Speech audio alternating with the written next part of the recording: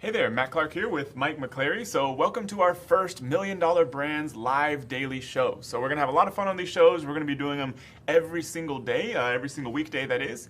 And we're gonna cover a lot about the business model that we've been working with for the past 8 years or so. Each daily show is gonna have a different topic, and it's kind of gonna go in order about building this business. We're gonna first talk a lot today about the opportunity. What is this business we're talking about? Then we're gonna go into things like product selection and finding suppliers and marketing and beating big brands and a whole lot of other stuff. So thank you very much for joining us. If you're watching this on Facebook, give this post a like. If you're watching it on YouTube, give it a thumbs up. Let us know you can hear us loud and clear. Feel free to comment below also. If you have any questions, we'll try to get to some of those live, but worst case, we'll always try to get them afterwards. And so if you have any questions whatsoever, feel free to give us a comment below and we'll get to those as much as possible. And so what's happening while we're doing this live show is we're releasing a brand new 4-part video series. So that actually starts tomorrow on Tuesday. So that's going to be part number 1 of 4 of this video series. It's all brand new and it shows you how to build an entire business following this model that, I guess I started with years ago, 10 years ago or so, building my own e-commerce business, ended up figuring out Amazon, taught the other co-founder of Amazing. Mike was one of our early students, and since then we've taught over 30,000 people this business model, and I've had some incredible successes. And so this 4-part video series walks you through that entire business model from start to finish, and the video series is 100% free. And with each and every video that we're releasing, including the one tomorrow, we have amazing downloads for you. So the first one, and Mike is going to talk a little bit about this later, but tomorrow, the first download that you get with video 1 of the series is a brand new software tool that we've developed to help making finding product opportunities easier and better than ever. So if there's anything else you want to mention about the series? No, so the 4-part training series is going to be, spaced out over, a couple days each, and it really takes you through the entire process of the business model, from finding products to finding suppliers to launching the products and then scaling the entire business. And so we're going to follow along with that. We're going to really go in more detail. So we have some great training there you'll get, but we want to even go above and beyond that and let you ask us questions on these live sessions here so we can kind of interact with you. We're going to bring in some other live guests as well, people that you'll be seeing and hearing from in our training series who've had some incredible success stories, who started out just where you're at today, watching these live sessions, watching these videos, and now own brands and businesses that are doing up to $500,000 a month. We're going to bring them on these calls, interview them, ask them exactly what it's like to build their business, and then let you ask them questions as well. So lots of other things in these live sessions. And today, we're going to be also sharing with you some really cool products that are ripe for the picking right now. Yeah, so there's a special niche that we found that is great for building a brand right now, great for finding amazing product opportunities. And Warren Buffett, he actually recently put $15 billion into this market, and is quoted that he says there's another $15 billion ready to go. He's basically ready to double down on his investment in this space. And so we found a lot of cool product opportunities. Mike's going to talk a lot about those.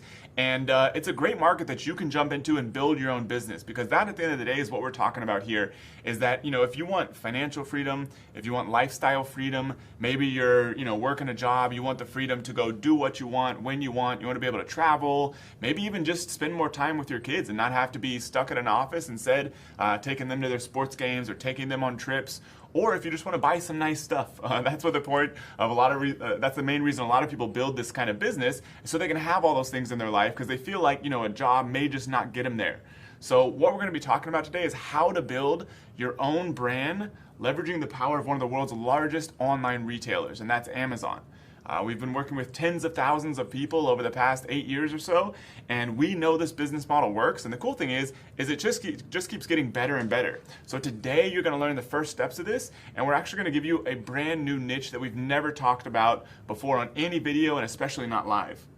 Yeah, so actually the way we found this niche was kind of not by accident. We challenged ourselves. So last week we're preparing for all the training, and we know the training teaches you exactly how to find the best product opportunities, thousands of opportunities out of the 3 billion plus products on Amazon.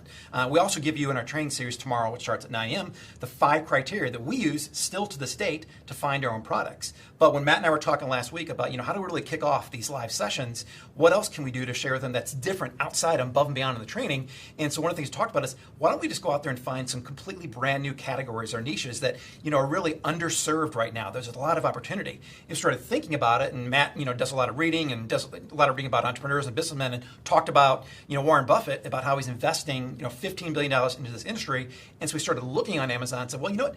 If that industry is still fairly new, chances are the products are fairly new and there's some really good opportunities.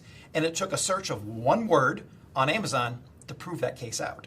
And that word we searched on was solar. Solar energy, solar power is a huge topic right now, not just for Warren Buffett, but for Elon Musk and so many other people as well. And we realized when we did the search on Amazon that there were tons of products. We just pulled out a dozen random products, looked at them, and they're doing awesome on Amazon right now. One of those products is right here. Solar lantern. I thought it was pretty cool. Put a hand over here. It's already powered up. But this solar lantern on Amazon, I'm going to pull it up on my screen. I'm going to show you the exact product here.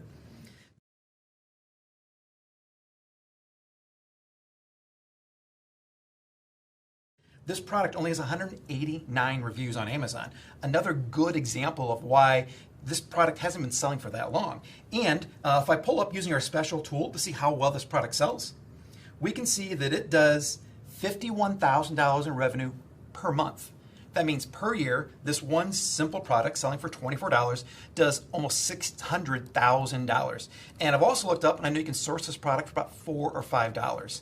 That means your profit margin would be great in this product. Even after taking out all of Amazon's fees and shipping the product overseas, you still come out with a good 30 to 35% profit margin on this one product. But again, we wanted to find more than just one solar product because we want to build a brand and show you an easy way to build a brand. So we went ahead and found some other products. I'm going to show you those as well.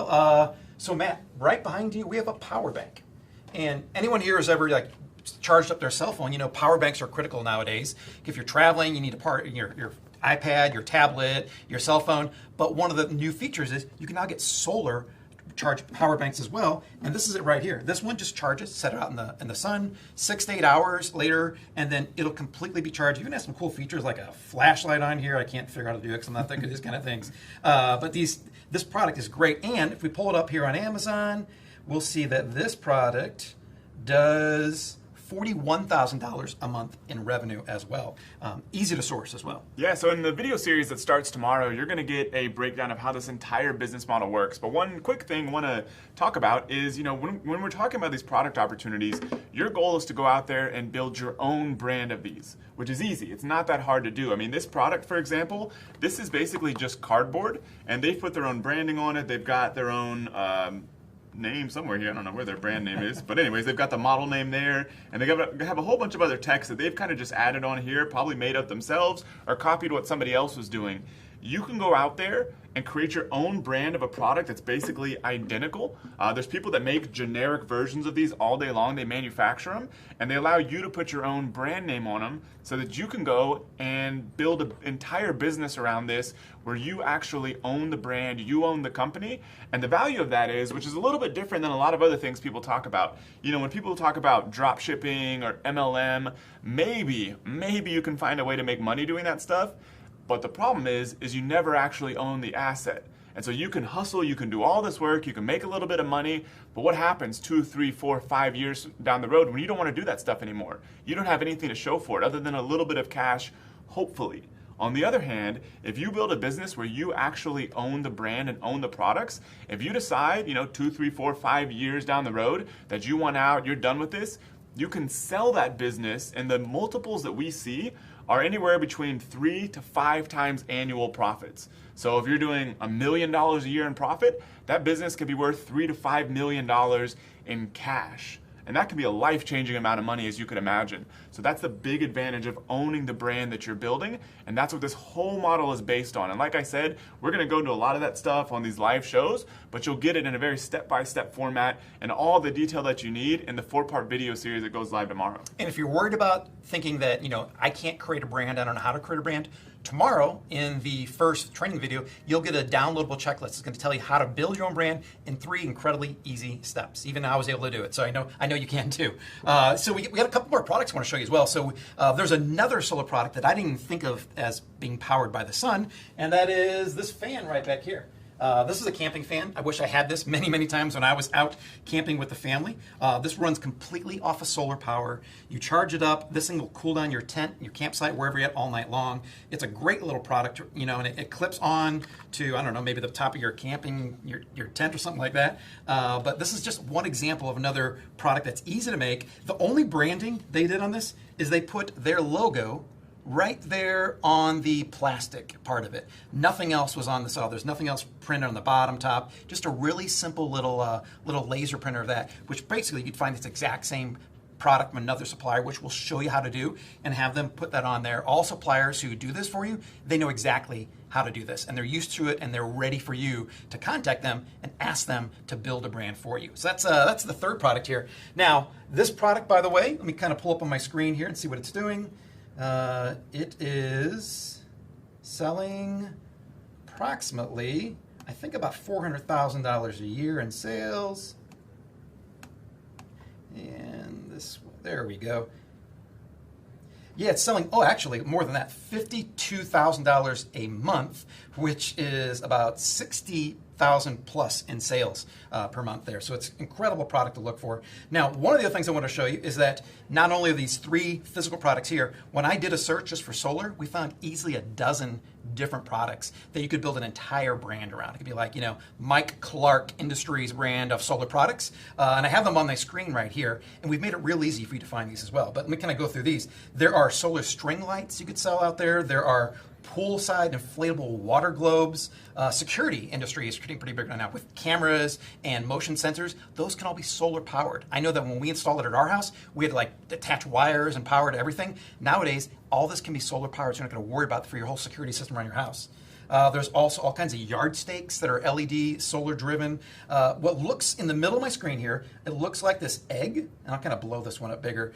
That is actually a Bluetooth speaker you can put in your yard. You don't have to put a cord anywhere else. You let it out there, it gathers power all day long, and then you can play music for a barbecue or a picnic, wherever you're having out there.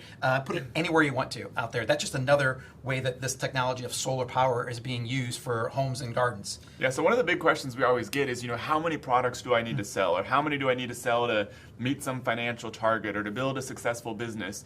The way we always recommend starting is just with one product. Do the research, which you're going to learn about a lot more detail tomorrow, but go do the research, find a good product opportunity, create your own brand, and start with just one. Because then that allows you to go through the full process of finding a supplier, creating a brand, setting up your social media accounts, doing all the marketing, and getting this product going. And then once the product's going and producing consistent cash flow, then you start adding to the same brand. Don't go jumping into multiple markets or multiple brands. Stick within the same exact brand. So in this case, you could just tick off each one of these products one at a time. So maybe your brand is focused around the solar market or energy efficiency. And so you could start with that as the focus of your brand and start with just one of them. Maybe it's the fan, maybe it's the solar bank, or any of these things. And then you start looking, once that product's doing well, okay, what are my customers buying? Which fortunately Amazon makes that super easy. You can see sections on their page where Amazon actually tells you, for somebody that's buying this product, what else are they buying? And then you can just start adding those products to your brand one at a time. And the cool thing is, for some of these products, they'll likely come from the same exact manufacturer, which makes your life even easier. So then you start building this brand one piece at a time, which is how we ended up building very successful larger businesses, which is how people we've taught have built businesses well into the multiple millions of dollars per year in revenue. And that's how it starts. It's just one product, and then you sort of go from there. Yeah, when you get that one product and you focus on that one product and do as well as you can, and to get that product getting some sales, some reviews, and some velocity moving up. Another real cool thing that you'll find out that happens, like Matt kind of alluded to, is that you're going to have oftentimes the same product or new products come from the same supplier. And maybe initially you'll be asking the supplier, like, hey, what's another product I can sell to go along with this solar lantern, or go along with this fan? What'll happen very shortly after that is, once they see how well you're selling, they'll be coming to you with new products that not only they are coming out with right now, or new products that they're coming out with in the future. Because that's what they do. They make these products. The suppliers who do this, they don't want to sell them online. Their job is not to market and sell on Amazon. Their job is to manufacture and make these products. So once you prove that you know exactly how to find the right opportunities, launch them, and get sales, they'll be coming to you with new ideas. My suppliers right now, every month they're coming to us, sending us samples like, hey, what do you think about this product? What do you think about this product? Because they trust us, and they know that if they partner with us and give us good products, that we'll sell those products for them. It's a great symbiotic relationship, and it all starts with one product. You build one relationship, and then you build an entire brand out of that. Now, speaking of entire brand, if you see my screen right here, I pulled up the sales for all 12 of the products that we found that were solar related, and they're all in different, different kind of categories here. There's the solar string lights, the floating pool lights, the motion sensor cameras I talked about, the stakes, the little speaker. There's our lantern, the charger. There's also these nighttime vision cameras you can put outside. There's a a bird bath that actually has a solar powered water fountain on it. There's the fan we had. There's some wind chimes, which I never thought of being solar powered, but I guess in case you don't have any wind, they're still going to be chiming for you. So it's kind of a cool idea. And then we also have, this is a really interesting one. This one is a actual portable generator. Matt and I started talking about this a few months ago when we decided, what kind of products are out there that you can really make a huge margin off of. And so we naturally start going towards a little more expensive products. These generators generate a huge amount of revenue, and their profit margins are huge as well. Because if you're selling something for $160 and buying it for $40, then the amount of money you can make off just 1, 2, or 3 sales a day is oftentimes the same or more than you can make off of even less expensive products as well. And then when I use our tool here to pull up the sales for all these products here, you can see that on average, I'm going to pull it up, on average, they are making almost 2,000 sales a month.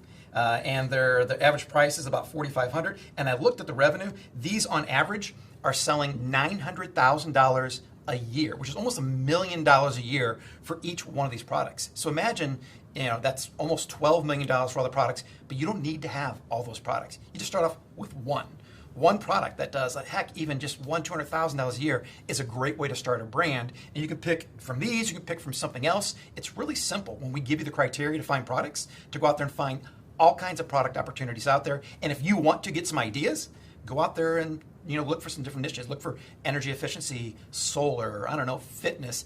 The way that I found these, we go and search for a specific product. So I may go out there and say, I want to find a solar lantern, or I'm going to find a camping fan. For this exercise, kind of went out there and just typed in the word solar, and then what happens? I'm going to pull this up my screen again and show you exactly what happens when you do this. And Amazon is incredible because they actually share with you so much information if you know how to find it. When I just typed in the word solar, you'll notice Amazon starts suggesting all different types of products. Solar lights outdoors, solar charger, solar string lights, solar motion sensor lights, solar lantern, phone charger, solar panels you can put on your house or on your house. This is how I started generating the ideas. And it actually gave me tons of ideas that I wouldn't have thought of. And then I just went in there, applied our criteria to each one of these products, and was able to find a dozen products easily, all within about 30 minutes, that met our criteria and that sell, like I said, on an average of $900,000 a year in revenue. And if our average profit margins that we look for, minimum is 25%, you're looking at well over $200,000 in profit just for any one of these products on there. So these are just fantastic opportunities, and there are so many more on Amazon you can find. Yeah, we've had people, that have met all their financial goals with one single product. Most people, I would say, they need at least 2, 3, 4 products or so over time, over maybe 12 months, 2 years or so, and that will kind of get them where they want to go. Because most people, when they're looking to start this kind of business, they're not trying to start the next Facebook or something. They have a job, and maybe at that job, they're not making enough money yet. Maybe you kind of feel this way yourself. And so they want a little more money, and they want that coming from their business as opposed to them having to work a job to make that same amount of money. Your goals may be completely different, but that's what we've seen a lot. And so a lot of times, like Mike said, some of these products do $1 million plus a year in sales, and a lot of times we see a profit of anywhere from 20 to 40%. So you can make a couple $100,000, $400,000 from a single product. And then that just gets multiplied when you start adding more products. And so don't think you need 100 products and you're just going to have this massive business you have to manage. You can honestly do it with a handful of products and either 0 or just 1 or 2 sort of low-cost people that are managing some of the operations of your business that you hire overseas. Most people just start by themselves. So don't think you have to have a bunch of products to make this happen. You need very few, and in some cases, literally just one. Speaking of that, on Wednesday, for our Wednesday live session, not skipping tomorrow, but Matt reminded us, we're going to have a special guest who is only selling one product right now, and doing over $100,000 a month with that one product. She's an amazing seller, as you'd imagine, but she just started selling about a year and a half ago, and she's already doing incredible with that. I've been talking to her for a while to expand into launching her second and third products, but she was doing so well in the first product. She's like, you know what? I just want to focus on this and enjoy my life right now. So we're going to bring her in on Wednesday. You'll meet her. You can ask her questions about it.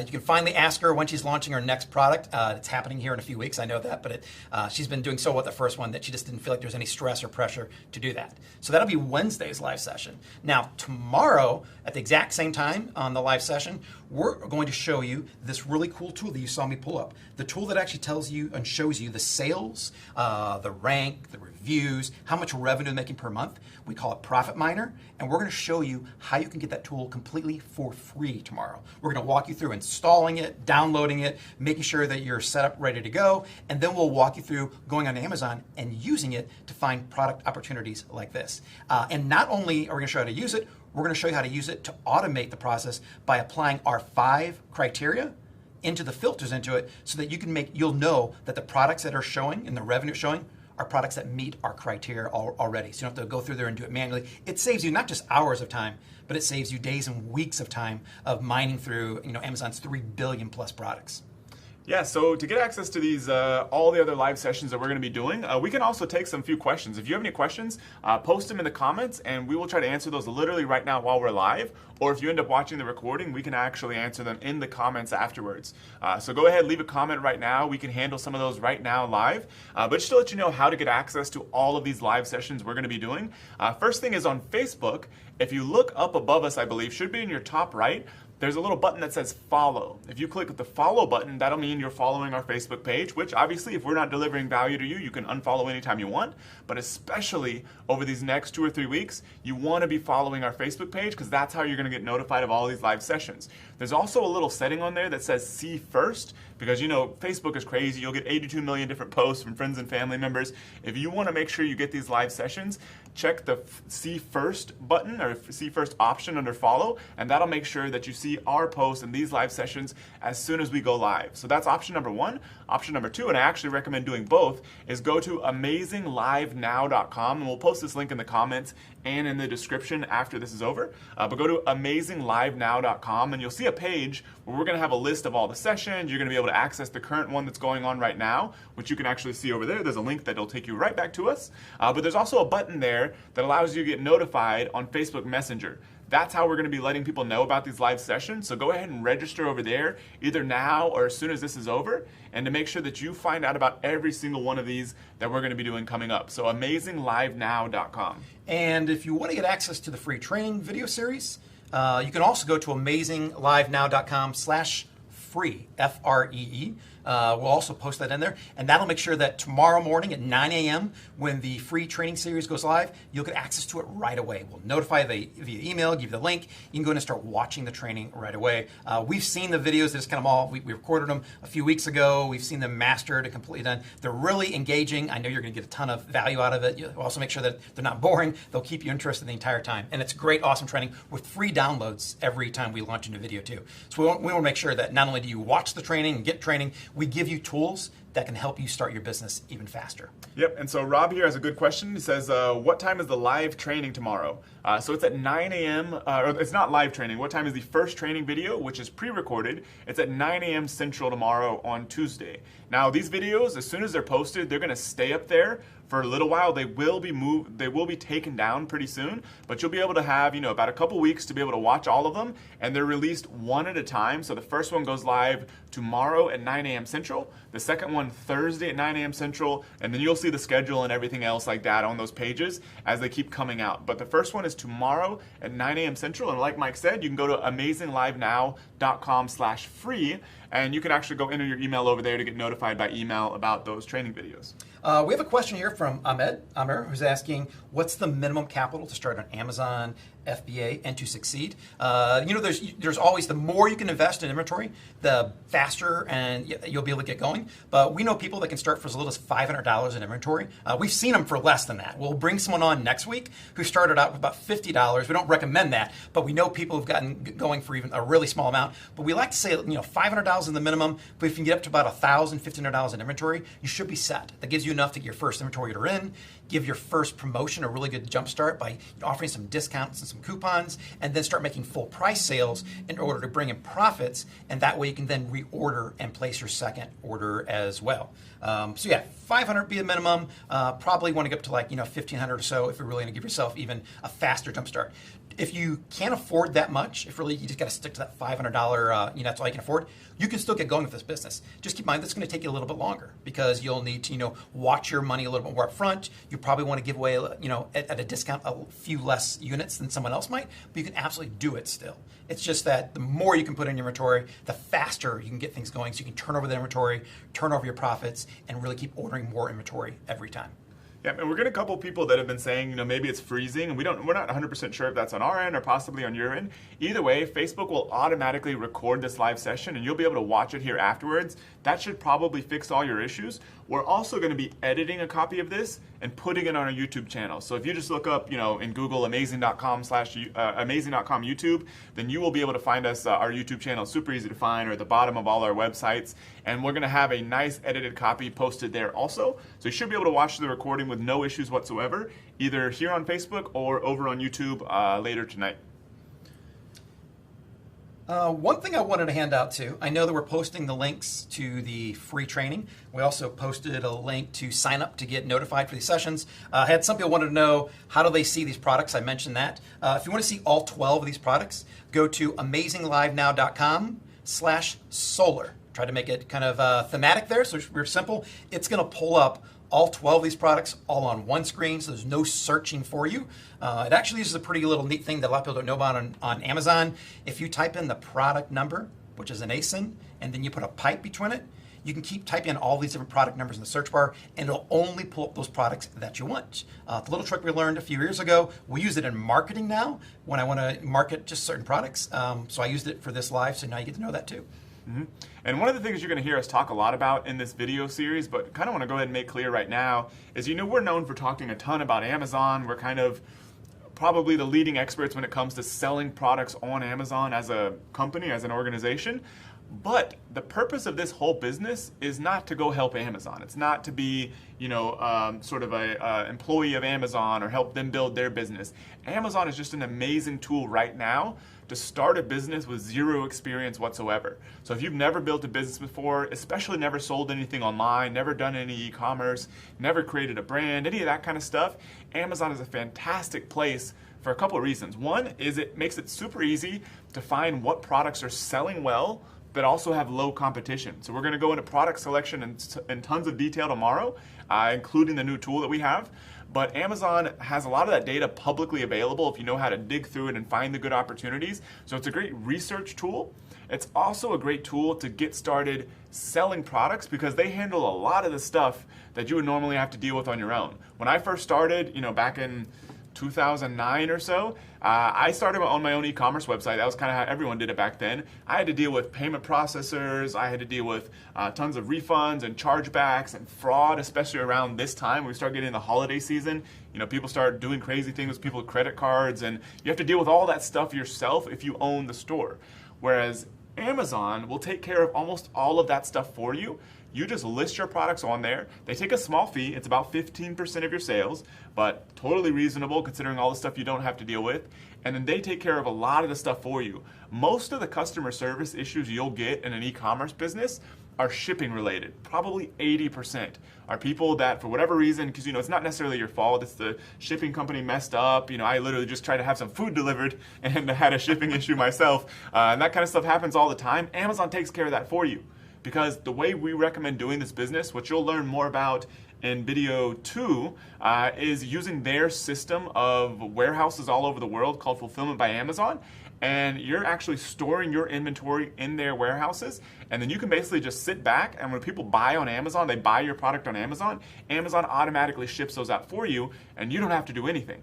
That's a great system to have, especially if you want to keep your life stress-free and as simple as possible when you're first starting a business. So Amazon will do over $300 billion in sales this year. So there's a massive amount of sales, but it makes your life way easier when you're building a business from scratch. Eventually, you want to start selling outside of Amazon also. then you have diversified sales sources. Your brand is going to be worth more money if you ever decide to sell it.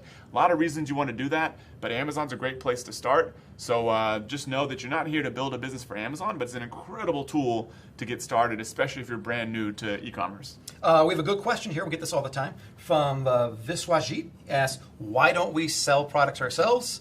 We do. So I have multiple brands of products. I'll give you a hint. One of them is camping related. I have all kinds of camping products. I don't have a solar one. I may add that to it now because I have a lot of products out there, probably about 30 products I sell right now with that one brand.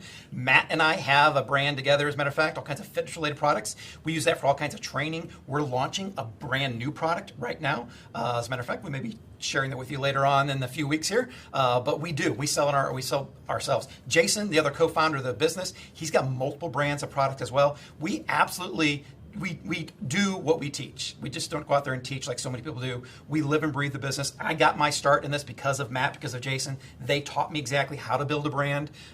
Became incredibly successful. After 1 year, I was able to quit my job and focus just on building a business. And then I've launched multiple brands since then. And now I get to share all this type of information and training and strategies with everyone out there, and absolutely love it. And right now, as I speak, I am making money with my brands. I don't have to really do anything with them. I have one person handling customer service. Like Matt said, Amazon takes care of most of that. These are just issues where they need to speak with someone about a product that maybe isn't working right, or they want a replacement. Usually 4 or 5 emails, a day or two. It's not that hard to do. It's truly the kind of business where I can do this, travel to Austin, Texas, come here, do a bunch of training, and not have to worry about the business because Amazon takes care of so much. They store the products, they pick and pack them, they ship them out, they accept returns, they collect the payments, they make deposits into your bank account every 2 weeks. They take care of any type of other customer service issue. The only issues you'll get are few and far between. Like I said, it's only if it's very product specific. It's an incredible business model, and we do live and breathe it and sell our own products every day. And what we found out a long time ago is that what you don't want to do in this business is try to own and create, tons and tons and tons of different brands in different markets. It gets very chaotic, very stressful, hard to manage, because you can build a massive business. I'm talking about, like, depending on what your goals are, 1 million, 10 million, 50 million plus in a single market with a single brand. You don't need a ton of different brands. It's actually probably the least efficient way to do this business, because then you're having to manage all the multiple social media accounts, multiple email accounts, multiple customer service teams, all kinds of stuff. You're better off sticking with one brand. So we have no problem giving you all the secrets, all the strategies that we know work, because we're all in only a handful of markets. Only 2, I guess, or so for me. Mike, probably about the same thing. Jason, about the same thing. There are hundreds and probably thousands of different markets, like solar, for example, tons of other stuff out there that people have done very well in, but all the strategies work the same. So it's not like it's going to affect our businesses at all. We get to stay sharp, build these other companies, while we're able to teach and help you build the same kind of businesses, and this is incredibly rewarding. I mean, we've had people that have had their lives completely transformed as a result of showing up for a live session like this maybe, and then opting in for the training, which starts tomorrow, starting down that whole path until they built their freedom. Then they joined us at a live event like we have coming up next year, and they told us about their story, and it's incredibly reinforcing for us. So number one, we don't have to worry a ton about our businesses being affected by this, and also we get to help a heck of a lot of people. So that's why we're here doing this. All right. I don't know if I see any other questions other than someone who mentioned they want to see us at the live event next year. Awesome. Can't wait to see you down there too. That'll be here in Austin, Texas, right? Yep. Okay, cool. Yeah, we can wrap up for today. Like I said, we will post all these links in the description here. There will also be an automatic recording posted here on Facebook. If you haven't already, go ahead and follow us here on Facebook. Check out the links. Go to amazinglivenow.com to register for the next live sessions and get notified. Other than that, we'll see you tomorrow at 9 a.m. Central when the first of the 4 videos goes live. And we'll also be back here every single weekday, 3 p.m. Central for each live show. Lots of new stuff coming up. Like Mike said, we have guests coming up, new content, new strategies, all complements the 4-part video series. And also, you can also check us out on YouTube. We're going to be posting these recordings, other videos, lots of cool stuff. So we hope to see you in one of these, and thanks for joining us.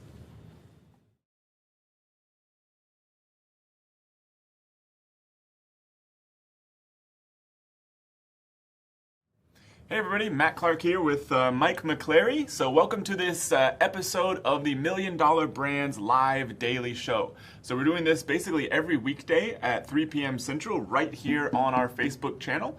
You'll also see the edited versions posted to our YouTube channel. So thank you very much for joining us. Today we're going to show you how to find the best products to sell online. Now, if you're joining us here, you're likely interested in building a business. And one of the first things you have to figure out if you want to build a business is what the heck are you going to sell? And that's what today's episode is all about. How do you figure what the best products are to sell? Ideally, you go out there, and if you could find something that has a great potential for profit, but low competition, that's a good product you want to look at. And we've developed a whole step-by-step process for finding these kind of products using one of the best sites out there that has tons of data, billions of products for sale, about $300 billion in revenue, and that's Amazon. Amazon is an incredible place to find good products to sell because pretty much all the data is public. You just have to know how to look through it and find it. So in today's episode, we're going to show you exactly how to find the best products to sell on Amazon. The cool thing is that it's constantly growing, constantly changing. Amazon keeps adding, tens and tens of billions of dollars each and every single year in revenue, which means that there's new and better product opportunities that pop up all the time. A lot of people sometimes wonder, oh, is Amazon too competitive now? Because, they hear that there's something like 2 million sellers. The thing is, first of all, most of those sellers aren't doing hardly anything. It's maybe somebody that has an Amazon seller account, sold a couple used books on there, that kind of thing is the majority of people that have Amazon seller accounts. The other ones are a lot of times selling other people's branded products. Maybe they're reselling like iPhone charging cables and stuff like that. It's a minority who are doing the kind of business that you're going to learn today. So something to keep in mind. But the cool thing is that because Amazon keeps growing and because its share of retail keeps growing and online retail's share of total retail keeps growing, that the opportunities are nearly endless. There's new opportunities that pop up on Amazon every single month, and we're going to show you how to find those. Absolutely. All right. So, one of the things Matt mentioned also, that Amazon keeps growing and the opportunities are growing, but also they released just the past year the number of sellers that are making significant money. We're talking about sellers that are selling over $100,000 a year, hit over 20,000 this year. So even though, you may think that it's only just a handful of sellers out there that are able to make significant revenue on Amazon, Amazon is really giving more and more tools and helping sellers just like us sell more every year. I mean, that's $100,000 in a year for over 24,000 different people out there, and that number keeps growing. Now it's over half of all of Amazon's products are sold by people just like you and us. People creating their own brands of products and selling them on Amazon. Yeah, so we've got an awesome process. We're going to show you how to find these products. Some products on Amazon do millions of dollars every single month. Now we're going to show you how to find products that may do 20 grand a month, 50 grand a month, 100 grand a month. Still a lot of money over the course of a year, but some products do significantly more. But the cool thing is the process works for all of them. So without waiting any longer, we're going to go ahead and get into it. So Mike has his computer pulled up over here, and we're going to be able to show you what's going on.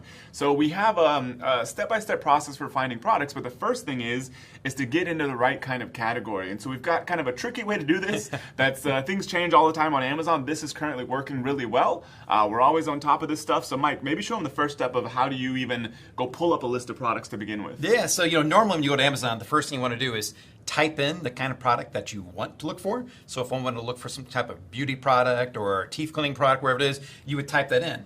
But in this situation, because we want to find just the most popular products in any category, we're going to type in as very specific, at the start of a very specific search string, we're going to use the negative key right on your computer and then any random set of numbers. I'm just going to type on my keyboard here. It doesn't matter what it is, as long as you have the negative sign and then any random characters and hit search. It's going to start pulling up all the top selling products out of all of Amazon. And usually it goes, the very order from the top selling down to the bottom. Now, when you do that, you also want to start digging into some of the categories because you want to look at a niche or a category that you may be interested in, whether it's sports and outdoors, whether it's health and personal care. So I'm going to show you how to do that. Next on the search bar, you'll actually see a little drop-down box. I hardly ever use this. Like when I go to Amazon, I just search Amazon. Probably you guys do that as well. But for the sake of what we're looking for, we're going to pull up all the categories. We're just going to pick one here. And I'm going to just so they know, there's a couple of these categories you kind of want to avoid for the business model that we typically teach.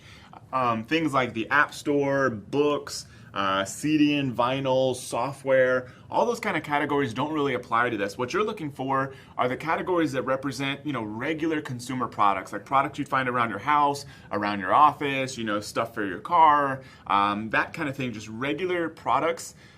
Nothing digital or software wise, because that's sort of a totally different business model. You're looking for typical consumer products, so start digging into those categories. Yeah, anything you may see on the shelf behind us, as a matter of fact. We have a whole bunch of them. We did a lot of shopping this week. So I'm going to go down and just pick out, there's baby, beauty and personal care. And once you pick any category, you simply hit the search button again. And now you'll see that it's starting to pull up some of the top selling products in beauty and personal care. To make this process even a little easier, we're going to go even deeper into this category. On the left-hand side of Amazon, you'll see all the different departments over there, and makeup, skincare, hair care. I'm going to pick oral care. And then we're going to see a whole bunch of products. As you can see, the best sellers are at the top. That's a sign that they are truly showing us the top selling, doing the most number of sales every single day and month at the top. And as we scroll down, it's just going to go in order from that. So best selling down to the bottom. Keep in mind though, on this screen right here, we're only seeing about 40 different products. There are billions of products on Amazon, so you'd have to dig really deep. You don't need to do that. Just search for a few pages to look for some of the products, and then we'll start looking for the criteria on the screen that Matt's going to talk about. Yeah, so once we're on the category page, the first criteria, we have 5 criteria that help us find good product opportunities and we recommend other people use. So the first criteria is related to price. And when we talk about price, we're talking about the price that these products are selling for. So in this case, you see them for $58, $49, $44. Those are the prices that we're talking about, is what price is the current product selling for on Amazon. The reason this is important is, the range we recommend is about $15 to $70 selling price. If the price is too low, if the product's selling for $3, for example, you're not going to have a lot of profit margin there, and it's almost not even worth doing unless you're selling in massive volume, but that's kind of a totally different kind of business.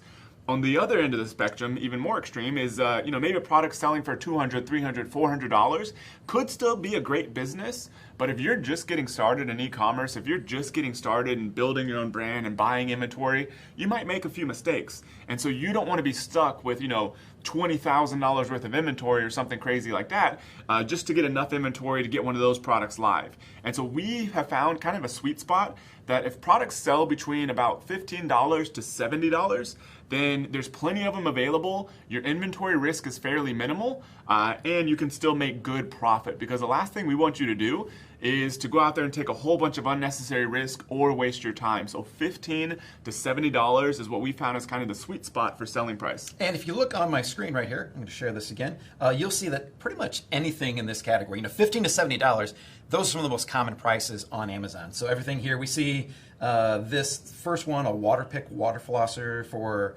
$58, some more electronic toothbrushes for $49.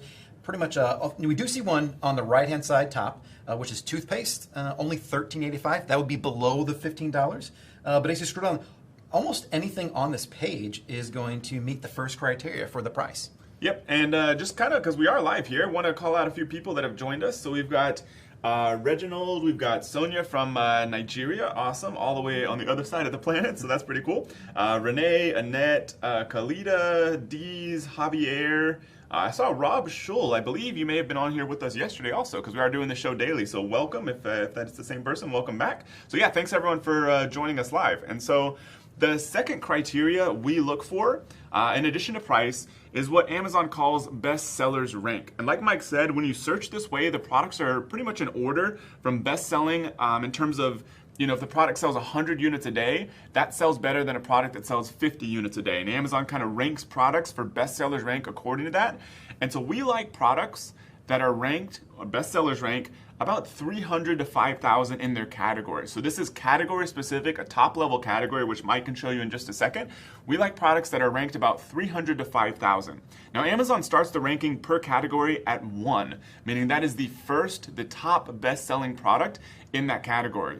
The reason we kind of avoid the first 300 products in a category is a lot of times they're very competitive. When people are doing their own product research, big brands, established Amazon sellers, they're typically focusing on those top 300 or so products. And so if you jump into one of those with no experience in this business, maybe not a lot of cash available, you could have a hard time competing, because if you're doing marketing and everything's just kind of scaled up. You may need more money to get that thing going. You may need more inventory, may have to do more promotions, spend more on marketing. It's all possible. And once you know this business, you can totally go after those. But our whole thing is to help people that have never built a business before, especially an e-commerce business, be as successful as possible. So we recommend, for competition reasons, to kind of avoid those first 300 or so products in a category. Now, the reason it's not 300 to anything else in the category, and we kind of cap it out at top 5,000, is that when you get kind of above the 5,000 mark, meaning a product that could be, the 10,000th best-selling product in a category, you can occasionally find good opportunities there. However, if you're going to pick one product to start with, which is what we recommend not doing anything that's kind of above 5,000, because sometimes the sales volume can be too small. You're going to have to do all the same work. You're going to have to create your own brand, find a supplier, order samples, get inventory, get your packaging done, get the listing created, all that sort of stuff. The last thing we want you to do is do all that work for a product that's only going to sell 1 or 2 units a day. So that's why we recommend about 300 to 5,000. Yeah, and so now, even though on the screen we have here, you could see all the prices, you can't really see the BSR until you dig in. You click on one of these and look at the actual product. So I've pulled up one of these. This is the Philips Sonicare Protective Clean Toothbrush. Now, the only way to find the best sellers rank is to scroll to the bottom of this listing here. We're going to look down past the product description, and we're going to find a section that's actually going to say best sellers rank. And I keep scrolling, and we'll get to it eventually, trust me, but it's pretty far down. It takes a little time to get to. There we go. So finally, under product details, and I'll highlight this here, you will see Amazon best seller rank. And this one right here is number 823 in the beauty and personal care. Now, one thing to keep in mind, Matt mentioned, you want what we call the top level category. Amazon likes to help us categorize all their products by, the big overarching category. This is beauty and personal care. This is automotive. But they also like to give us some more specific details. So not only is this product in beauty and personal care, it's also number 2 in Sonic toothbrushes. They have an entire category just for Sonic toothbrushes. For the rules that we're talking about, these between 300 and 5,000, you only want to take into account the top level category. And the way you can know if you're in a top level category is you will see the words "see top 100" in that category after it. That's how you know which one it is. And for this one, this meets our criteria. It's number 823, which is above 300, below 5,000 in this category, and it's gonna more likely do a really good amount of revenue every month, but not too much competition either. Yeah, and the reason we use just that top level category to compare opportunities and find good opportunities is that with that subcategory, like you said, Sonic toothbrushes, you have no idea how well those products do in that category. They could do incredible. They could be, like iPhone chargers, for example, or USB chargers, that kind of thing. That could be a category that those products all sell, hundreds of thousands of dollars a month. Or in this case, you could be number 10 in Sonic toothbrushes, which sounds cool, but that product may only be selling, 3 units a day, which is why the only way to really compare good products without using a tool, which we'll show you in just a second, is to use that top level category. So in this case, it's beauty and personal care. So we recommend in that top level category, not just that one, but the other ones too, 300 to 5,000. So maybe we want to show them kind of a faster way to do this, because the issue with this is, as you can tell, unlike price, you literally have to click on every single listing if you want to see the best sellers rank to start filtering through products. And it takes a ton of time. So we've actually developed a tool that you're going to get for free. But right now we'll just show you what it looks like, and we'll tell you later how to get it for free. But yeah, it allows you to really speed this process up. So if you want to just kind of show them that real quick. Yeah, sure. So I'm back on the screen where we did our search, and we pulled up about 48 products. And you'll see in this upper right-hand corner, this little circle, and it's called Profit Miner. When I click on that, it's going to immediately pull up all kinds of awesome details on every single product on this page. Now, it showed me all 48 products on here, and you can see that we have the rank, which is what we're calling the best sellers rank, listed right here. So I can very quickly start scrolling down. I can, exclude the ones at the top, number 22, number 13. Those are way too competitive. They're selling a lot. As a matter of fact, this very first one, if you look over to the right on the revenue, it's doing over $1 million a month in sales. Not that we wouldn't want to do that ourselves, but why make it harder than it have to be? That's a really competitive product. That's why, again, we don't recommend starting off that high. But as you scroll down, you start getting to the different category or the different BSRs we want. Right here, number 8, the Waterpik cordless water flosser. Number 428 still does a bunch of sales every month. This one does almost $600,000 in sales per month, but it still meets this criteria of BSR. And one other thing before we go to the next criteria as well. Now, normally we would have to scroll manually through all the different pages. So we get about 40 to 50 results anytime you do a search on Amazon. And then you can always click, hit the next page and look through manually through the next 50 results. The Profit Miner tool lets us do that automatically by simply clicking the button at the bottom that says load next page. And you'll notice usually within about 3 to 5 seconds, it goes out there and loads another 48 products for you. And here we go. We now have 96. We could continue doing this and be able to see just hundreds of products.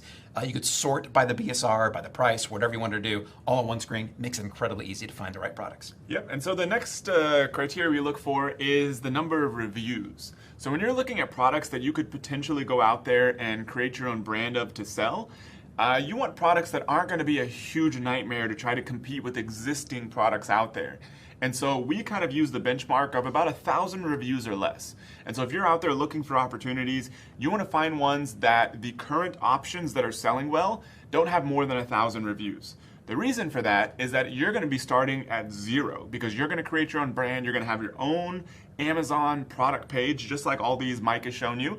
And it's going to start with 0 reviews, and you're going to have to build from there. Now, if all your competitors have 3,000, 4,000, 5,000 reviews, some products have 10, 20,000 plus reviews.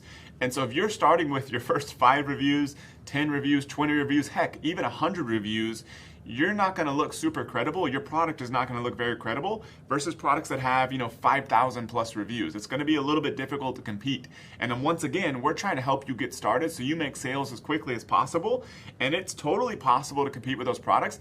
It may take longer and it possibly may take more money because you may need more inventory. You may need more money for marketing to build up those reviews. And so if you're just getting started, we recommend you find opportunities with less than 1,000 reviews so that you can get started and you can start getting your first 5, 10, 20 reviews and start looking, fairly credible versus the other products, and people will actually take a chance and buy your product with the right kind of marketing promotions versus competing with ones that just have a huge leg up when it comes to reviews. And one thing to keep in mind is that even though it's going to look like from our initial search here, remember it's showing us the best-selling top products in this category, which by their nature are going to have a lot of reviews. And you'll see the first several ones have 16,000, almost 2,000, 3,000.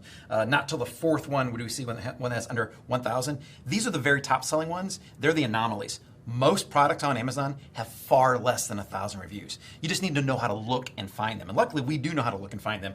On this screen, you could easily scroll down, and I'm going to go back here, and we could see, just by scrolling on the screen, all the different products that have less than it. And once I get down to the middle, here's another. The genuine Philips one has only less than 300 reviews. As we continue to go down, we'll see the Crest 3D White Strips has 849 reviews. The Philips Sonicare, lots of products on here have less than 1,000 reviews. And if we use our Profit Miner tool again, we would also be able to see pretty quickly. We could sort by reviews as well over here in the reviews column, and that way you'd be able to see all the products that do not have 1,000 reviews on there. And as I did there, there's a lot right there that have 0, 1, 3, 6, and they're making some decent money. Here's one, 16 reviews, Opalescence Teeth Whitener, 16 reviews only, and it's doing $50,000 a month in sales. That's a good indication why, even though you may be starting off with 0 reviews and only get a handful of the first month or so, you don't have to have a ton of reviews to compete with the big competitors out there. But we just want to make it as easy as possible. Why make it harder if you don't have to? Start in a category with a product that's not going to put you up against someone who has thousands of reviews. Yep, and so then the fourth criteria is the weight. Now, weight is very important when you're selling a physical product because if the product weighs too much, shipping costs can kind of be a nightmare. It can be very expensive. It can take longer. There's a lot of reasons, and if you have to deal with refunds and that kind of thing and shipping out additional units, it can be a huge nightmare. So you want, as a new seller, to start with products that are 5 pounds or less. That allows you to have a relatively inexpensive shipping cost that's not going to greatly affect anything one way or another, and makes your life a heck of a lot simpler. If you can get a product that, we used to recommend people only sell products that are light and small, like, for example, this supplement we've got kind of rotating up here. We used to recommend people only sell products that are that kind of size because shipping is so cheap and fast, if you sell a product that's, say, even 3 pounds and a little bit bulkier, I mean, even something that doesn't weigh a lot, like a yoga mat, for example, but is kind of bulky, those products, the only way you may be able to be profitable selling those, because they're likely going to come all the way from China, is if you ship them by sea. And it's perfectly fine. That's how a lot of products, I'd probably say the vast majority of products that are sold in the US coming from China are probably shipped by sea on these giant cargo ships. That's probably how most of them come because it's just way cheaper. Only downside is it takes about 5 weeks. From the date it sort of leaves your manufacturer in China to it gets all the way to the US can be about 5 weeks, as opposed to shipping by air can be a matter of days, a week or less for sure. So there is a little bit of a delay there, but as long as you're sticking under 5 pounds, you can make it work one way or another. So yeah, we recommend selling products that are 5 pounds or less to keep your life a lot easier, especially at first while you're just figuring out this business. Now, go ahead. Yeah. I was going to say, the only way to find out, the weight of a product is we have to dig into that product, and I go into the details again. Luckily, in these types of toothbrushes, toothpaste, we're probably not going to find anything over 5 pounds. But if you wanted to find for every product that you're looking at where the weight is, we're going to go click on that product. We are going to scroll down again to the bottom, right where we saw the best sellers rank at, and you will see a section that actually has the item weight right there. And so this one is only 2.4 ounces. This would be one that if you wanted to get going quickly, you could easily have this air shipped in, like I said, within a week. And when you're sending something that's light, the shipping costs are not that bad. I've seen situations where products that are light actually are cheaper to ship in via air versus over ocean because they don't take up so much space, physical space on the airplanes, and you can get them here faster and cheaper that way. Not all the time, but that can happen sometimes. Yeah, so maybe before we move on to the last and final 5th criteria, let's just kind of show them like putting all this stuff together. We are doing this live, so hopefully this goes pretty smooth. But we could put these first 4 criteria together on this product page just to kind of show you what this looks like. Because this tool we have, which once again we'll tell you how to get for free, like we said, you can do all this manually. Totally, that's how we used to teach it. We've just developed a tool to make your life way easier. But yeah, let's see if we can put these 5 criteria together. All right, so I'm going to click on the Profit Miner tool, pull this up. Now you'll notice on here we have all the different columns of information. We have the price, we have the BSR, we have the reviews, we even have the weight on here for you too. So it has everything you need on here. You could sort and manually look. That would save you a ton of time, but we've added a really cool feature called filter. So when we click that, it's going to allow us to put in the minimum and maximum for any different characteristic we want. So let's start with the price. The lowest price we want is $15. And as soon as we enter that in, the tool starts working and filters out anything that is lower than $15. We also know that the maximum price is $70, so it's going to filter those out as well. We know that for the BSR, we're going to go anywhere from 300 to 5,000. And then now, before we add the last couple criteria, is you'll notice is that it's starting to limit the number of products. Typically, before we'd run this, like if you were doing this on your own, and we just didn't want to take a whole lot of time up here, is that the bottom left thing that says load next page, you would typically want to load anywhere from like 5 to 10 pages, so then it can start filtering a lot more products. So there's a chance we could filter all these, and there would be nothing left. Maybe not, hopefully not, but your first step would typically be to add more products in here so that you have more options. And what's really cool is you can do that at any point in time. If you realize, oh my gosh, we're really narrowing down the criteria, click the button, load more products, instantly you'll have a whole nother set. And these are already pre-filtered again. I just did that once, so now we have 96 products. These are already filtered down to the first 2 criteria, but we're going to go look at the reviews now. We want the max to be 1,000. And then the last criteria is make sure that the weight is no more than 5 pounds. And from there, we can see lots of great product opportunities. The first one, let's just check, it's priced at $26.95. Its BSR, or the best sellers rank, is $9.33. It only has 401 reviews, and it weighs just a few ounces. And it does $136,000 a month, which is awesome. And then if you go down here, pretty much, which is great, almost every product on here is doing close to $100,000 a month. We have an entire list of $1 million products right here. And one last thing on the tool, if you ever forget what these products are, we built the tool so that when you just hover over the name, it's going to show you a picture of it, it's going to show you the title, it's going to show you the price, so you can quickly compare and look at all these products that the tool is pulling up for you. And the last criteria is the only one that's kind of hard to filter out automatically. is called private label. We call it private label potential, basically meaning that you can go out there and create your own brand of this product. We do not recommend you sell other people's brands of products. Your margins are going to be way less, and you're going to be heavily restricted in how you can sell that product, where you can sell that product, and you're going to be competing against likely tons of other people selling the literally exact same product, and the only thing you can compete on at that point is price.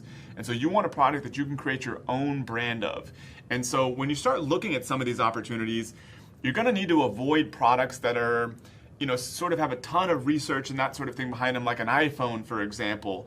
Products that would be very hard to find manufacturers for. Because typically whenever we're looking for products, like the next step once we would create a list like this, you can hopefully make a judgment call on a couple of them. But for the ones you can't, you're going to need to pop over to a site like Alibaba.com and look over there and see if you can find a similar product that a manufacturer is making that you can put your own brand on.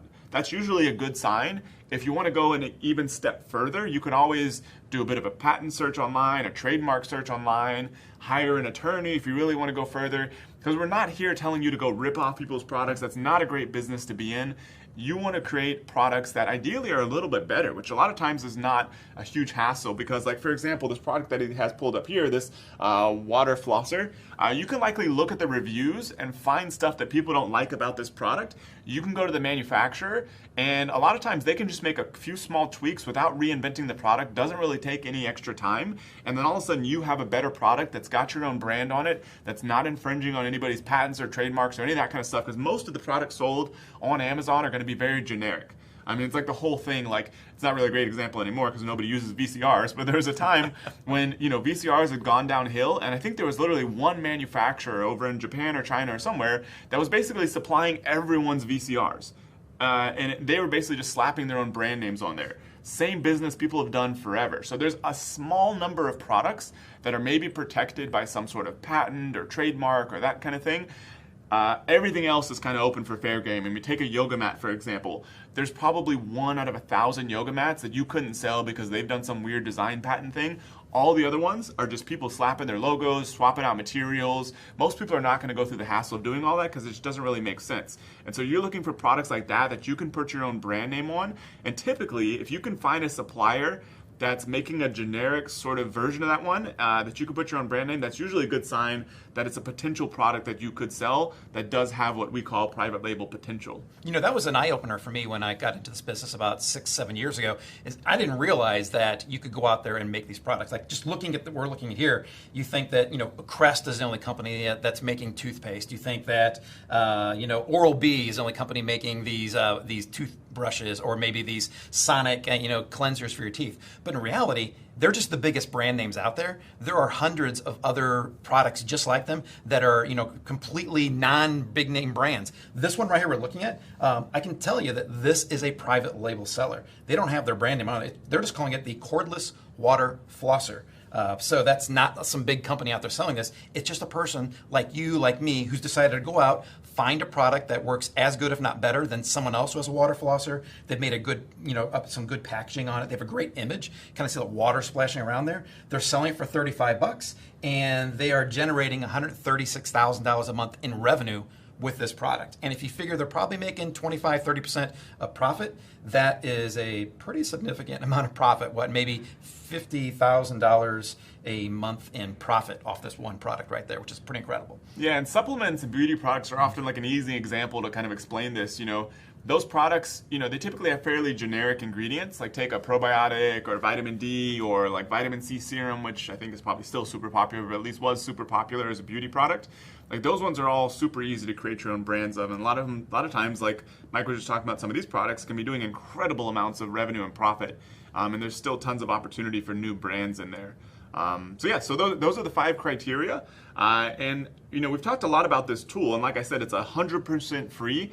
And so, Mike, maybe we kind of show them real quick how to get access to it. Yeah, so I'm going to pull up a blank tab here, and all you need to do to get access is go to amazinglivenow.com/profit.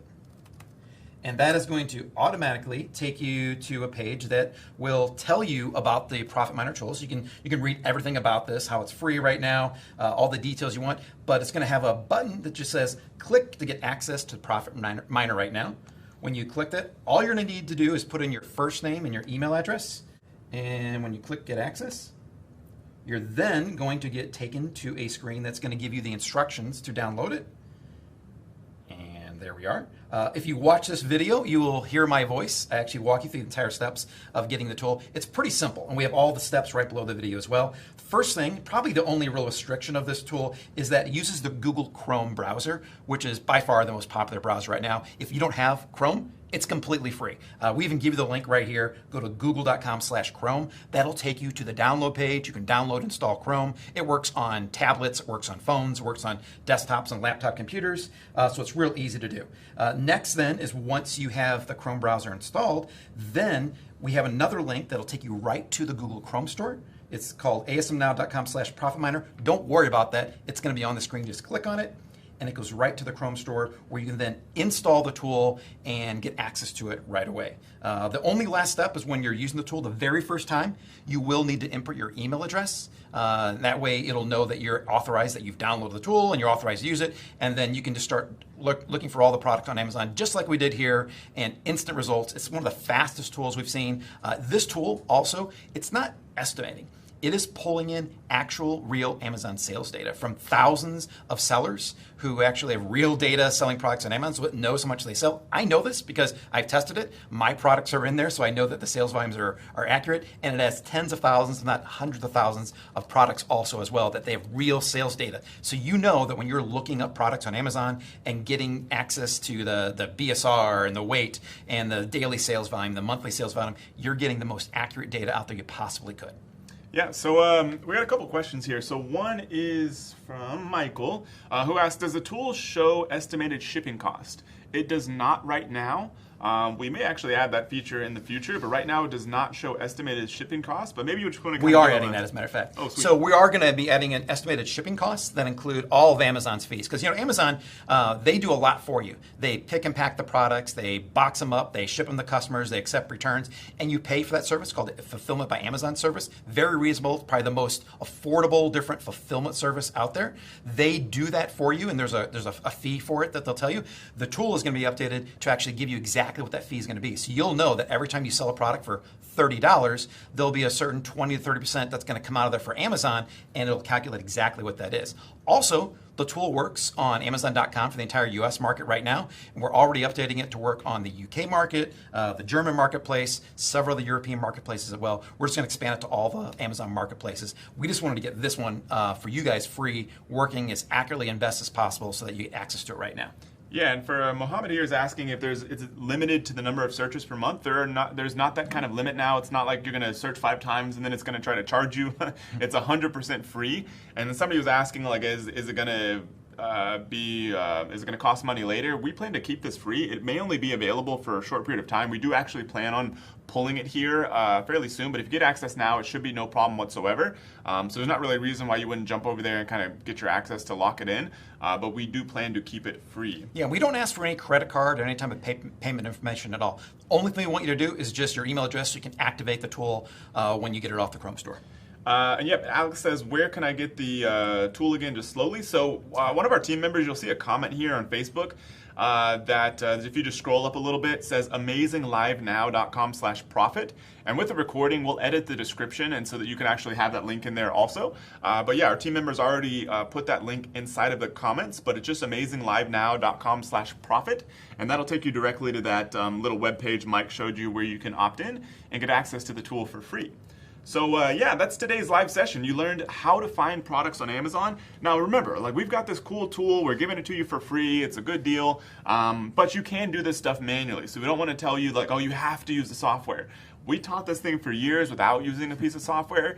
It just saves a lot of time. Saves a lot of time, a lot of hassle, and you could potentially find better opportunities because you're going to get exhausted digging for them, doing it the manual way. So if you use a tool, you could possibly go deeper and faster without sort of getting fatigued doing all that stuff, and find ones that people that don't have a software may never find just because they won't go at it long enough. So yeah, you can totally use a software tool. It's way better to do it, but you don't have to. There is going to be an instant replay of this here on Facebook. We're also going to upload an edited copy to our YouTube channel, so check out both of those.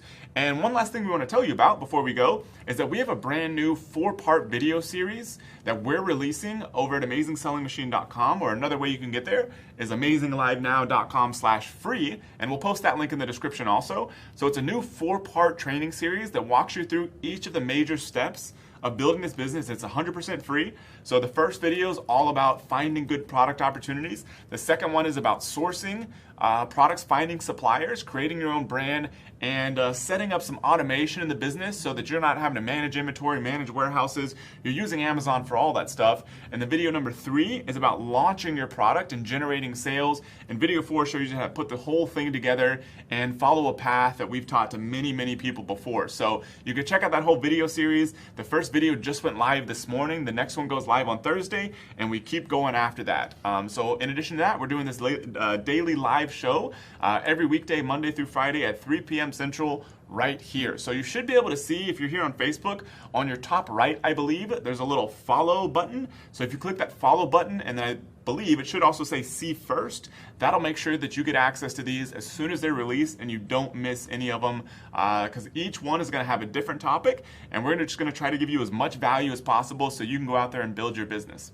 Now, and the free video series, that's exactly the same free video series. It's been updated, of course, but the one that got me started, 6-7 years ago in this business. I remember watching those free 4 first videos, getting into the entire Amazon business, and as you can tell, it changed my life. I'm here. This is what I do full time now. Now I help teach people, just like on these calls right here. I love doing it, and I can't tell you how much I enjoyed being able to share this with you and be a part of the video training and to keep sharing new tactics and strategies. We're probably on these live sessions going to be teaching you some new strategies that no one's ever talked about before. So you definitely want to like our page, follow along with us, join these live sessions, because we have some pretty cool ideas. Matt and I were brainstorming, changing things up even last night to make sure you guys get as much relevant, new, exciting information as possible, so you won't be disappointed.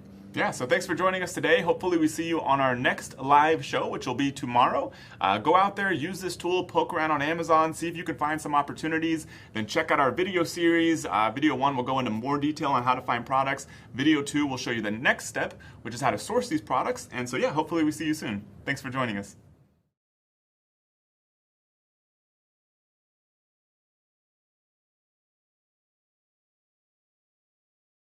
Hey everyone, I am Mike McClary with Amazing.com, and welcome to another edition of Million Dollar Brands Live.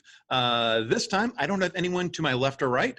Matt Clark is taking a break today to make room for our lovely guest, Ann Ferris. You can see on the screen with me right now. Hi Ann, how you doing? Hello. So we're going to get to Ann in just a second here. We want to bring her on to really show everyone here who's watching this entire training series on how to build your own brand and build business on Amazon, to really bring it home and show you what is it like to have done this now for the past year and a half.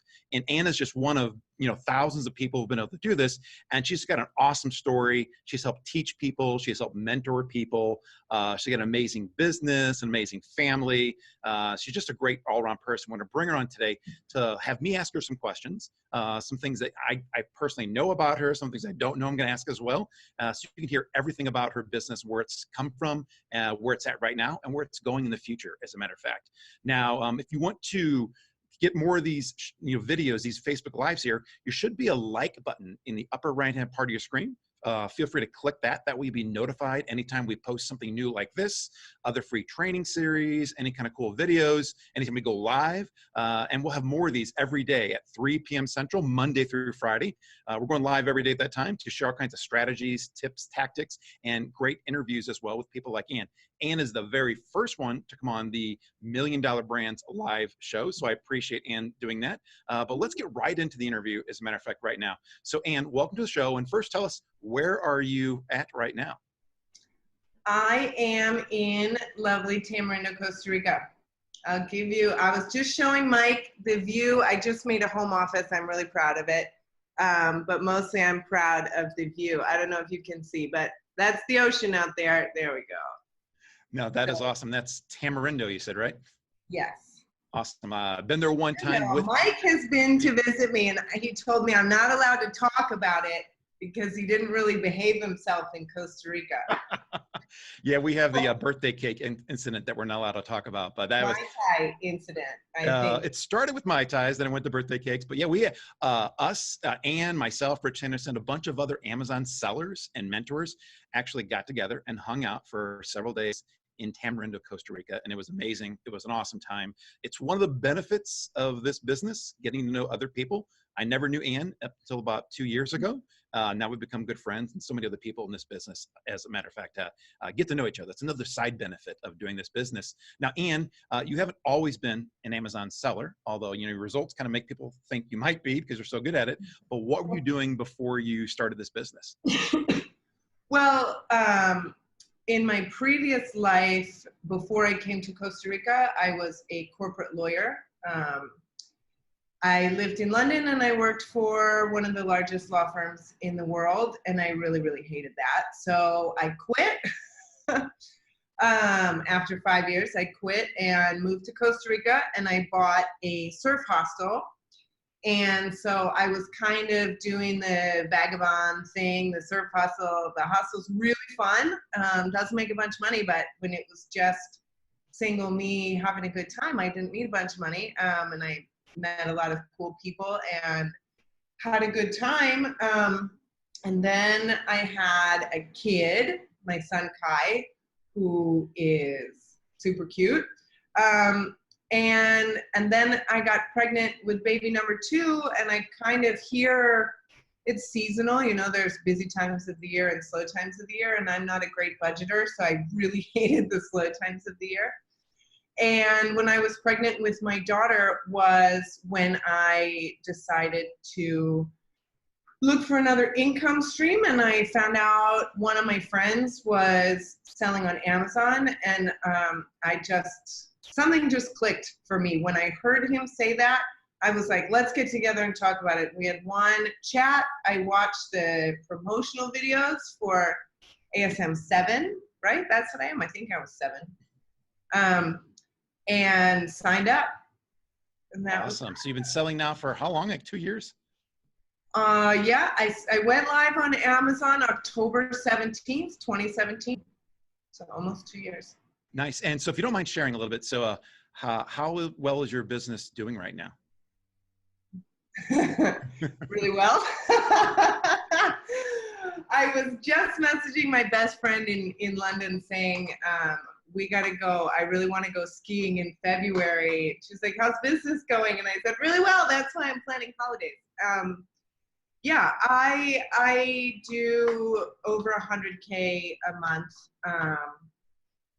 every month. And a month, not a year, a month. Yeah. I'm over $1 million in sales for 2019. So that's pretty exciting. And the year's not over yet. So that's pretty crazy. Yeah. Did you ever think that you would have a business and a brand that was doing that? Absolutely not. And neither did my mother. She can't believe it. She thought this whole internet thing was fake. And when I first started, I was reinvesting everything that I earned from the Amazon business back into the business. The whole first year, I didn't take any money out, and I was working really hard. And my mother has access to my business bank account because it's in the US, and so she can do transfers. So she kind of thought it was this fake. She's like, Annie, are you going to make any money from this? And I'm like, you'll see, I'm growing, Mom. And then actually around this time last year, I thought I ordered way too much because I was afraid of running out at Christmas. So then I didn't have to make any new orders for a while. And then the Amazon payments just kept piling up. And now she's like, oh, I love the internet. That's so cute that your mom is actually like watching your bank account, a full grown woman. I'm going to be 38 in January. And every single time I think, when we were in Vegas for the live event, I might have had a cocktail or two and gone shopping and ended up at a shopping mall that only had designer clothes. And I might have bought some designer clothes. And within minutes, I have my mom texting, what is this big charge for this place? And I'm like, Mom, leave me alone. I'm in Vegas. Was that the leather jacket purchase, I believe? Yes. Yeah, I The remember saying that. Yeah, crystal that was, skull leather jacket. so, but that reminds me. Hashtag worth it. So, this business is something that you've really, put a lot into. And that's one of the things I think is important. You do need to, at some point, reward yourself. Don't you? Don't you agree? I absolutely agree. For me, the way that it worked was, yeah, I started with very little investment. So when my products started selling and they were expensive to buy, luckily I had a good profit margin, but I was literally having to put everything I was earning back into sales in order to be able to grow. And I had people asking me like, why aren't you taking money out? Because, I would complain about having no money, and they're like, you should start taking money out of your business. But the thing is, my return on investment was like 120%. So if Amazon paid me $10,000 and I put $10,000 back into ordering new products, that $10,000 was, 20 odd $1,000 within a couple of months. So all of 2018, that's what I was doing. And then I said to myself, like towards the end of 2018, when things started going well, I said, like, 2019, I'm going to relax and I'm going to spend some money. And I have. It's been, not that I've spent ridiculously, but I have enjoyed, I've taken trips with my family. I took my kids to Mexico. I bought a horse. I am going to China in Wait, you 10 said you days. bought a horse. I did buy a horse. And what's the horse's name? Storm. And I'm assuming that's something you'd always wanted to do your entire life. That was my dream since I was 6 years old. I think I sent Mike and Matt and Rich and Jason this big soppy message when I bought the horse. I was crying because I never dreamed I want to live here. I want to be a doctor or a lawyer. I never really was much of a planner. So I never thought that, but I always dreamed of having my own horse. And I bought a big black Spanish war horse, and literally every time I see him, I've had him for a year now, and I go and it's like all my Christmases and birthdays. It's awesome. Oh, that's beautiful. I can't think of a better way to splurge on yourself other than buying the dream animal you've always wanted to have. So you're doing like awesome right now, and there's a lot of other things we'll get into as well. But a lot of people always want to know is like, how long did it really take when you started selling to actually start selling? Things don't take off always from day one. Was it weeks, few months of that? How long until you really felt like, wow, this business is really taking off? Well, so one thing that I always say, because I have a lot of friends who have asked me about Amazon, people who've done the course, and the thing that I always tell them is just because it's online, you are starting a real business. That takes work. If you were starting a restaurant or if you were starting your own consulting firm, you expect that that's going to be a huge amount of investment, that, in a restaurant, you're not going to be making money for a couple of years, that it's going to be a huge, massive headache, that you're going to have staffing issues, issues with permitting, all of that, right? Like any business, when you start, you have a lot of the work is front loaded. And starting an Amazon business is starting a business. You're making your own company. You're having a tangible business asset.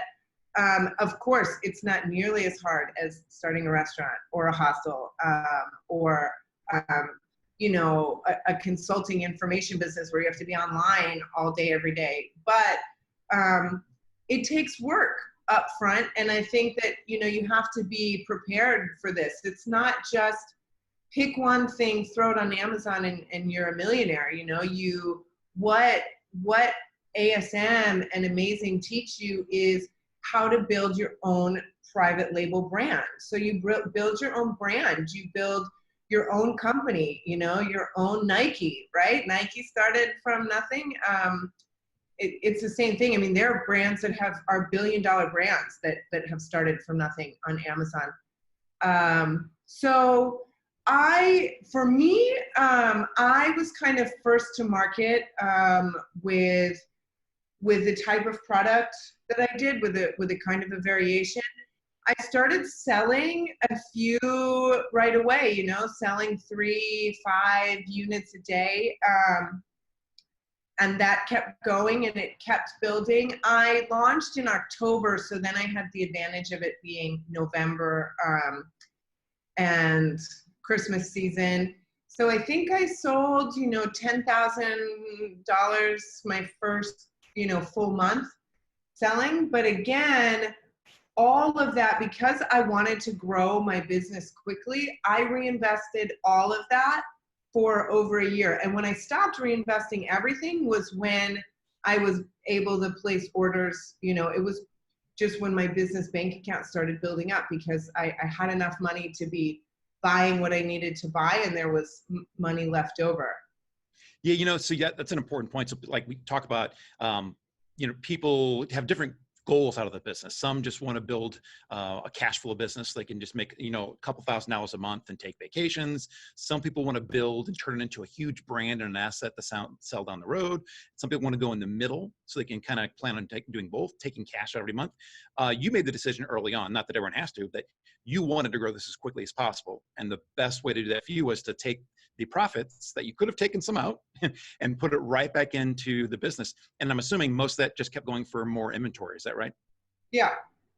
Yeah. And then when you're, so how many products, like how many, do you have a full line of products now, or is it still mostly one type of product? I have one type of product with a lot of different variations. So I have 16 SKUs now. And yeah, as I was saying, 2019, this year, I sort of took as my year. I'd spent 2 years working really hard. And this year I kind of let things coast a little bit and enjoyed it. I mean, my business was still growing, but I have 2 young kids. They're 2 and 3.5. And I started seeing all the ways that I could grow in these trainings and events that I could go to. And I got caught up like, yes, I can do this. And then I thought, you know what? My daughter's only not going to be in school for a very short amount of time. And I made the decision, you know, that this year I was going to spend time with my family. And that's been number one for me. So, yeah, that's kind of what I've been doing. But now coming to the end of this year, now I'm ready to start really scaling and growing. And I just built my own Shopify website. I'm going to China to look for more products. I just did a photo shoot for 2 new products that I'm going to be adding. So it's go time. And actually the reason I decided to get off my lazy bum was at the live event in Vegas, which they're so much fun, the events. And I met a couple who is a lot younger than me, a lot cuter than me. Apparently they got to go to Hawaii, was amazing. No, just kidding. They're really, really lovely people, and super down to earth. And I found out that actually they are one of my competitors. I knew their brand, you know, but the thing is, there's room enough for everybody, and we're not kind of direct competitors. But anyway, I thought they were great, and I was talking to Rich Henderson after, and he was like, you know how much the Dysons are doing a month? I said, how much? Well, a lot, way more than me. And yeah, actually, most people on here know that, because yesterday, the Dysons in Hawaii that Ann did not get to go to, I'm sorry, they were there with us, and I got a chance to interview them, and they're doing $500,000 a month. Yeah, $500,000 a month, and they're not even 30. So I was like, oh, all right, I guess I could be doing a little bit more. But that's the thing, that's the cool thing about the live events, is that you meet people who motivate you, you know, to do better. And that's kind of the point of it. That's the big point of the networking. I mean, you learn great stuff, but as an entrepreneur, everything comes down to your own personal motivation. And yeah, I could have stopped with one product and was doing $10,000 or $15,000 a month and left it there. But it's fun. It's like Yeah, you know, and you mentioned, well, one thing, Ant's talking about a live event that Amazing throws every year. It's called SellerCon. We were in Vegas last July. We're going to be in Austin, Texas next June, I believe. So having another live event. We bring together all kinds of sellers, just like Ann, myself, Rich Henderson, a lot of people you'll hear about on these live sessions, seeing our videos, usually a couple thousand people, top level speakers like Richard Branson, Robert Kiyosaki, John Mackey from Whole Foods, Dave Asprey from Bulletproof Coffee, all kinds of great brand owners. That's just one like tiny part of what we do each year, but it's really motivational. And that is one of the great things about this business. Anne got to meet one of her competitors and now they're good friends. And that's a perfect example of there's plenty of room out here in this space, you know, and they're making $500,000 a month, you know, and still doing $100,000 a month of their business and being very motivated to do more now. Yeah, but we also, you know, that's when I have asked them questions about their business, you know, like what are some of the things that they're doing? I mean, Justin leads a mastermind group that I'm a part of and is really, you know, he wants everyone to be doing as well as he's doing. It's not that there's, you know, the pie is only this big and you get one small slice. And if you take a bigger slice, everybody else gets less. Like the Amazon pie and the e-commerce pie it's billions and billions and billions of dollars. So there is enough for everybody to eat a lot.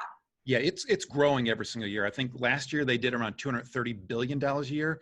This year they're expected to do $300 billion. That's a $70 billion increase in the entire, you know, in their market, which is insane. So Amazon's revenue is growing more than the number of sellers that are coming online to sell. So the pie is getting bigger. And that's exactly right. You know, another really cool thing, and you mentioned, was that not only was it cool to have these different events to meet people, but the fact that you were able to take the past, you know, 7-8 months of the year, relax a little bit, spend more time with your kids. And did your business, you know, hurt at all during that time? No, it didn't. I was still working on my business and growing, but growing more slowly. I knew that I could have grown at a faster pace. I decided to kind of coast and do the minimum level that I needed to do to kind of keep things going up.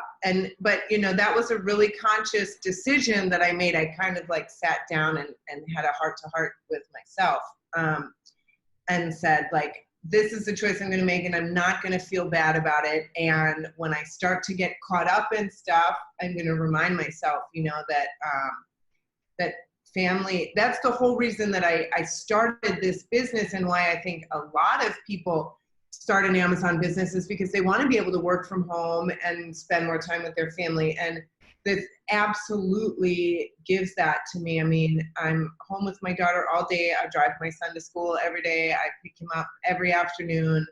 You know, we go on trips together. We go horseback riding together. We go to the pool, the beach. You know, I'm always with them, and they're only this little once. You know, pretty soon they're going to say like, oh my God, Mom, you're so embarrassing. Leave me alone. And what I'm going to remember is the memories that we made during that time, not the amount of money in my pocket, right? So. Absolutely. So do they know what you do for a living, Ann? Are they kind of aware of you running your own business? Yes, they are. And they are so funny. I asked my son the other day what he wanted to do when he grew up. And he said, actually, I'm not even making this up. He's 3.5. And he said that he wanted to work on the computer like Mommy. I don't think he knew what that means, but he sees me on my phone or my computer and I'm like, hang on 1 second, I'm working. But also I put my kids to work. So my brand story is really personal to me and my family. So I shamelessly use my children. On Monday, I did a big photo shoot, and it was actually my son's school. It moved to a different location. It's still the same school, but Monday was their first day in the new school. And I needed him for the photo shoot, and somebody in the school Facebook group messaged and said, oh, is Kai okay? Is he feeling okay? And I'm like, oh, sorry, Kai's not in school today. He's got to work to pay his tuition.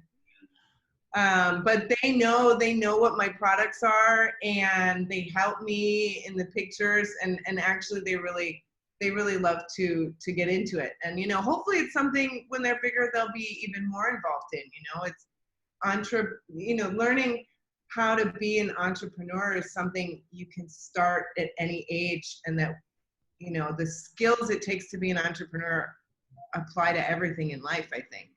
No, that's awesome. Bring your kids into this too. And I've seen their pictures with you in the products, and that's fantastic. Now you mentioned this photo shoot. So you got a chance to like take more time, spend it with your family.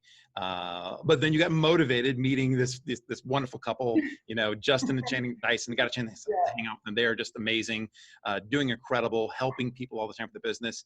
That motivated you. And so you just did a photo shoot. Like what was that like? Yeah, I mean, actually, I've been doing photo shoots for a long time rather than typical product photography. I have a friend who's a photographer, a really good photographer, and he takes my pictures for me. But for this one, I started using video more, and there's a girl who lives in Tamarindo who does these amazing, you know, movie style videos. She edits them and puts them together with really cool effects.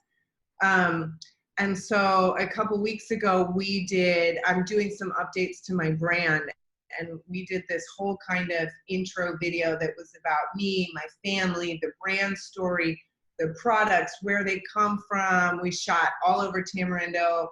And then I wanted to do, since it's low season here, it's October when nobody's that busy, to do another big shoot. So I had like 13 models. A friend of mine lent me a very fancy $1 million beach house to shoot in. And I had my friend John doing the photos for me. And then Claire, who's the videographer, I asked her to come and do a behind the scenes like video of the photo shoot. So she's going to edit and put that together. But it definitely was really cool. We were spending the day in this like super fancy house. There's people everywhere. There's one guy taking photos and then someone else walking around with the video. You know, I felt a little bit like a movie star. We got the drone out. She was getting drone shots. My kids are like, ah, and my son knows. He's like, it's the drone. Look at the drone. And he says drone like a Latino. Mami, el drone, el drone.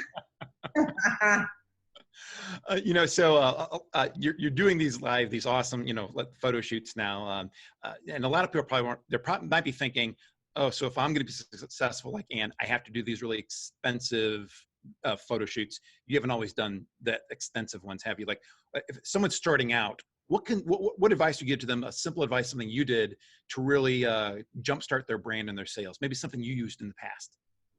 Well, I actually doing the photos with someone local versus there's companies like product photography where it's like $500 for, you know, 6 pictures or something. You know, if you've got a friend who's a photographer, I mean, the iPhone now, I just got the iPhone 10 purely because of the pictures it takes. You know, and they take really good pictures. I mean, my friend charges me $100 an hour, and that includes the edited photos. So, that's a really good way. And I also have always made videos.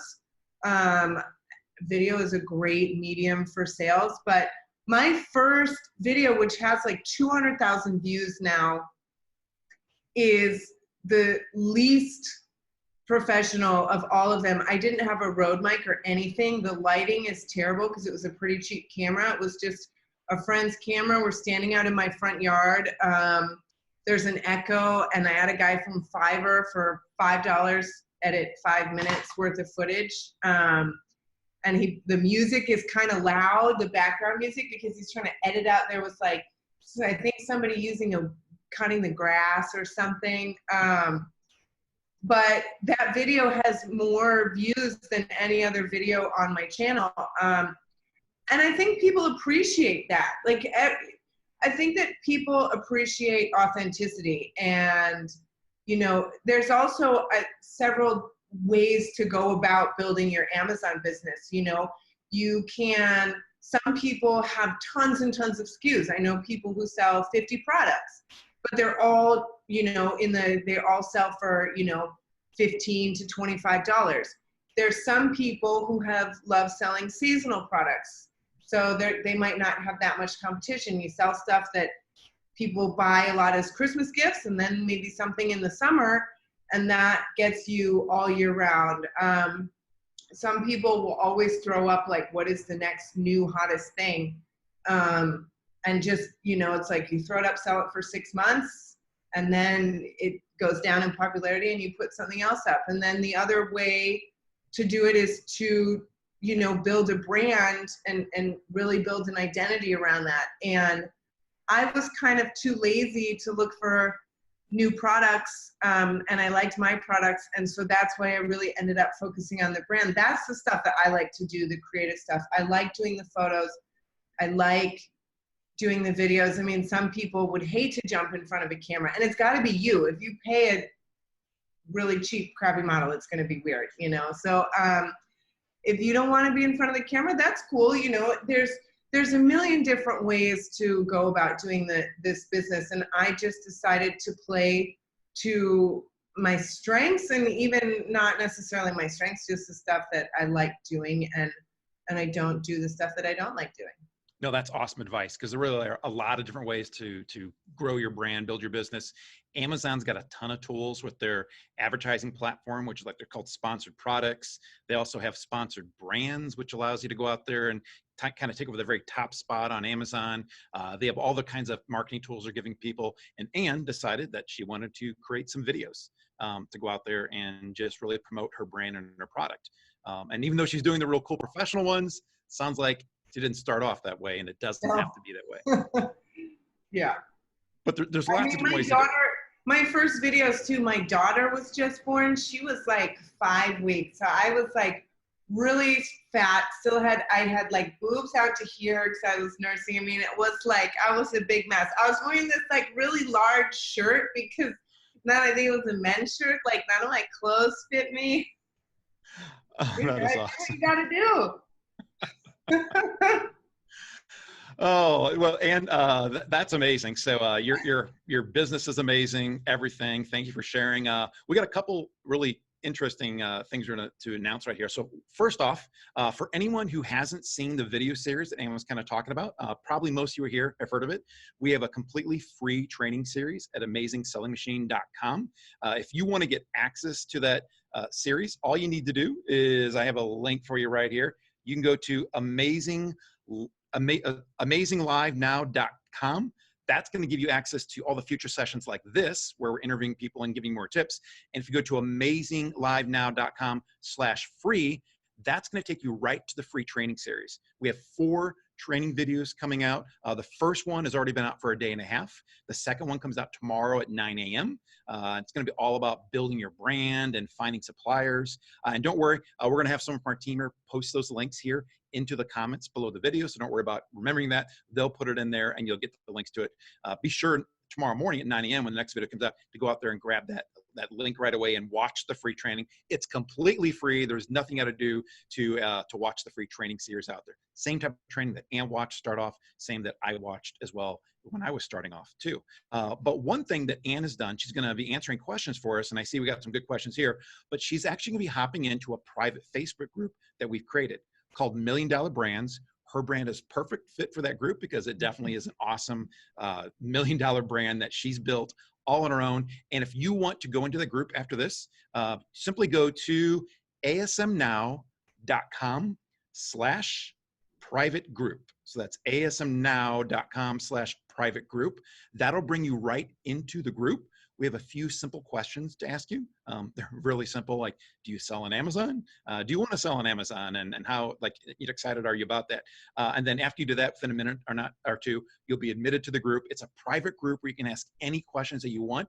We have expert sellers in there all the time answering questions about selling on Amazon. And Anne has decided and offered up graciously to spend the next 30 minutes or so just answering questions. She's going to go in there. She'll make a post. She'll say, go ahead and ask me anything you want to, and feel free to go in there and ask her questions, about anything with their business you want to know, that just ask her and she'll give you some tips and some advice on there. So we'll do that as soon as this video is over here. And I want to thank you so much for being on here, sharing your story. Every time I talk to you, you have something new and exciting coming up for your business. Is there anything else you want to say for anyone who's watching the free video series right now, who may be nervous about starting their own business? You just got to jump into it with a whole bunch of motivation and be ready to hit the ground running and do the hard work. And how many units did you order with your first order in? 300. 300. Okay. So you don't have to have like 1,000, 500,000 or whatever units go. You can start off with a small inventory order. Yeah. Okay. Awesome. Thank you so much, Ann. So now again, if you guys want to ask any questions of Ann after this, go to asmnow.com/private group. That's a little redirect link that I gave you, because if I tried to give you the full link on Facebook, it'd be really long. That'll bring you right there. It'll allow you to join the group. Ann's going to hop on over and answer questions. Thank everyone for joining us today on this call here. I see there's a lot of great questions. I want everyone to hop over there and ask Ann, because I want as many people as possible to see her answers over there. And then remember, tomorrow we're going to be live the exact same time again, 3 p.m. Central. I'm going to have Matt Clark with me again, going over another really cool live session, going to teach some really cool strategies tomorrow. So be sure to hop on tomorrow, get notified if you want to, like our page so you can get notified anytime we go live. And last thing, and there's a lot of instructions here, be sure to go and check out our completely free video training series at AmazingSellingMachine.com. That's going to give you all kinds of great free training on how to find a product, how to find suppliers, how to launch a product on Amazon and build your brand and build a life-changing business. We want to see as many people as possible doing that. So if all of us here at Amazing, for Ann, I want to thank everyone for joining us, and we will see you in the private Facebook group, the $1 Million Brands Facebook group, and then I'll see you tomorrow at 3 p.m. Thanks, everyone. I just want to throw in the B on my keyword is sticking, and it's really driving me bananas. So there's going to be a lot of spelling errors. It's way too slow if I try to correct them. So there's either going to be lots of B's or no B's. Be prepared. So be prepared. Yeah. No pun intended. All right. Thanks, Ann. Thanks, everyone. We're going to hop over. I'm going to go back to my desk and hop over to the private Facebook group. I'll see as many of you there right now. Thanks, and have a great day. Bye, guys.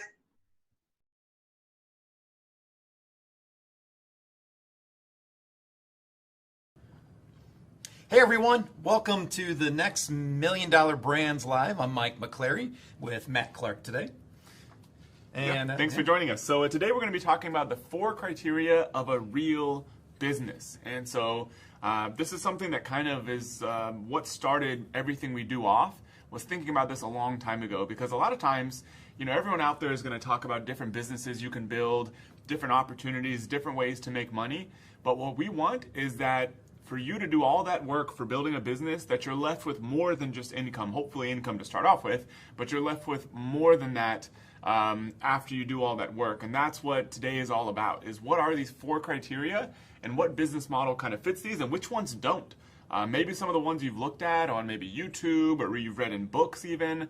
Some of these business models, in my opinion, and I believe Mike agrees mostly, are likely a waste of time, long term. And there's certain reasons why, and we'll talk about those. Maybe a little bit controversial, but that's totally cool. We're giving you our opinions, and hopefully you kind of understand where we're coming from by the time we get done with this.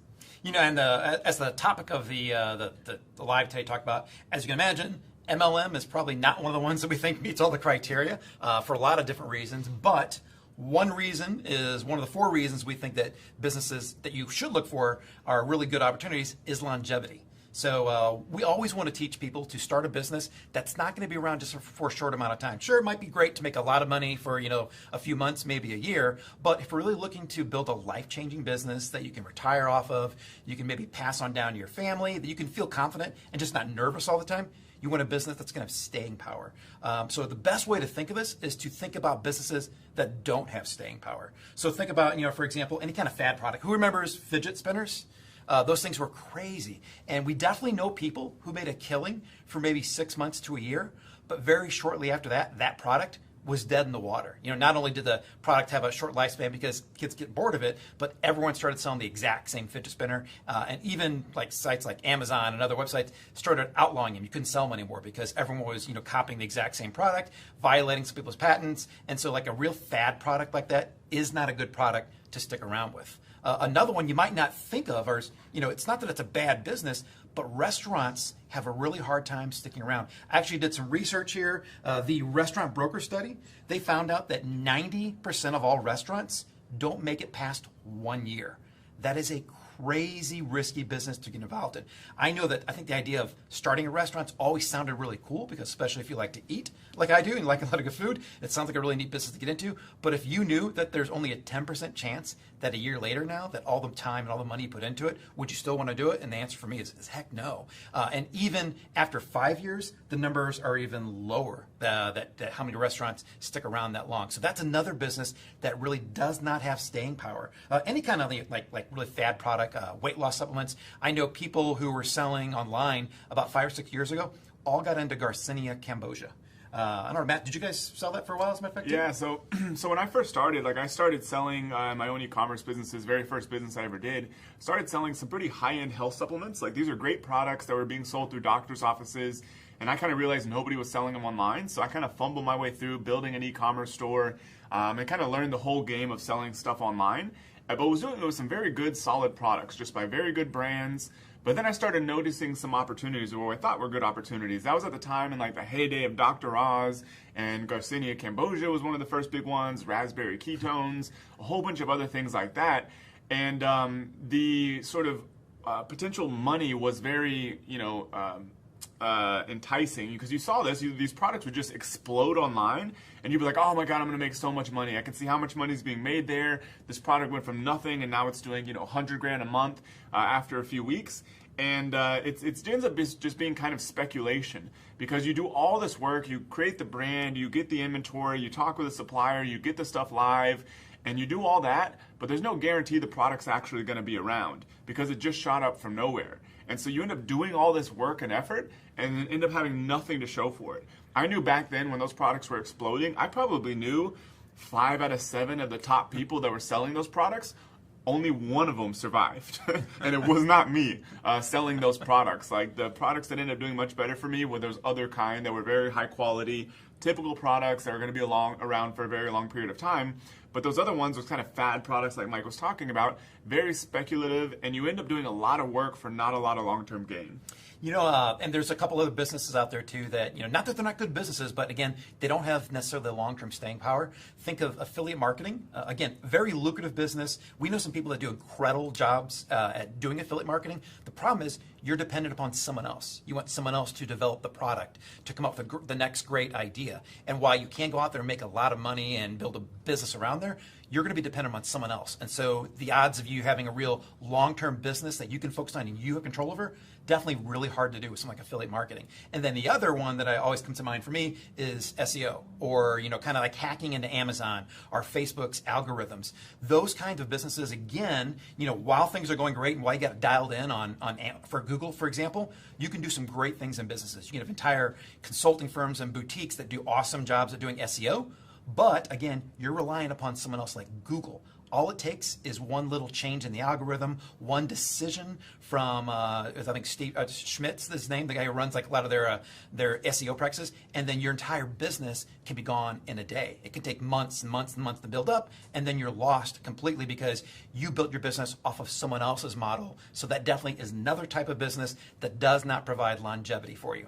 So that's the first criteria. Yeah, and so a lot of people in these kind of businesses, it doesn't mean you can't use them as tools. You can't use SEO, you can't use affiliate marketing, a lot of those kind of things. You can use them as tools in a business. Pretty much every business I'm involved in, at some point or another, we're making some money off of affiliate marketing, which is basically just referring people to other good products and services and receiving a commission. But where I think people go wrong and you start having issues with the longevity is if that's your entire business, because you're completely at the mercy of that, product provider not doing something completely stupid. They could be out of business.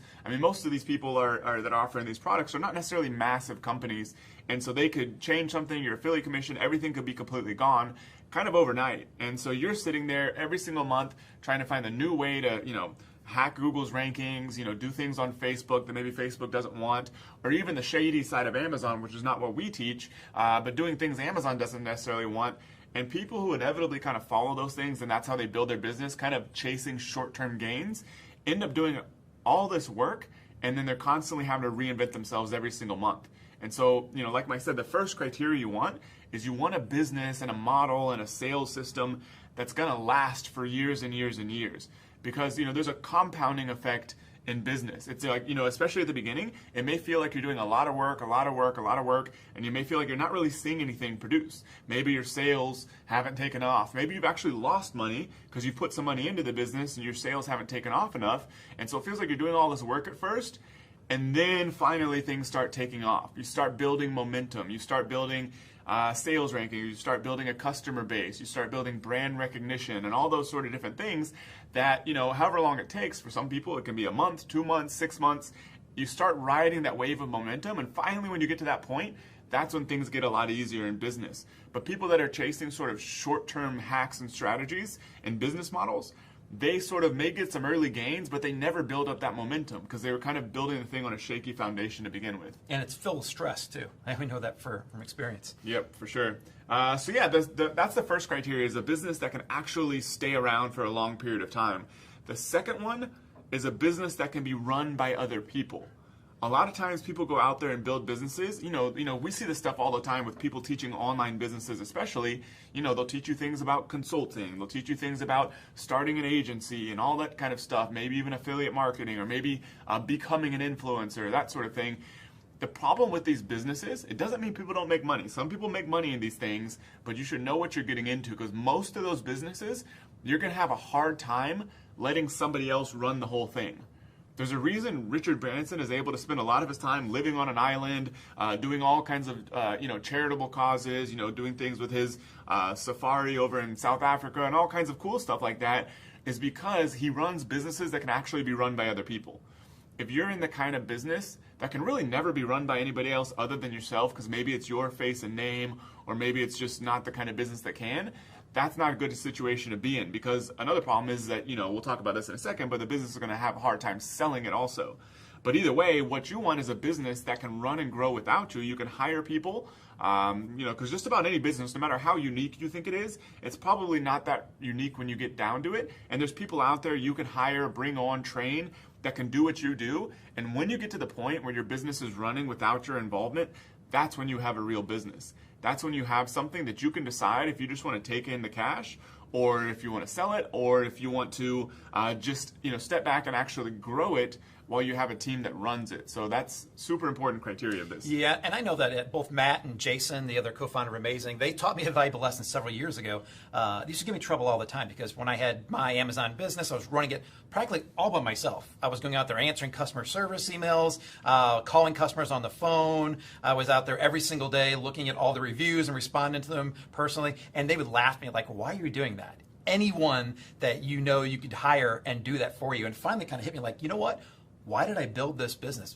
Did I build it to, have more freedom with my family and my life? Or did I build it just to create another job for myself where I was just as stressed as I was before when I had my other corporate job, every day getting up like, I got to check the messages, got to check the emails, got to check the reviews. And I realized, wow, this business is perfect for that. I now am able to come down here to Austin, Texas, hang out with all the folks at Amazing, do these live training sessions, go to Vegas, which is great, and nothing like that ever happens. So you definitely want a business. You can train someone. It'll make your life so much easier and also less stressful as well. Yeah, and unless you have a big budget or a lot of experience, chances are you're going to start doing everything yourself. That's how I started in business. That's how Mike started in business. A lot of times that's how most people start, is you start off, you're just one person, you've got a little bit of money you're going to put into this thing just to get it off the ground. And so that's how pretty much all of us start. We're the customer service manager, the finance manager, the marketing manager, operations manager, everything. But then, as things pick up a little bit, my opinion is, and I'm a little bit more extreme on this side, some people are not quite as extreme, but for me, it's like in my first e-commerce business, as soon as it was making enough money to pay myself, I hired another employee. And that actually ended up basically cutting my potential take-home pay in half at first, because the business was only doing a few grand a month in profit at first. And so I basically hired somebody immediately, because I knew that if I wanted to scale this thing up, I was never going to get there, doing everything myself, because there's only 24 hours in a day. So I had to find a way to hire somebody, have them be productively working on the business while I could do things that grew the size of the business. So you're likely going to start doing this thing by yourself, but you should have your eyes on hiring other people to take care of essentially everything eventually. everything in your business ideally, especially the things that you think only you can do. Because those are typically the most dangerous things that we think that nobody else is ever going to be able to take on this area of the business, and that's typically just not true. Either you hire them or you train them. Either way, there's nothing in your business that only you can do if you build the right kind of business that can be run by other people. If it's a super personality-based business, it's going to be hard replacing your own sort of personality. And so if it's a consulting business or an agency business, most people running those, they end up getting so involved in doing client work that they never are able to step back and build a real business. Some people are smart about building those businesses, and you can build those into one that is run by other people, but that's typically not what people do in those businesses. So definitely important. Second criteria is a business that can be run by other people. Now, before I get to the third criteria, I want to say hello to some people. We have Peter Locke watching from Alberta. Hello, Peter. Trevor Work watching from Northern Ireland. Awesome. Ross Jordan doesn't say where, but hello, Ross. We also have, Heather from British Columbia. We have lots of people. Ann Cole. We have Atorje. Also, we have Annette with her whole family here. And let's see, just lots of people. Got a couple hundred people probably responding here. All right, we have more people, just Tugs, Rob, everyone. Hello, everyone. Thanks for joining us today. Remember, we're here every weekday at 3 p.m. Central Time. So the third criteria for really building a real business is going to be cash flow. Now, cash flow is the lifeblood of a business. Almost every major business out there, that when you talk to them about what's one of the main factors in either helping them to grow quickly or hindering them, it's cash flow. This is a concept that I didn't quite understand starting off with. I always thought it's about profit. How do you make profit? How do you make profit? How to make more of a profit, increase your profit percentage. And then I learned a lot from all the people here, Matt, Jason, Rich, other people selling, running their own Amazon businesses, that cash flow is a huge component, because cash flow is what helps you grow the business.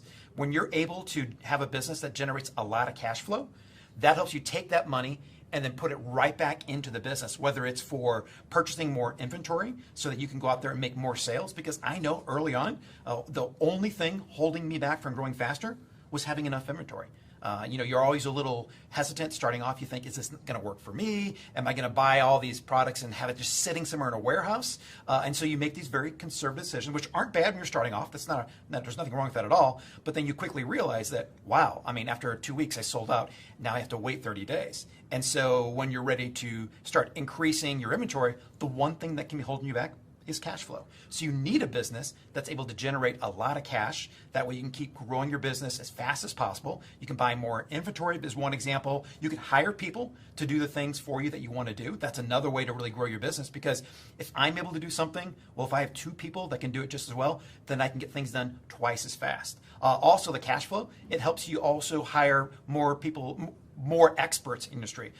Early on, again, I would do some of our own graphic design. I would build our own websites. But once I had the cash flow to invest in those other areas, then things went much faster, and I was able to get things done much better. When it's someone else, build a website for me. When I had someone else take photos for me, that totally blew away the photos that we had. When I had someone create videos, kind of instructional videos, we hired a guy living in Colorado. We got off a site like Fiverr. He did the most awesome videos using our products out in the wilderness, something that I could never have done if I didn't have the cash flow to go out there and do that.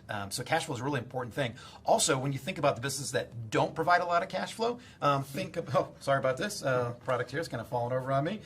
Think about maybe drop shipping. Very common, popular business model, been around for a long time.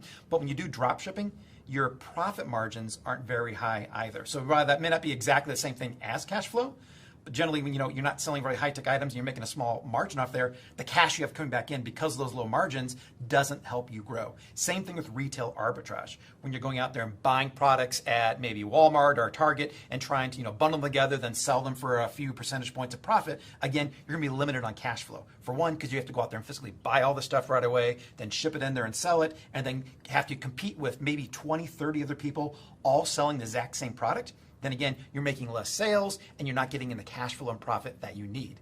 So you want a business, again, that also offers a lot of volume of sales and also high cash flow so you can grow your business as quickly as possible.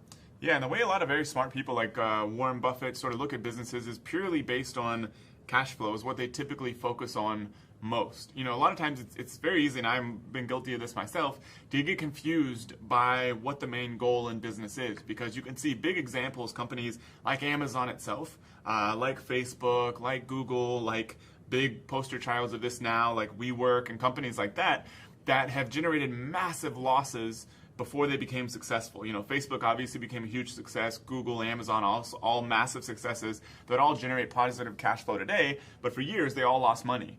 WeWork is one that right now is doing something like 1.8 billion in revenue, losing 1.6 billion dollars because they've raised, you know, tens of billions of dollars. And so you're like, well, I mean, should I run a business that's just kind of like shooting for the moon and hopefully it explodes and not really worry about cash flow right now?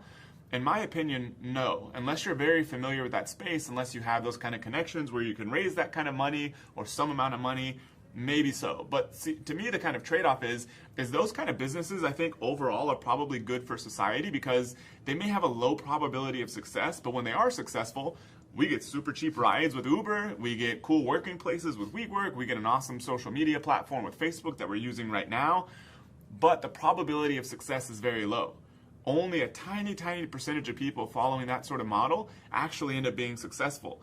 You, if you're somebody that's just sitting at home, you're working a job you're not super pumped about, you want to have the financial freedom to be able to travel, spend time with your family, do things if you have kids, give back to other people, the most guaranteed way for you to be able to fund that kind of lifestyle is building a business that's cash flow positive as soon as possible. Because then you know there's money coming in. And the cool thing is too, is that a business like that is much more likely to actually be worth something than one that you're just hoping, you know, sort of ends up exploding and maybe, you know, 10 years down the road actually generates money or, you know, goes viral or something like that.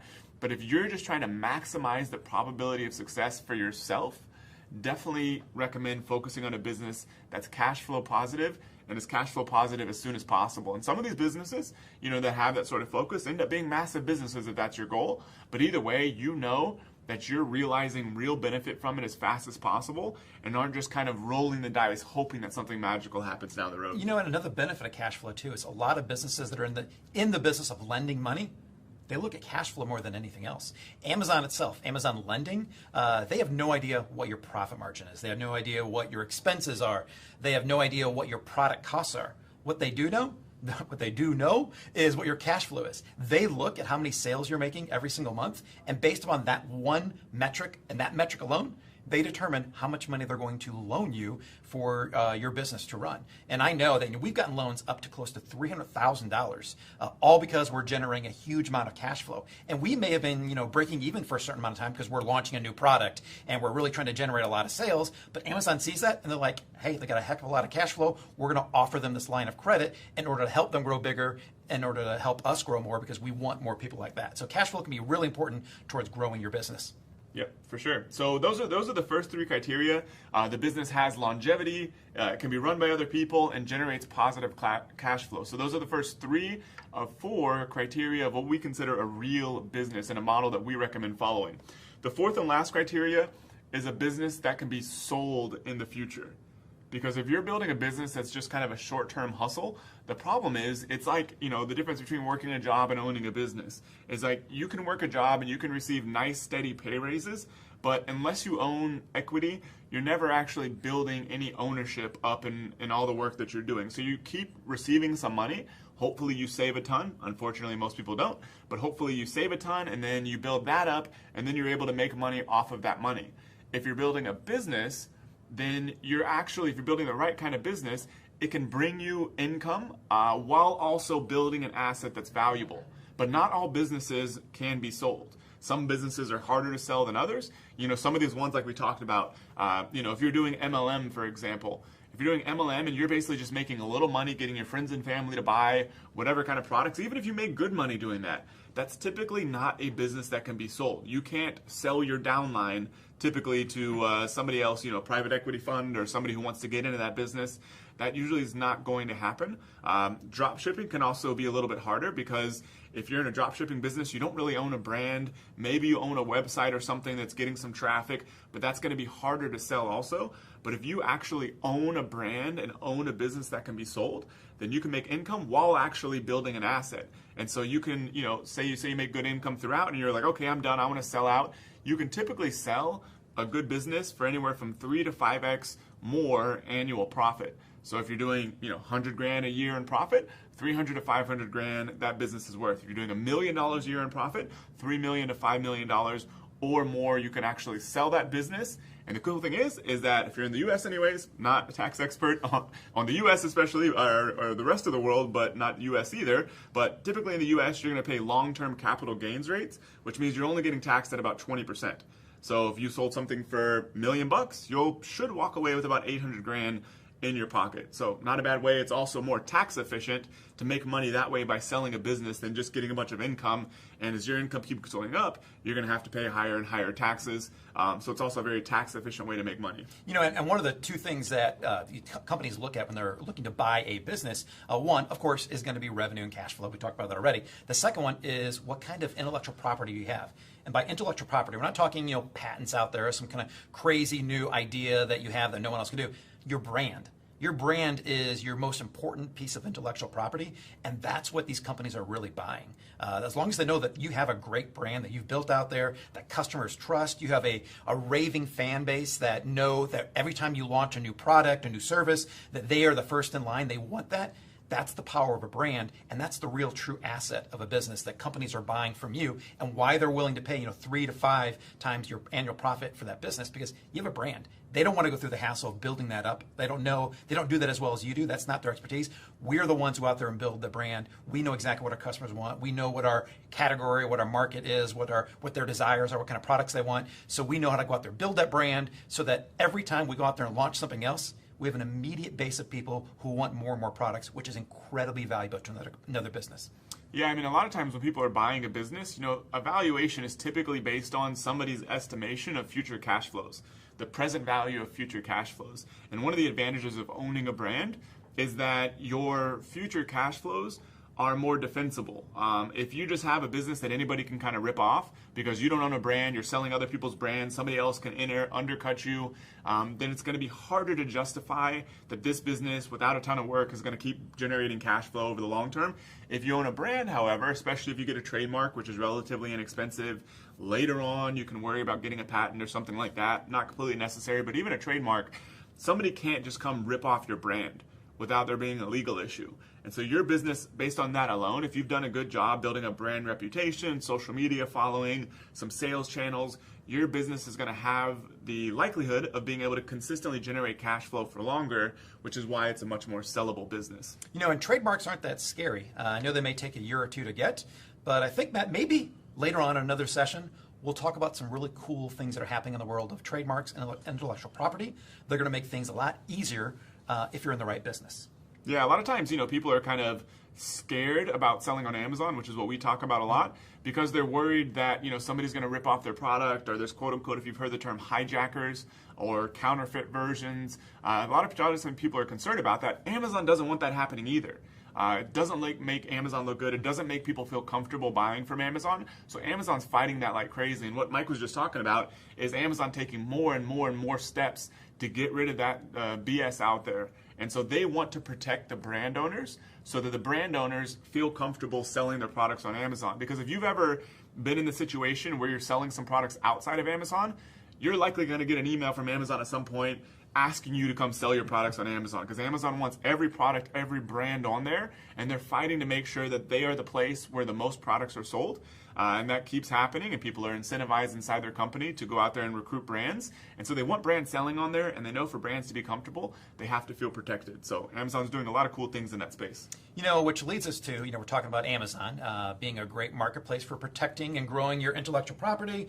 So we probably want to talk about, what kind of business checks all these four boxes. As you can imagine, you probably know what it is, but like from a longevity standpoint, building a brand of products and starting off selling them on Amazon, that definitely checks that box, because you're building a real thriving, group of fans. You're building a brand, just like we talked about. You have a business that's, generating sales every single day. And one of the great things about selling on Amazon right away, versus selling on your website, is you have a huge base of customers from day one. 100 million plus Amazon Prime members in the U.S. alone. So getting started on Amazon is not only a way to get going quickly, it's a way to build a business and a brand that has definite staying power. And you know what? The physical products business has been around for thousands of years. It's always been a business model. It is today, and it always will be. People always need to buy stuff. That's why building your own brand, which is so important, that's why it's one of the best business models out there, because it definitely has staying power and longevity. Yeah, and like this, for example, this little wrist brace you see sort of rotating up here.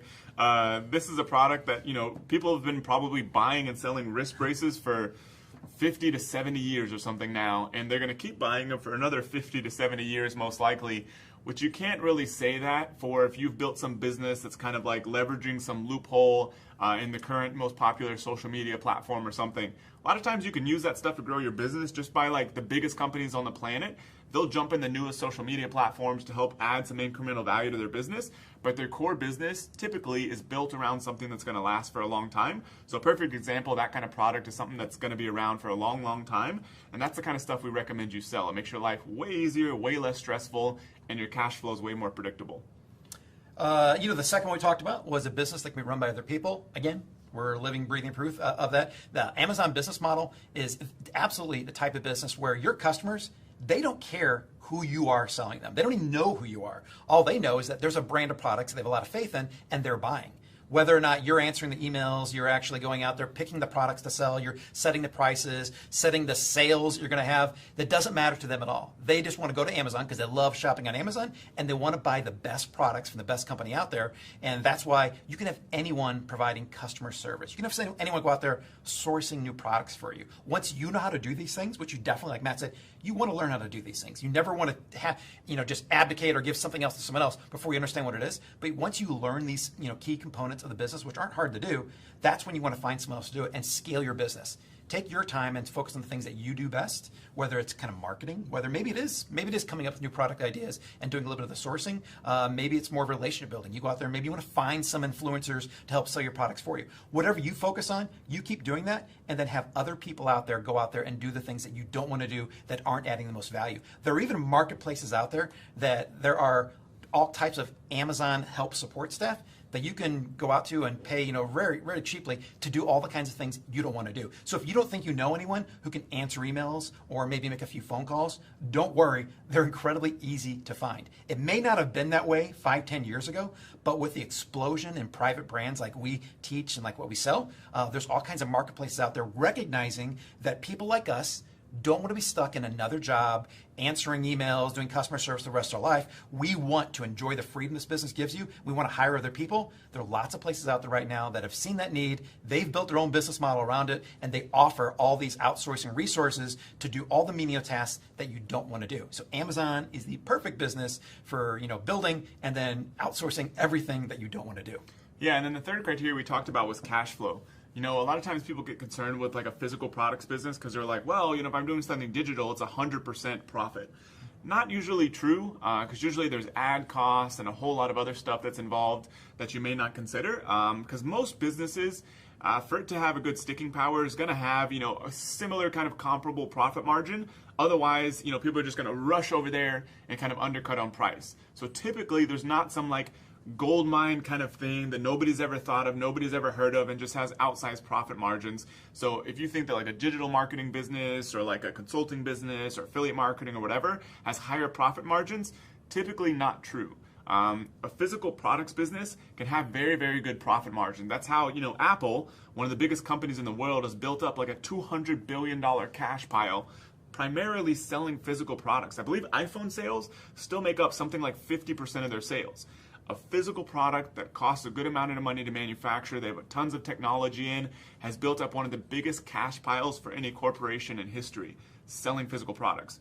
You can do the same exact thing, though likely on a smaller scale, in your own business. Physical products business can be extremely cash flow positive and consistent if you do things right. If you price it accordingly, you negotiate well with your suppliers, and do all those sort of basic things, you can easily enjoy, 20% net profit margin, which is after all expenses, even hiring people, after everything that's involved in your business. Gross profit margin, if you're not super familiar with this, is basically just your revenue less the direct cost of your product, like packaging, the actual product cost, maybe shipping. That a lot of times can easily be 40 to 50%.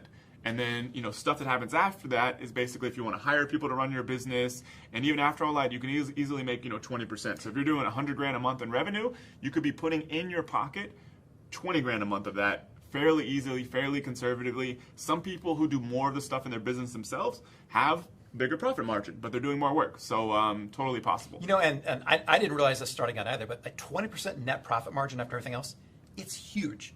Most major companies out there are not coming anywhere close to a 20% profit margin after everything is taken care of. It's incredible, the kind of margins. And if you want to know, I saw some people asking actually what the real profit margins. I know we're talking about cash flow here, but a real Amazon business, what are the costs and how does it lead to profit margins? So first off, when you're buying your product, this is from real for me. I have a product that cost me $9 to buy from someone in China, and I sell this for basically $40, $39 on there. So that's less than 25% of my cost is actually for the physical product. Amazon is going to take 15% of your sale as what they call the referral fee, kind of like a commission, and then about another 15% for taking care of all the fulfillment, the receiving the products, putting it into their warehouse, pulling it off the shelf, putting it into a box, shipping to customers, taking care of customer service, returning the products. That's another 15%. So now we're up to about 50% total. And then I always factor in another 10 to 50% in advertising. So then we're maybe up to like 65%. The other 35%, after all those costs are baked in, that's the profit margin right there. There are no other real costs out there unless, except for maybe a customer service person part-time answering questions. Those are real numbers from a real Amazon business showing you that there's a huge amount of profit you can make off of every single sale on Amazon. Yep. And then the last criteria is a business that can actually be sold. Like you actually have a real asset. And with this kind of physical product business that we talk about a lot, it absolutely can be sold. We see people do this all the time. We have a relationship with 2, maybe 3 brokers that sell these businesses all day long because we have a lot of members of ours, people that we've taught that'll end up being like, I'm in this business, I've made some good cash flow. Now I want to sell this thing because maybe I want to start another brand, or maybe I just want the money to go do whatever I want to do with my life, retire, whatever. And so they end up coming to us, like asking for referrals to a business broker. And so that's why we have a couple different relationships. And so a 3 to 5x annual profit multiple, very typical. As long as you've been in business for a year or two, as long as you maybe have like 100 or 200 grand a year in profit sort of coming in, then you can typically sell one of these businesses for 3 to 5x that. No problem whatsoever. I mean, we've had people that have sold these businesses even faster on the extreme side. One of our people is after about 18 months, he ended up selling his business for $1.8 million, and I think he got 5x annualized profit because he'd only been in business for 18 months, so his business was just growing like that. So I think maybe they took like the last 6 months of his business and said, okay, if the next 6 months was like this, let's multiply that full 12 months times 5, and they gave him that valuation, which is how he ended up with basically a check for $1.8 million. A little bit extreme, doesn't mean you're going to get that, but still it's an awesome opportunity with a business that has real value and can be sold, unlike a lot of other business models. And you know what he did after that? What? Started another Amazon business. Yeah. Think about that. He knew exactly what to do. Imagine now, we know how quick it is to build a business like this. 18 months is, not atypical. It's definitely, he definitely did the right things to build a business, but it's realistic, can be very, very doable. And after you do that the first time, you can do it even faster the next time because you know exactly what to do. You kind of miss all those pitfalls. So we know people that go out there and they sell the business, then go out there and start another one and want to repeat the process. It's an incredible model. Yep. So those are the 4 primary criteria, and the business model that we talk a lot about is directly related to these. And we actually have lots of free stuff coming for you. We've got more of these daily live shows, which you can access at AmazingLiveNow.com, and we'll post the link in the comments. AmazingLiveNow.com. So we're doing these live daily shows on a different topic every single day. 3 p.m. Central. You can also watch the recordings if you can't make it live. And so come back here tomorrow, 3 p.m. Central, and we're going to do another one of these, and we've got them starting up again next week because tomorrow's Friday. And then also we have a 4-part video series walking you through how to build this entire business from scratch. The video series is 100% free. There's probably, about 2 hours worth of content, lots of cool bonuses, including a software that helps you find products to sell. Lots of cool stuff over there. So that's available at AmazingLiveNow.com/free. And that will also post in the comments below. So Don't know if you have anything else. No, just tomorrow's session. We'll be in Vegas, Yep. but we're still going to have the live session at 3 p.m. Central or 1 p.m. Vegas time. The topic tomorrow is going to be pretty interesting, but I'm not going to tell you what it is because you have to join us to find out what it is tomorrow. All right, well, thanks for joining us. It's been a pleasure. And if you have any questions, comments, anything like that, drop them below. We'll check them out after. If nothing else, go check out those two sites to get the access to the daily live sessions. You can actually register, get access to the 4-part video series if you haven't already, and hopefully we see you tomorrow. Thank you.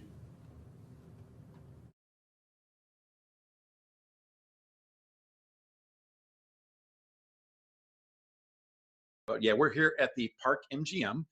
Kirsty's putting on a mastermind for about 25 different Amazon sellers. And so we decided to come on out here and join her for that and participate in it and watch her do some really cool, awesome coaching for people. I'm getting a lot out of it. She's having a fun time. So Kirsty, welcome to the call. Thanks so much. Hi, yeah, great. Thanks, Mike. And hi, everyone who's listening and watching this right now. Yeah, as Mike said, we're in Las Vegas. It's a lovely sunny day. But yeah, we're working with people and just, helping them with their brands. Yeah, so I got to know Kirsty many, many years ago. We were both starting off Amazon around the same time. She came just a little bit after me. We met up at a live event for sellers in Austin, Texas for the first time. We came down and we grabbed a coffee together, started talking about advertising on Amazon. At the time, I was doing pretty good, so I was helping her out get going. And then very quickly, she started kicking my butt on Amazon and launched her products and her brand, has done an amazing job, has an awesome story, also loves helping people. We've been on other trips together, like to Aruba with about 25, 30 people where we spend an intensive fun weekend sharing ideas, bringing in some trainers to really go over some very high, very in-depth advanced strategies as well on Amazon. She's one of the best, brand creators out there that I've ever seen. She also knows how to teach people how to do this business and how to really build their brand, big focus on the brand, as a matter of fact. And so I want to bring her on, kind of talk about how she got started in this business, also talk about kind of where she went with it and where she's at right now.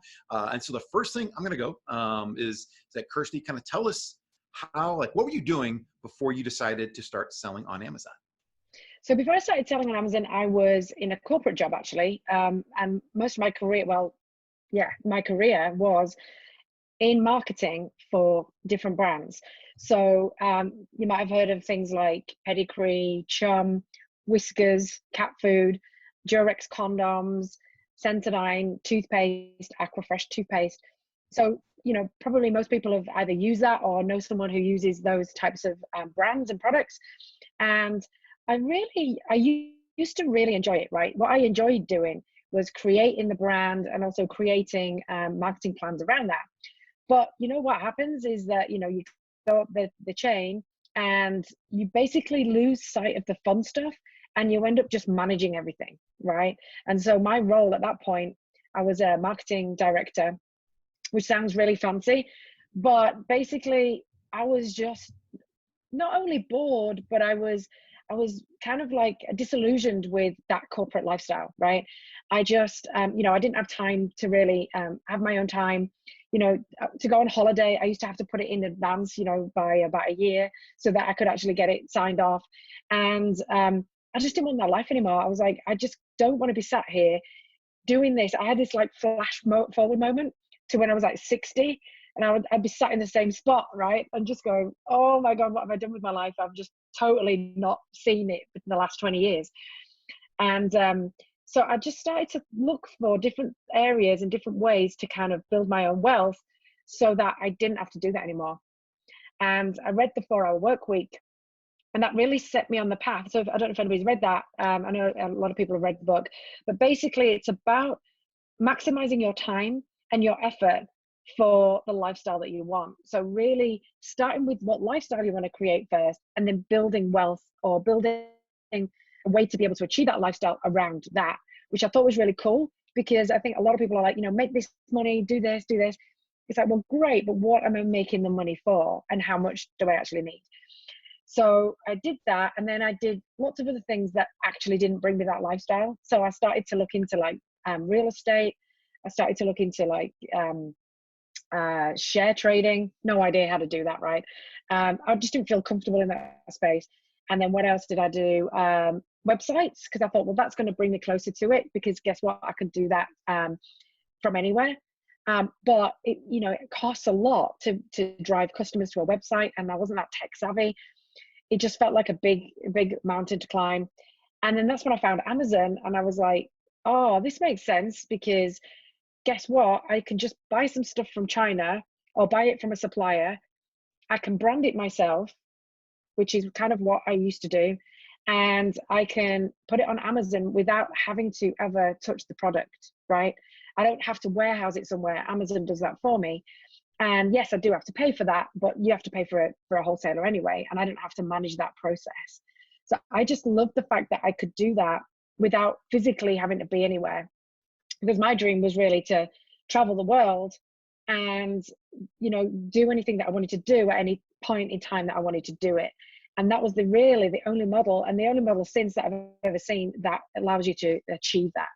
So that's how I ended up kind of getting into Amazon. And what I did was I did I did some training, or I learned about the opportunity like when Mike did, and I just knew it was going to work. I just thought this is going to work, and I knew I had to make a change if I was going to be successful. For me personally, I just knew that I wanted to go all in. So what I did was I actually negotiated a redundancy, what we call redundancy, or a severance, as you guys call it, from my job, which gave me enough capital for a year, which was a great buffer for me. And I just thought, yeah, I'm all in, and I'm just going to make it work. And I moved to Bali to kind of test out the theory that, guess what, if I can I do this business from anywhere? And that's pretty much what I did. And also, it's a cheap place to live, and it's a cool place to live. I was living in Australia at the time, and it was quite close by. So I was like, that's kind of cool. And I wanted to make a change in my life so that I didn't fall into old habits as well. I wanted to I'm pretty drastic when it comes to, like, once I'm in, and let's do it, change habits and get on with it. And I do believe some of that was part of my success as well. But for me, I needed to do that to be able to just completely change my mindset from one thing to the other thing. That's pretty amazing. So you had this, like, pretty good marketing job, and you decided to go all in. You quit your job, negotiated a way out. They paid for you to do that, and then you went to Bali, which is beautiful place to go to. I remember, I think you were like, you and I first started talking together. You were sending me pictures of, like, dolphins that you were out on a dolphin hunt, or not a hunt, but a dolphin trip, or something like that. Yeah. So when you were there, you started looking for a product then, and how, did it take you a long time to find the first product you wanted to sell? No, it didn't actually. I had in my head what I wanted to do. So as you said earlier, I really, there's loads of stuff you can sell on Amazon, right? And so, but for me, I didn't want to get overwhelmed with what I could sell. So I was like, okay, what do I want to, like, think about that I would be comfortable talking about? But also, that was a passion of mine. So automatically I was like, I want to be in fitness because I enjoy going to the gym. See my guns. But no, I like going to the gym. I like, I could talk about it. I was interested in it. So that was my first port of call. I was like, I'll just look in the fitness area, and I think I could build a brand around that. And so I did that. And then my next criteria was, I don't want to spend too much on my first product, because I want to make sure that I can learn and do this properly. So I wanted something with low cost of goods, and I didn't want to spend too much on my first order. So I gave myself a budget, and I was like, okay, I'm comfortable to spend, say, $2,000 on my first order and just learn from that, right? So am I prepared to take that 2,000, spend it, and not get any profit back from it? That was my criteria in my head, because I was like, I just want to manage the risk. And I was like, yeah, I'm comfortable doing that, so I'll do that. And then I found a product that fit that niche, that met that criteria. And that also, the other thing I wanted to think about was, how much money would I get back from it if it was successful? And so then I thought, how much profit margin do I want to make? And I just made sure that those numbers worked, and then I just went for it. That's awesome. So you're picking your first product. Did you find this product by just going to Alibaba? Is that where you found it at the first time, or you go some other route? I actually went to Amazon itself and just had a look on Amazon, and just started to look at at, where what kind of demand it had for that product, and there's ways to do that, right? So I just kind of did that, and found that this particular product was, had a great margin, had a great demand, and I felt like I could compete in that area. So what was the product selling for on Amazon? It was selling right then. It was selling at $19.99. Yeah. And then how much did each unit cost you to buy? $1.50. Okay, so the profit margin was pretty good. Yes, and that was actually it was a bit less than that. It was $1.50 with the shipping in with it. Okay, Yeah. and then you knew the customer you wanted. You're in the fitness. You found a product. You found had potential for really good profit margin. Did you do any kind of like really crazy fancy packaging for it? No, I didn't. I literally put it in a poly bag because I wanted to keep the cost down. And the way I saw it working was, coming from a physical product background, I suppose, but I just did it with massive budgets. That wasn't my money. The packaging a physical product at retail is very important, right? Because that's the way that people are going to find you. They're going to go to the shelf. They're going to see that packaging. They're going to pick it off the shelf. But on Amazon, it's not like that. On Amazon, it's your listing that looks the best, right? When you think about shopping on Amazon, you type something in and you find some products, and your eye is drawn to the product that, it stands out to you, the image that stands out to you. So that's the way I thought of it. I was like, the listing is going to be the thing that's going to sell, not necessarily the packaging. So I can afford to, scale back on that so I can have a better profit margin. So I literally did like a poly bag, because it was a small product, with like a header card on the top of it, which is where my branding would be. And that was it. And did your product have any logos on or anything? Yes, it did. I did put a logo on the product where I could fit it. It was quite a small product. Yeah, but just a pretty simple, was it just like a white logo or something like that? White logo, just a white printed logo. That's it. Exactly.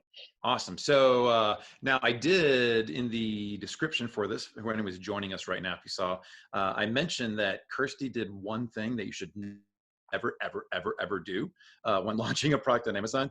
So Kirsty, share with everyone how we all do things that make mistakes for us. And not that it was a mistake, it worked out for you, but like, what did you choose to do with your first product? Well, I didn't see it before I actually sent it because it was weird. I was in Bali and I was traveling around, so I didn't have one fixed address. So I was like, okay, well, by the time it gets here, I've probably moved. It just looked good on the pictures. I was like, yeah, that's cool.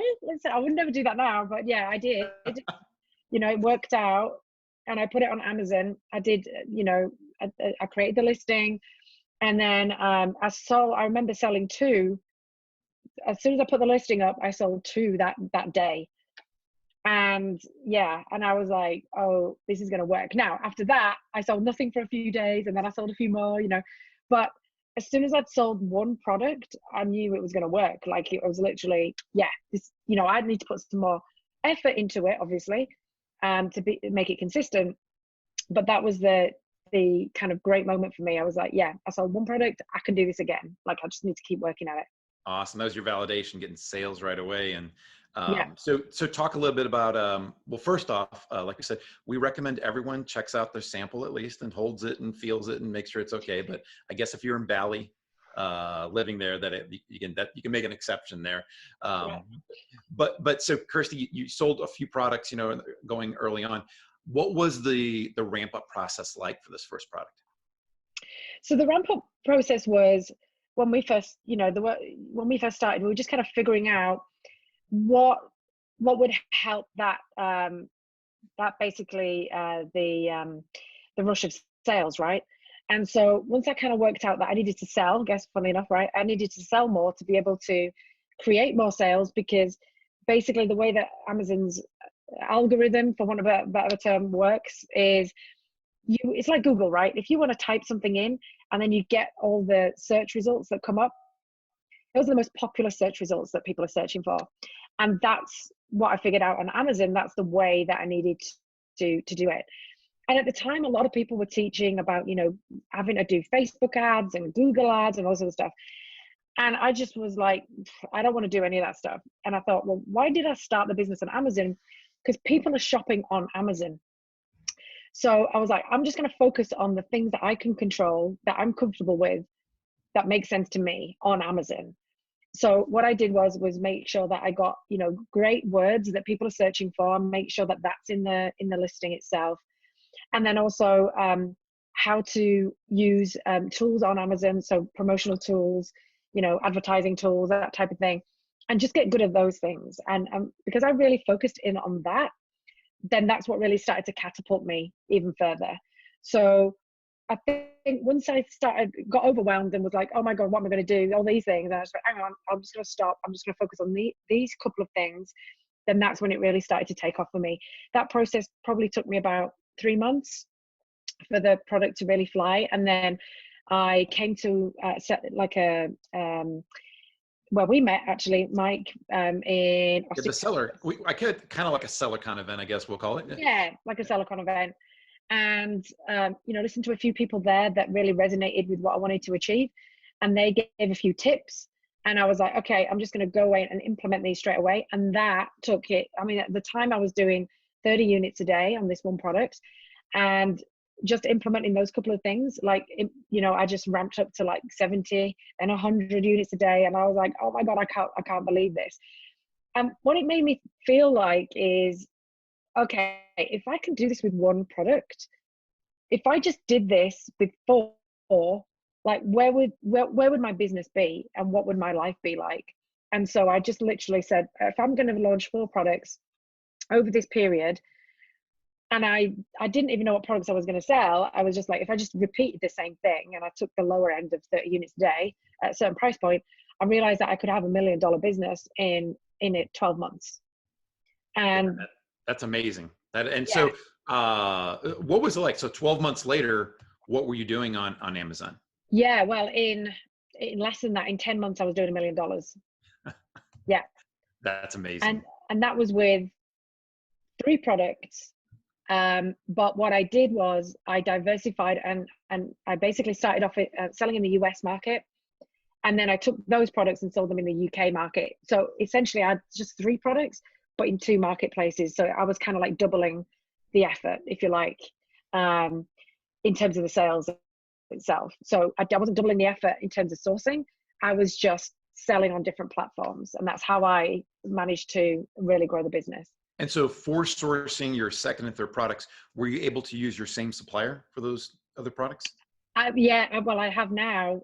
What I thought was a good idea, I was like, well, I don't want to put all my eggs in one basket, so I'll use another supplier from my first product.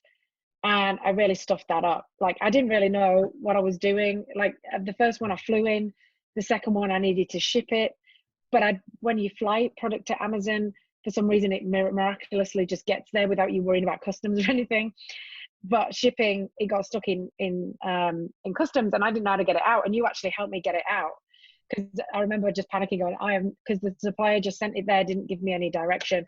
So anyway, we got over that hurdle, because there's lots of problems in business, and we get over it, right? Because we have got a great community. So I got over that hurdle, but then even the quality wasn't as good. So I was like, yeah, I'll go back to the first supplier, because they can supply pretty much everything that I want to sell in this niche. And if they can't supply it, they'll find someone that can. So now what I do is I just work with that one supplier, and they're more like an agent, if you like, but a high-end agent that will find the right products for me. But it just makes my life a lot simpler and a lot easier to just work with one specific yeah, that is all. That's a great lesson learned, because you're right. Because it may sound, and it could be actually a good business idea to have multiple suppliers in case, you know, one of them ever fails you and you have someone to go back with. But working with one supplier that you get to know, you guys were talking about this just today and a little bit in the training here. You have a lot of advantages that way, because you build a relationship, you get better pricing and terms with them later on, because you give them all that business. Doesn't mean you still can't have someone in the back pocket if you need them. But that's a really smart thing to go and do that, Kirsty. Yeah, and you can, like you said, you can build relationships. You can get better payment terms, so you know you don't have to pay for all your stock up front. And then as you work with them, one thing I do particularly is I'll do a forecast for the whole year. Like, I'll say, this is how much I'm going to sell of this product, and I'd love you to give me a price that enables me to be more competitive, so that I can bring you the volume that you want. And that has worked really brilliant. well. Yeah. So I'm gonna like repeat that just to make sure that everyone understands that. So one of your, like, I'll call it a secret negotiating strategy, is to forecast, show them what you think you can do the entire year. Yeah. So they see this huge volume, realistic but huge volume that they could be getting. And in order to do that, if they give you better pricing terms, then you are able to do that and make them more successful too. Yeah, exactly. So we call it like the win-win. Win for me is I'm going to get better cost of goods and better margin. Win for them is that they're going to guarantee almost like I mean, you don't pay for it, of course, but you're saying to them, I'm going to be able to, buy more product from you in the future. And that works really well. Yeah, if anyone here is watching and you're not selling on Amazon yet, or you are selling on Amazon, write that tip down. That's a really smart strategy for getting better pricing right out of the gate. Probably not for your very first order. Like, don't be unrealistic. We're not going to tell you that. Your first order is to get your supplier to know you, to recognize you, to see that you have potential. But shortly after that, once they realize that you are going to be a big brand, that's when you can start really going in there and doing these very simple negotiating strategies that Kirsty does and really build your business quickly. Yeah. So you mentioned already that you went international. So so your first way of expanding was, I guess, launching your second and third products. Is that right? Yes. Yeah. And then how soon was it then you decided to go and sell in the UK market? It was actually after my second product. That's when I decided to go into the UK market. And then I launched the third one in the US, and then I launched them all into Germany after that. So the first one would be about 6 months, and then I launched into Germany another 3 months after that. So the first 9 months of the business, I was in 3 marketplaces. That's pretty crazy. That's Yeah. very aggressive, but very, very doable. Hats off to you for doing that. That's amazing. Yeah. So Kirsty, one of the things that I really love one of the reasons I want to bring you on it as well, not only because you're like just incredibly successful and helpful, you love helping people, but you have a really unique take on how to focus on the brand and the customer. And I know there's lots of different ways to go out there and find your first product. As a matter of fact, so in the first video for the Amazing Selling Machine free training series that everyone's seen so far. Hopefully, if you haven't seen it yet, I'll give you a link afterwards to go out there and watch our free training. It's a 4-part training series, completely free. First 2 videos have been released. That first video teaches you how to go out there and find a product using specific criteria, 5 criteria that we give, all about the BSR, the price range, the reviews, the weight, and also to make sure that you can private label it. Kirsty has a unique viewpoint on this, and that's why I want to bring her on, because there's not one single way to do this business. There's several different ways, but her viewpoint on what to really think of gives you a different perspective on trying to find a product. So Kirsty, talk a little bit about what you look for when you're trying to figure out your product. Yeah. So the first thing I'm always thinking about is who's actually going to buy these types of products, right? And generally what I work with people on is to say, this is going to be a great business for you. You want to be working in this business and you want to enjoy working in this business. Now, again, this is not for everyone, but the majority of people want to have fun and they want to essentially spend some time, working with the customer. So it always helps if you actually like the customers that you're going to get, right? It also helps if potentially, it's something that you're passionate about. Now it doesn't have to be a massive passion or anything, but for me, I just enjoyed going to the gym. I was like, yeah, I could easily go into that area. And I start with what we call like a positioning statement, right? So I'm thinking about who are these people that are going to buy a brand, complementary products around a brand, because I know that when I'm starting this business, I'm not just going to sell one product, right?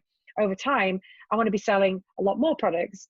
So I need to be able to think of a brand that essentially, or a customer that will buy more and more of my products. So for instance, if I was just going to go in and do product research and just go, I'm going to sell a lamp, and then I'm going to sell a bike and a bike pump, and then I'm going to sell some shoes, right? Then you can't imagine that that's going to be a brand that people can connect to. So I mentioned earlier about, Sensodyne toothpaste. The reason people buy Sensodyne toothpaste is because everyone has sensitive teeth, and they want to be able to drink and eat the foods they love. By having sensitive teeth, it just means that they can't do that anymore. And so the brand Sensodyne solves that problem. And there's lots of different products underneath that brand, right? All for people with sensitive teeth. So that's the kind of that take is like, who is most likely to, who's the kind of customer that I want to sell to? If I want to sell fitness stuff, who is the people that I'm most likely going to sell to? And for me, that was people that are already at the gym. They're probably into CrossFit.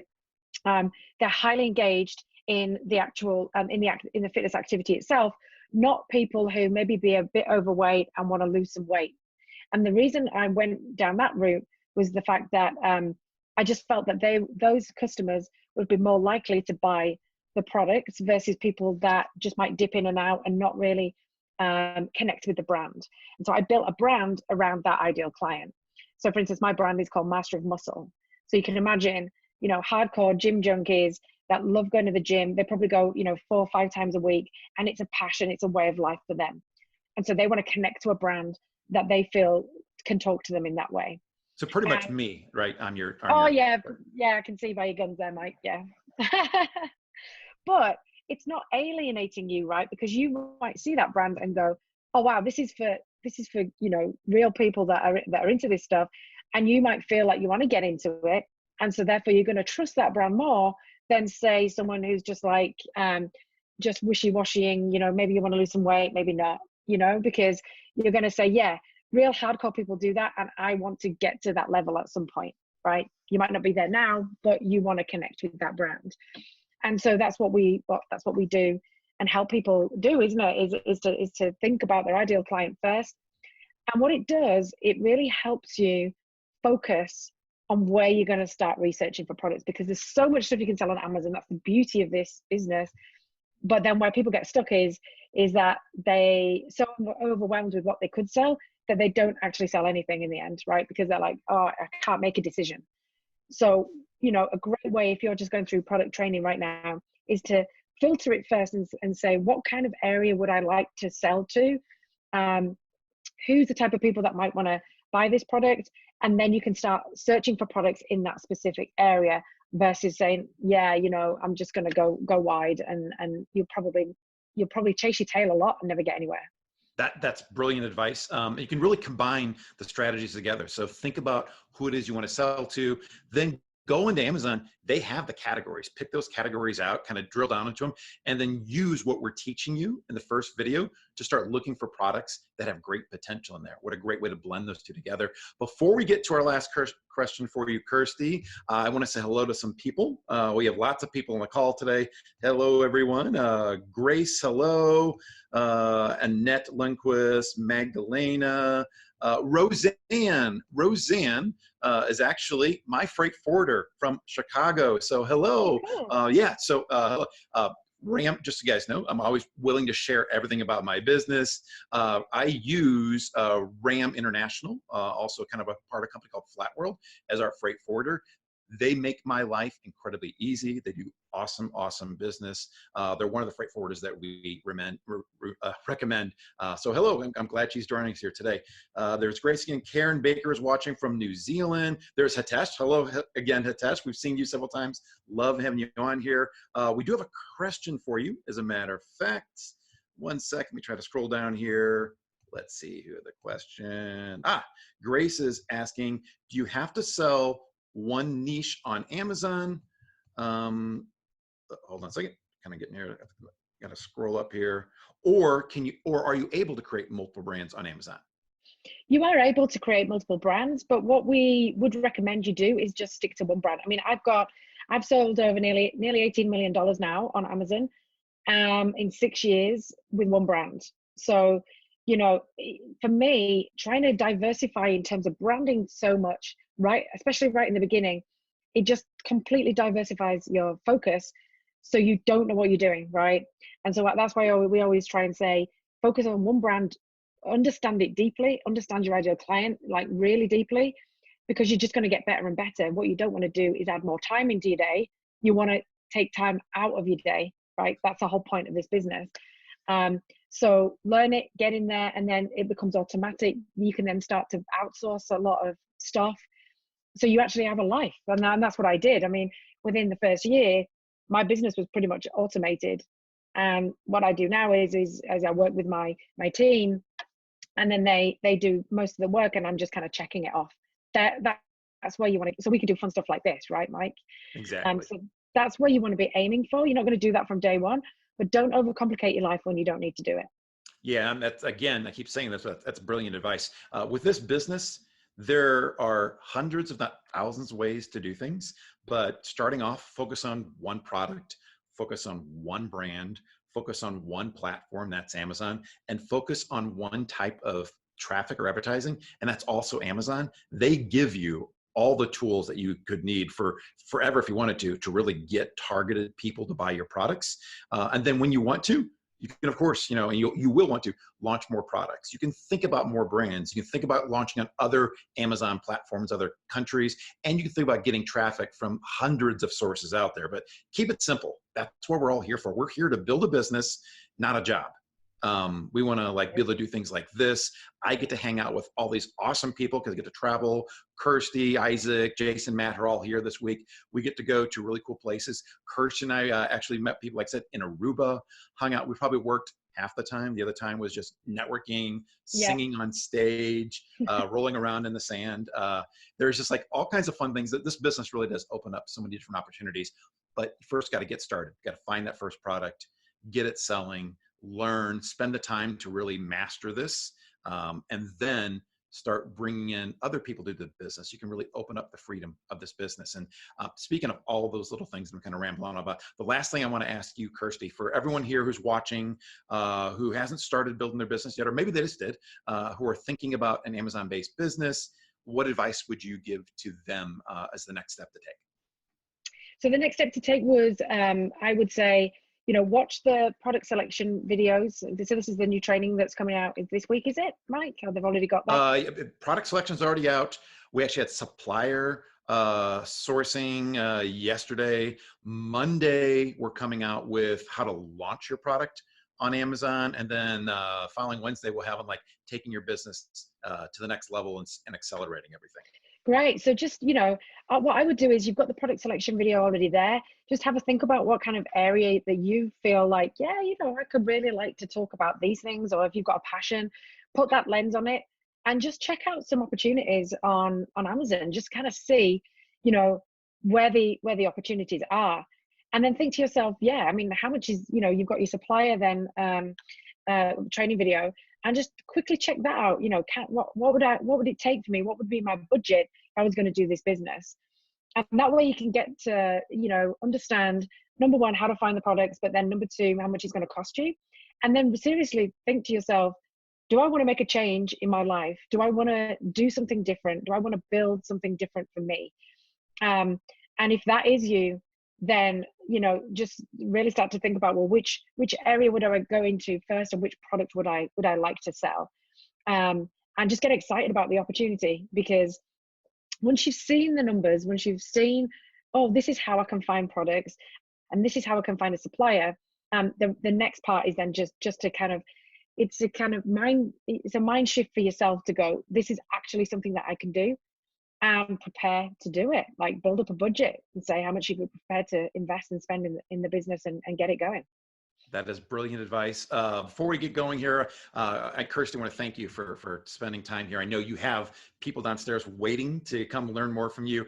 If you're watching this right now and you enjoyed hearing from Kirsty and her advice on the business and everything, please drop a quick note here and let us know what you think of it. Thank Kirsty. I want to thank Kirsty personally. I always enjoy hearing you share your stories of inspiration and tactical and strategy information. I pick up a lot on this. I've been selling for a little bit longer than Kirsty, but every time I listen to her, I learn something new. So I'm so thankful for her friendship and for her mentorship in this business as well. So Kirsty, thank you very much. I'm going to let you get going back downstairs. I want to remind everyone watching this Facebook Live session, remember, we're here every Monday through Friday at 3 p.m. Central Time. If you want to get notified every time that we go live, go to amazinglivenow.com. We'll drop that link also here into the comments.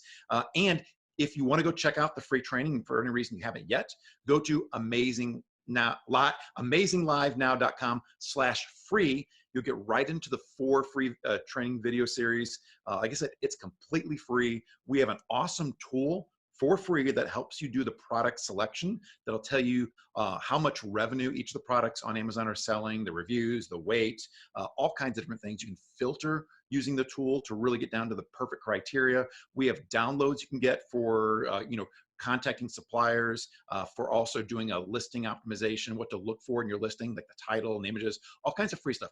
Everything there on those 4-part video series is completely free. You don't got to enter a credit card or anything. Just go there, watch them, learn, be ready for the next videos to come out, start thinking about this business, start getting excited about the potential, just like Kirsty's talking about, realizing that this can change your life.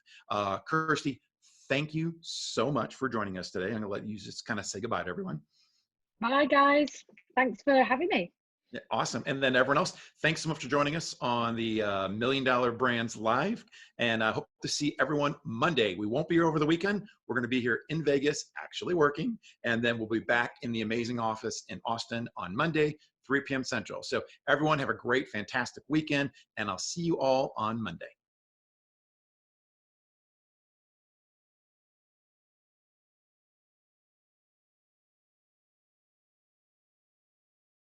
Hey everyone, Jason Katzenbach. Welcome to the next episode of $1 Million Brands. I'm Jason Katzenbach along here with Rich Henderson. And today we're going to talk about something very important. So as you know, through the training series, the first thing we showed you about was picking a product. And you need to start with a good product. A good product is what's going to make sure that, that you get the sales, that you have happy customers. The problem is, though, what happens is a lot of times people just buy products, and then they throw them online, on Amazon, and then what happens? They don't get the sales. Why don't they get the sales? Because they've got a poorly optimized listing. Today we're going to talk about, in my opinion, the #1 strategy you have to do before you start any advertising whatsoever, and that's making a fully optimized listing. Now, there's really 2 levels to an optimized listing. There's getting started when you don't really have customers yet, you don't have that data collected, so you're just going off, what what you've researched to be the right data for the keywords, for the titles, images, all those kind of things. And then what you'll learn is that there's a second phase, and that's once you're selling for a while and you're doing some paid advertising, you'll start finding the better keywords that are converting better, and you can optimize your listing again down the road to even get more sales. But right off the get-go, before you spend 1 penny on any type of advertising, you need to make sure you've optimized your listing. And so what we're going to do today is we're going to show you 3 examples of good listings versus bad listings. And our desire with this is that you're going to understand at the end of this call exactly what goes into a good listing, so that when you get your product up live, you can have that really quick start of being able to start getting sales right away. Because the cool thing is, it's not just about converting sales. So what we're talking about here is making your listing as optimized as possible so you get as many sales as possible. But the added benefit is it increases traffic and it increases rankings. So it's got this perpetual effect. When you optimize your listing, not only does it increase conversions, but it helps you rank better in the search results. Amazon starts to reward you for all that, and they start sending you even more traffic. So it's a must-do, especially when you're starting out, because it doesn't matter. We're going to show you examples of the exact same product, but just because of one listing compared to another, dramatically changing the results that you have. So do we have a product we want to get into right away? Yeah, sure. I'm just going to remind them of what we talked about in video 2. If you haven't watched it, make sure you go and watch it. And the key things you're looking for when you're optimizing your listing is the images. So that's the images of your product, the title of your product, the bullet points for your product, and then to a lesser extent, but it's still important, is the description. And then there's also something called the back-end search terms. We can't show you that today, obviously, because it's hidden and that's the value of it, but we talk about it in great depth in video 2, so make sure you go and watch that. But yeah, we're going to start off with a really, really good example of a listing, and you should be able to see it on your screen now. And it's basically a very simple product. It's just a piece of foam that you put on your chair. You can use it. I think they go on to describe, how you can use it. It's an office chair, a chair at home, wheelchair, any of those things. And the whole point of it is, it's to relieve sciatic pain and to help you sit properly and that kind of thing. And you might think, well, it's such a simple product. How do you create a good listing? But they've done an awesome job. If we start with the title, You can see, the only thing I would say here is they haven't done an awesome job on actual benefits, but they do talk about, if you see it there, it says for tailbone pain. So like they're telling you what it, it's not just it has this. They're telling you the benefit of what it can do for you, which is they're talking about, it's good for, it's for tailbone pain. So if you sit a lot and you get pain in your tailbone, this will help with that. They also talk, in the title as well, they've got sciatica and back pain relief. They're telling you the benefit of this product, what it does for you.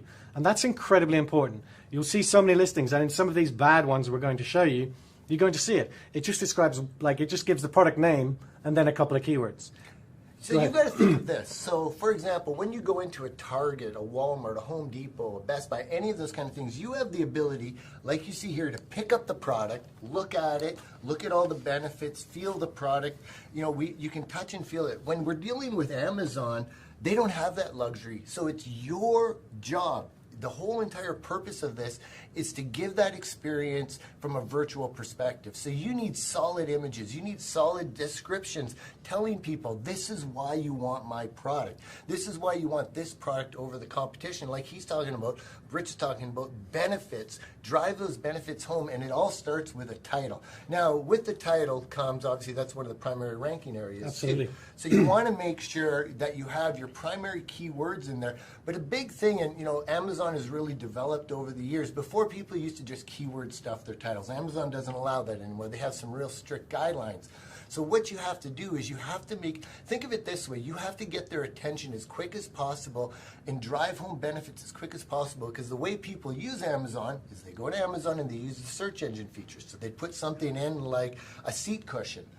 All of a sudden you're going to have a page of 30 different images and titles that they're going to have to compare against. So if you're not getting their attention right away, directly hitting on the benefit to them, you're going to lose out on that. And that's why a title is so important. Is there anything else on the title you want to show them? No, I think it's perfect. What you've got to remember is you are limited. So you can't just put every keyword you need into the title. Yeah. And the other thing too, and they've done a pretty good job here, is you should be able to read it and it should make sense and sound good. If you stuff your title with keywords, it will just sound like it is, spammy. And people see that because the two main things, and we're going to go into images next, the two main things they're going to see when they're searching for a product on the listings page is the image and the title. So both are critical. Absolutely. Move on to the images. Sure. Now with images, the one thing that you got to remember here too is, first of all, quality counts. Now that doesn't mean that you have to spend thousands of dollars. I'm talking about the resolution. So as you can see here, when I click on this image and then I can mouse over it, Amazon then enhances the image. Now if this was a low quality image, then when we go up close on that, you're not going to see like this is a great image. It's got such high definition. You can actually almost feel the texture of the product because you can see at such a high definition what it's going to look like. My opinion is, I look at that, it looks soft to me. And because of that, if they had a low quality resolution, I might think it was plastic, but I can see very clearly that it's a high quality image. Yeah, absolutely. And if we just skip it quickly back to the main image. The main image is critically important because that's the one that shows up, but Amazon restricts what you can do.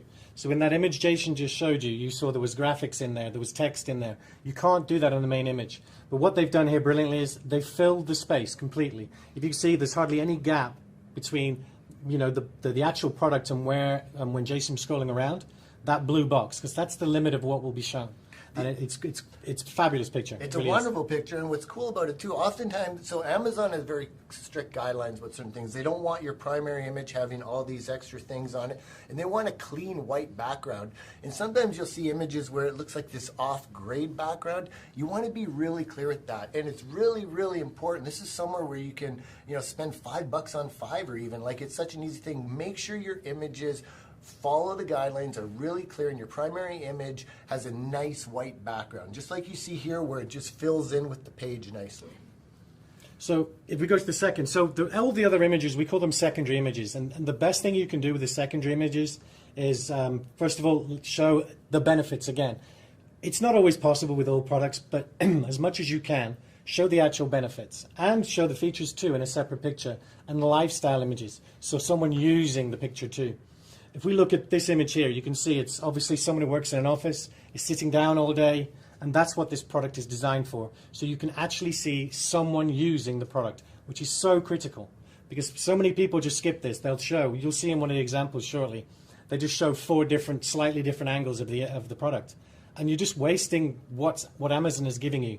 At the end of the day, Amazon give you 7, absolutely give you 7, and in most cases give you 9 slots where you can put images. So you must use them all and think about what you're doing. Don't just put images of the product. You can get, like the second image we showed you, you can get something done like that on Fiverr for $10, $15. Yeah, I know it's Fiverr, it's meant to be $5, but you know, $15 you can get a graphic designer to go and do this for you. And it it's just simple. makes a huge Yeah, difference. absolutely. Too. And so Rich just gave a good tip there. One of the things you're supposed to do with these images, think benefits.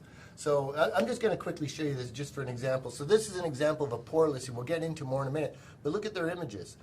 Oh, you get to see it on that angle. Oh, let's show you the other angle now instead too. So that does nothing. Think about the benefit. Why do you want this product? And so you're going to want to figure, first of all, look at your competition. See what people are raving about those products. Also see what the things they're complaining about those products are. So with something like this, someone might have, I'm just making up an example, but someone says, oh, the corners tear all the time. So then what you could do, if you know that's a primary negative about another product, I'd have an image on here showing someone pulling it to show that it's tear resistant.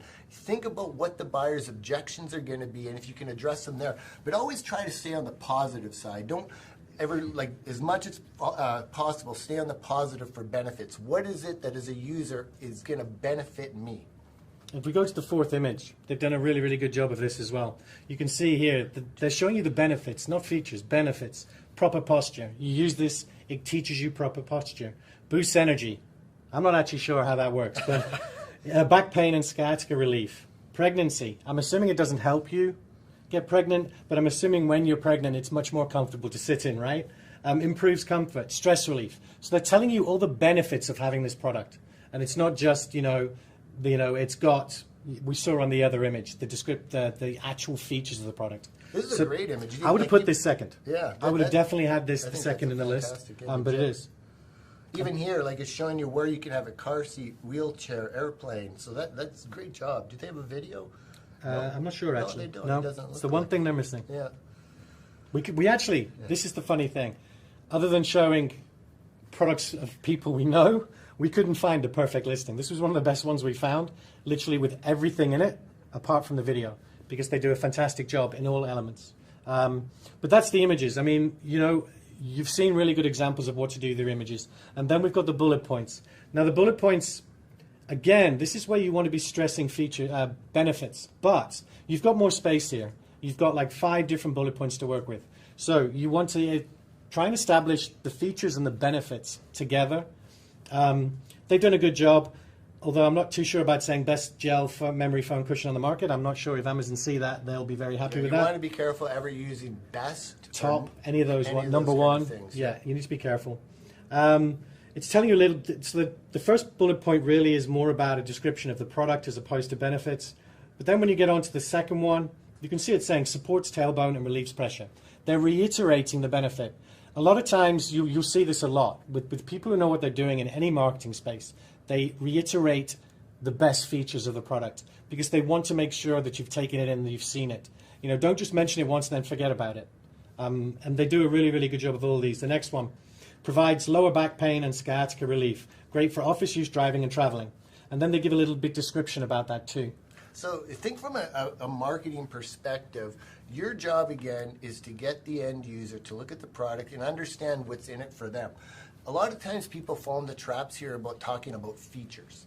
So features like the most soft cushion available. And it's like at the end of the day, I don't care if it's the most soft cushion. I'm looking at this for a specific reason. I want back pain relief. So what you want to do with these bullets, and they do a pretty good job here. I agree there's definitely things that can be changed on here. But what you want to do is in the capitalized letters, you want to think right away benefit. Because people skim. I'll tell you right now that even if I was in the market for this, I probably would read maybe 30% of that text. I would just skim because if they're not connecting with me right away, then I'm just going to move on. There's 150,000 other products on Amazon I could buy. I'm not going to waste my time on here. Your job is to convey those points as quickly as possible. So the very first part of your bullets needs to be the benefit. And it needs to be in real word, they say layman's terms, however you want to say it, in real world terms, not fancy words that, make it sound too complicated. Get right to the benefits as soon as possible. The other thing, well, I guess it's not too bad. You're not supposed to, I highly recommend you don't do this, especially if you're reusing testimonials from, Amazon doesn't like you reusing their testimonials, so I think it's kind of funny that they put that in there. They already have so many good ratings. Yeah, but what they could have done is literally say, check out our reviews below and see what our customers think, that kind of thing. Rather than what they've done is copy and pasted some of it into there. So I hope Amazon's not watching this. Yeah, I kind of think that's lazy marketing, to be honest, because They've that's let themselves down. They did. That's a perfect opportunity right now to drive home another point that's already obvious on here. We see you have almost 5 stars at 6,600 ratings. We know your customers like it. Talk about something else there. And they've got the Amazon's Choice badge as well, which means they're the Amazon's favorite product in their category. So yeah, if we scroll down. So once people have scrolled past that point, the point we've just been showing you, it means that they're not quite ready to pull the trigger and buy your product because they want more information. They're scrolling down. Now, a lot of times at that point, they'll probably go and make the decision. The add to cart button's right there. They will go and buy it. But if they don't, if they're going further down, it means they want you to tell them why they should buy it. So they're using here something called enhanced brand content. Which is available to all products with brand registry. But it's kind of, you can use this and the description or in place of the description, but it's about getting your message across. And you get virtually, to a certain extent, unlimited space to do this. So make sure you talk about every single benefit, even the ones you couldn't fit in above. Make sure you talk about all the features of your product too. And at this point, I've seen a lot of success with people who talk about their brand. You've got space to do that, so add that too. And the idea is you're just trying to tip them over the point where they go and buy your product, as opposed to, oh, maybe I'll go and look at something else, see if they've got more information. It's funny, looking at this right away, this stuck out to me. Removable and washable cover. That's a huge benefit. That's a huge benefit. Mm-hmm. If it's something you're sitting on around the office, it's going to get dirty. And then I look up at here again, and again, they didn't mention that anywhere. I would definitely have taken that benefit and put that up there. Really good job, though, overall, in their enhanced content. Lots of nice colors. Good information. Well done. Yeah, I like it. So that's an example of a really good one. Yeah, and it's doing very well, too. It's doing very, very well. In fact, actually, I've made a note of this. Yeah, so this is selling roughly $750,000 a month. That's revenue. That's not profit, that's revenue. So that's an insane product. It's I think it's in the top 30 in office products, the whole category. So yeah, that's doing insane numbers. So we've shown you the good. Now my favorite part. Yeah. We're going to show you a bad listing. And I apologize if any of you, well, actually, I know this first bad listing. No one out there watching this, it's their product, because this is a major brand. We compared this, if you go on Amazon now, you'll see major brands, but you'll also see a ton of brands that you've never heard of before. And that's because they're third-party sellers, which is basically what we are. And it's what we're teaching you about. This example is it's by Cuisinart. Like, Cuisinart is a huge, huge brand in America. It's one of the biggest in the kitchen space. So it's Cuisinart. Well, I'm English. So we're going to get onto fun actually on the third product, because I'm going to pronounce a word totally different to the way Jason does too. But anyway, stainless steel, we okay with that? It's just literally, it's what it is. Like, there's absolutely nothing to this title at all. They've got no benefits, not even any features. They're not even adding other keywords. It's absolutely terrible. I don't know any other way to put it. What's so interesting about this, one of the questions that, we've been teaching people online for Amazon for going on 7+ years now. And the number one question we still get, one of the number one questions we still get is, how do you compete against the big brands? Well, this is why it's so easy on Amazon to compete against the big brands, because the big brands don't understand Amazon. All they do is they just rely on their name and think that that's all that's going to matter. Now, of course, there are people that are going to be Cuisinart fans that are going to love this because they're like, I always buy Cuisinart. But other than that, the majority of people aren't that way. They leverage Amazon for all the different reasons. And when you look at this listing, it's just the bullet points. They're unnecessary as well. They've not used them at all. The last one, product built to North American electrical standards. it's useful information, but it belongs in the description. It's it's not a huge benefit. It's not something that's going to make you want to buy the product whatsoever. And even 15 to 20 minutes of runtime between charges, like, well, how is that a benefit to me? Like, that sounds really poor. Like, to me, you're saying it can only run for 15 and 20. You should say something like, what's the benefit?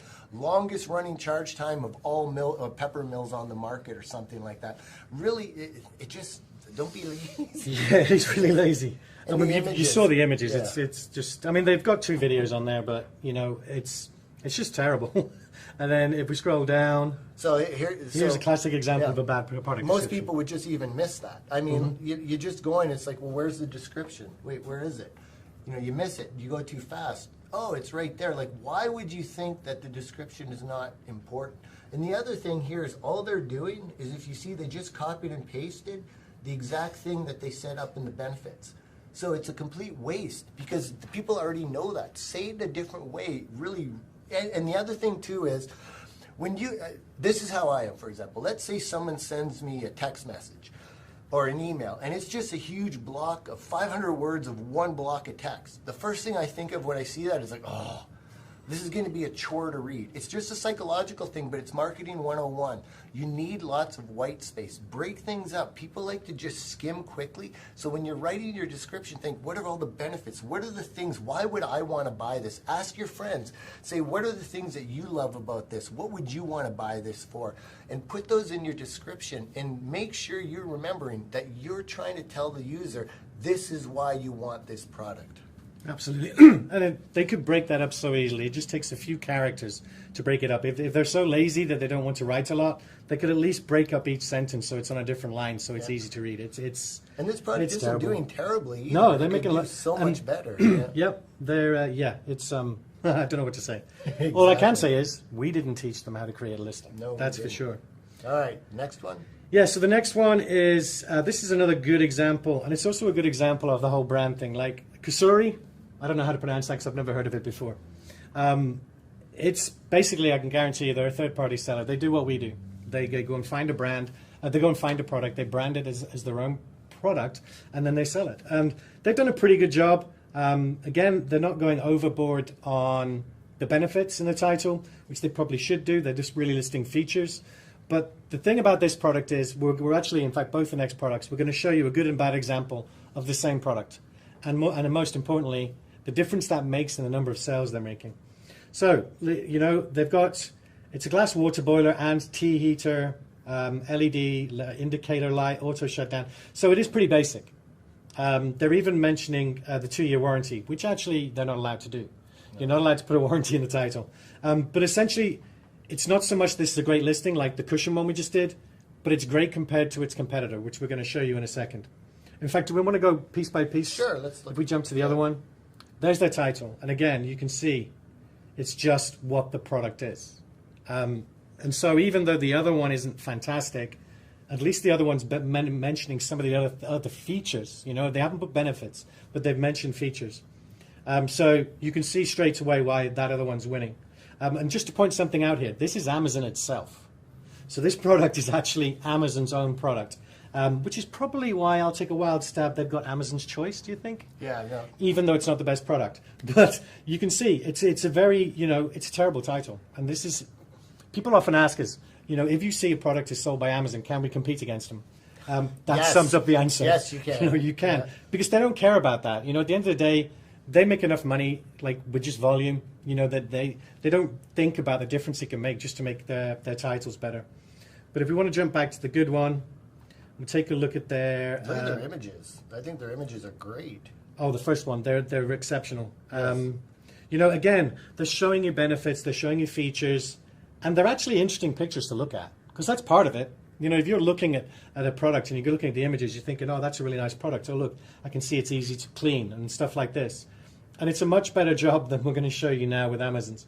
And they've got lifestyle too. This one's funny. It's like, boy, I wasn't going to buy it, but now that I see that it has a plug-in like I thought it would have, I'm sold. I thought these things powered them, like they just pull the power out of the air. Yeah, out of the air. Yeah. But yeah, I mean, at least they're using all their images, but it's just the same image. But without water this time, because, Water. But wait, just in case you wanted to see it with a little bit of an angle. Oh, but you missed. Leave the best to last. Go to the bottom one. So it shows you what the plug's attached to, because otherwise, like, what could it be attached to?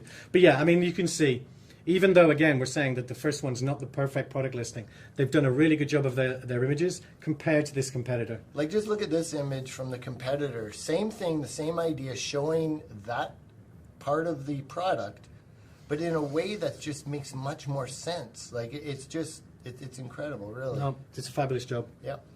And then, so if we go to the good one again, I'm stuck on the image, the bullet points. So They could have done better. they could. It's not perfect. Again, this is more about like the difference between good and bad. The first product we showed you, with a little bit of a couple of exceptions, was an exceptional listing.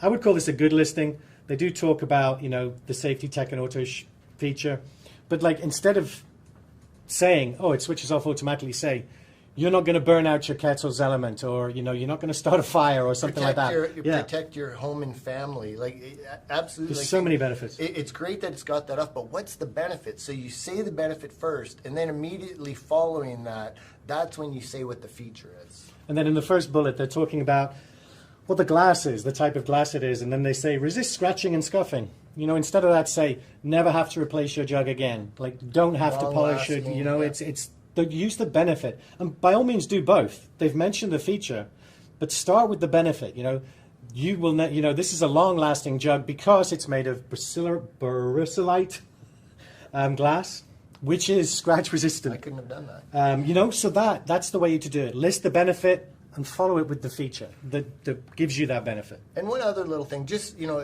if you're going to take the time to do this, just little things like this where they don't have spacing, those little things portray to a lot of people a negative. You want to make sure that you have all of those things refined out as much as possible, because there are people that would look at that and right away would disregard this product because they can't stand that when they see spelling and grammar errors.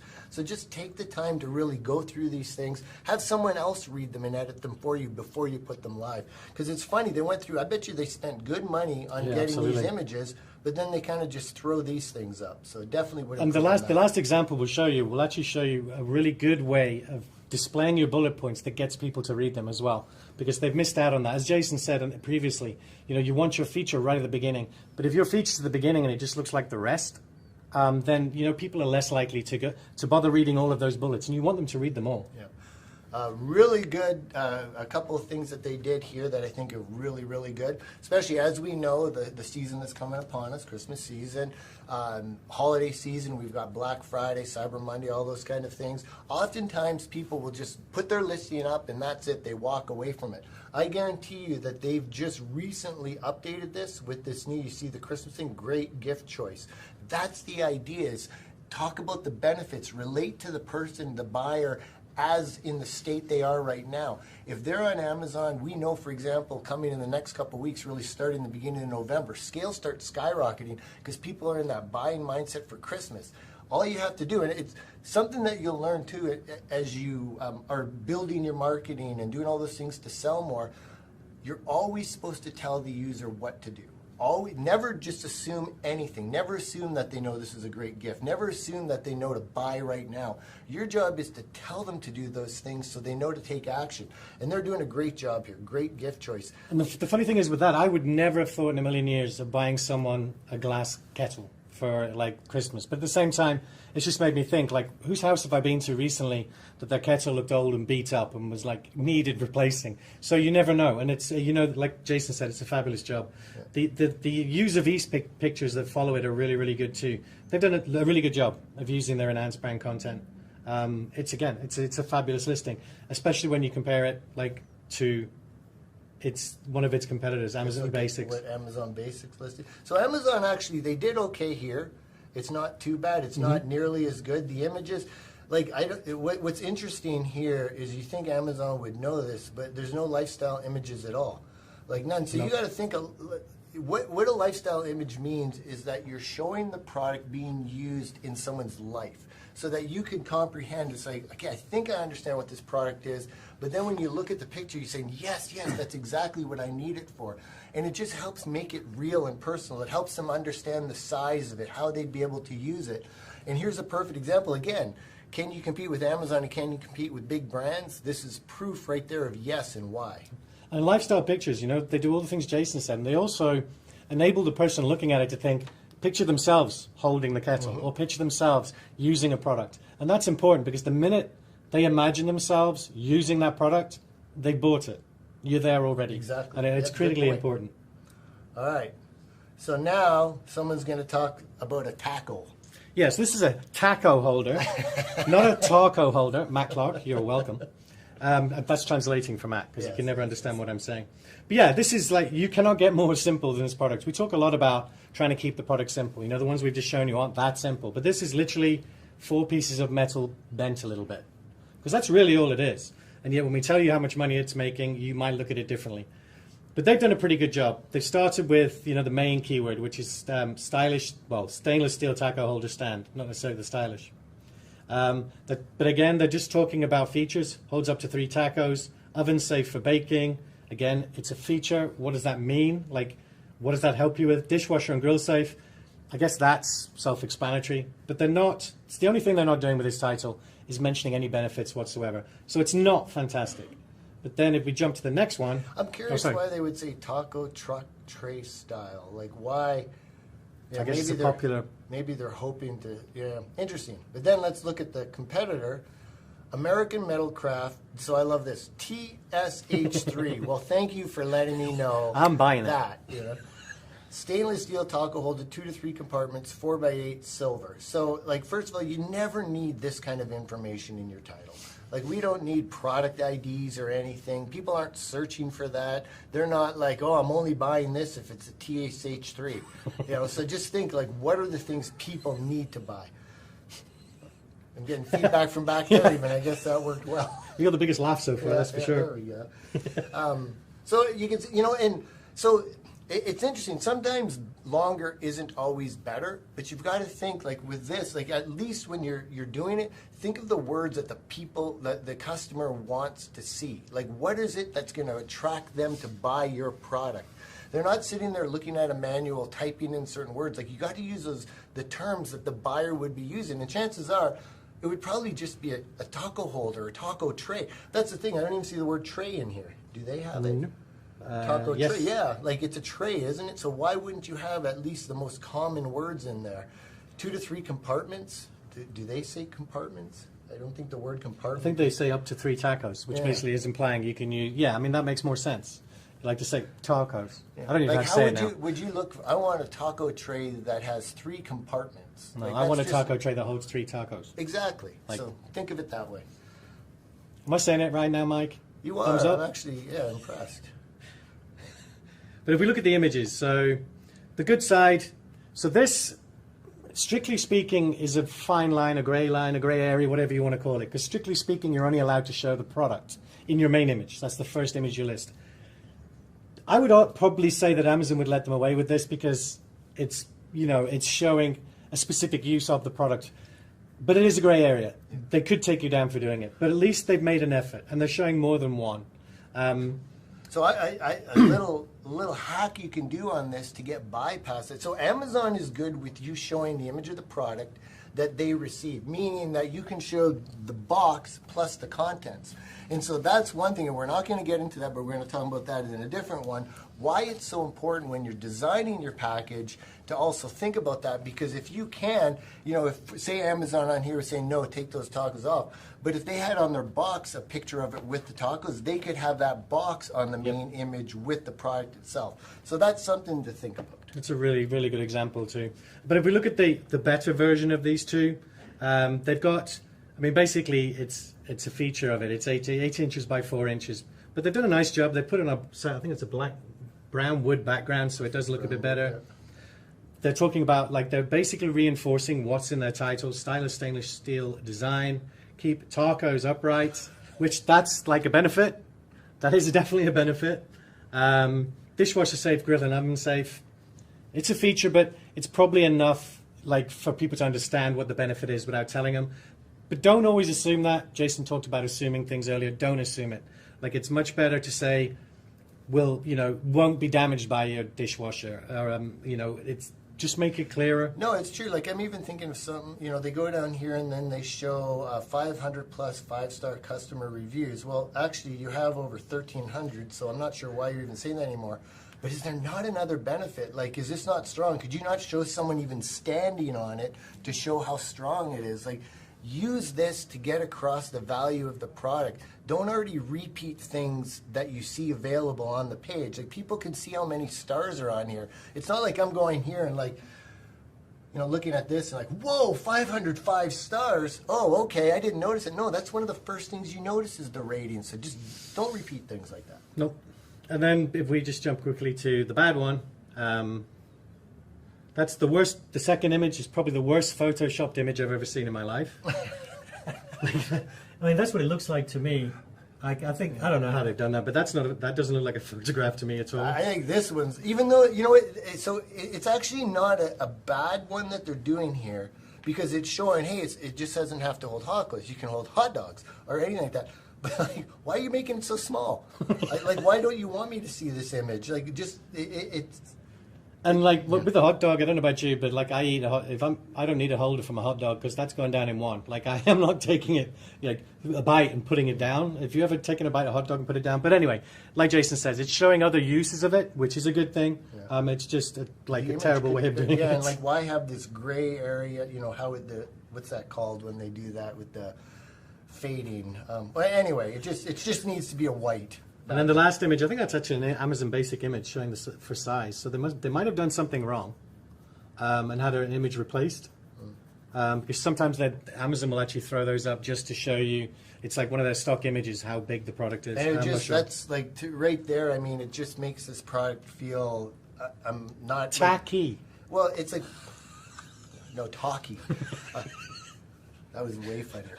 No. But to have a person in front of it, like to show someone smiling, happy, holding it, that shows the size reference, not like a fake image. It's just funny. It is pretty terrible. Yeah. And, we apologize in advance for any people's feelings we've hurt that might have created these.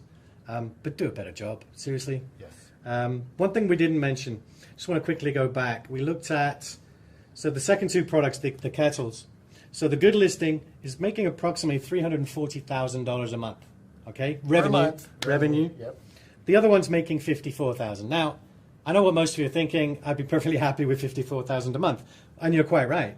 But at the end of the day, they could be making 6 times as much potentially. If they improved their title, their images, and all that kind of thing. Well, and just as an example, we're going to compare the two just from a keyword.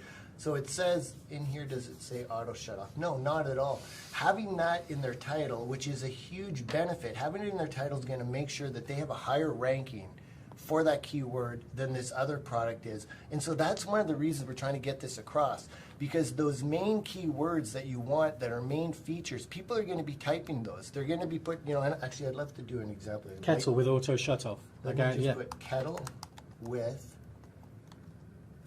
auto there start, auto shut off. So that tells you right there that these are keywords that people are searching for. So you're going to want to make sure that's in your listing.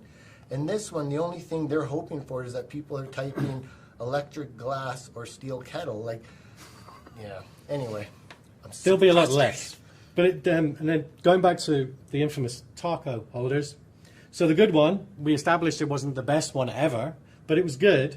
It's doing it like for a really silly, simple product like that, $62,000 in revenue a month, which is a huge amount. And you know what's nice about this product too? So especially when you're just getting started, the last thing you want to do, so in my opinion, a product like this, even though it is a great product to start off with, one of the problems when you start getting into electronics and things like that, anything that has like a power adapter, or anything, you got that much more chance of there being technical issues.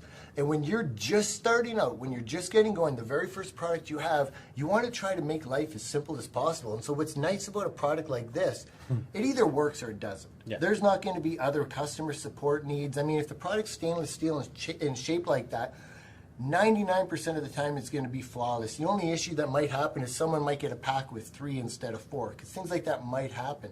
And so that's another reason a product like this is so brilliant to get started with, because it just does what the consumer is expecting it to do. It's nice and simple. Yeah, it's like it's the simplest product to find, source, have made for you, because it's got no moving parts, no electricity, nothing. It's literally, like I said at the beginning, it's a piece of metal bent a little bit. But like I said, it's doing $62,000. The really terrible one, it's only doing $859. It didn't even make $1,000. So that's the difference it can make. And we can't stress it enough how important. And it is the most important thing, like Jason said. And the thing is, it's also got 468 good reviews. Like, this thing should be selling way more, and I guarantee you a lot of it has to do with just because they're not showing up for some keyword terms that people are searching for. Yeah, I hope they are It watching. also says usually ships between 1 to 3 weeks. I mean, Oh, that's something else we were going to mention too. So the other reason that this isn't doing as well as it should be, this is FBM, fulfilled by merchant. So basically, they're actually providing this product themselves. They're shipping it themselves. They're storing it themselves. So that's another key thing about this product. It's not just about the listing, because the other product is FBA, which is what we teach, which is basically you let Amazon do all the work. They store it, they ship it, they do everything. And that's a key thing as well. So if you're listening, American Metalcraft, do a better job of your listing. Go to FBA.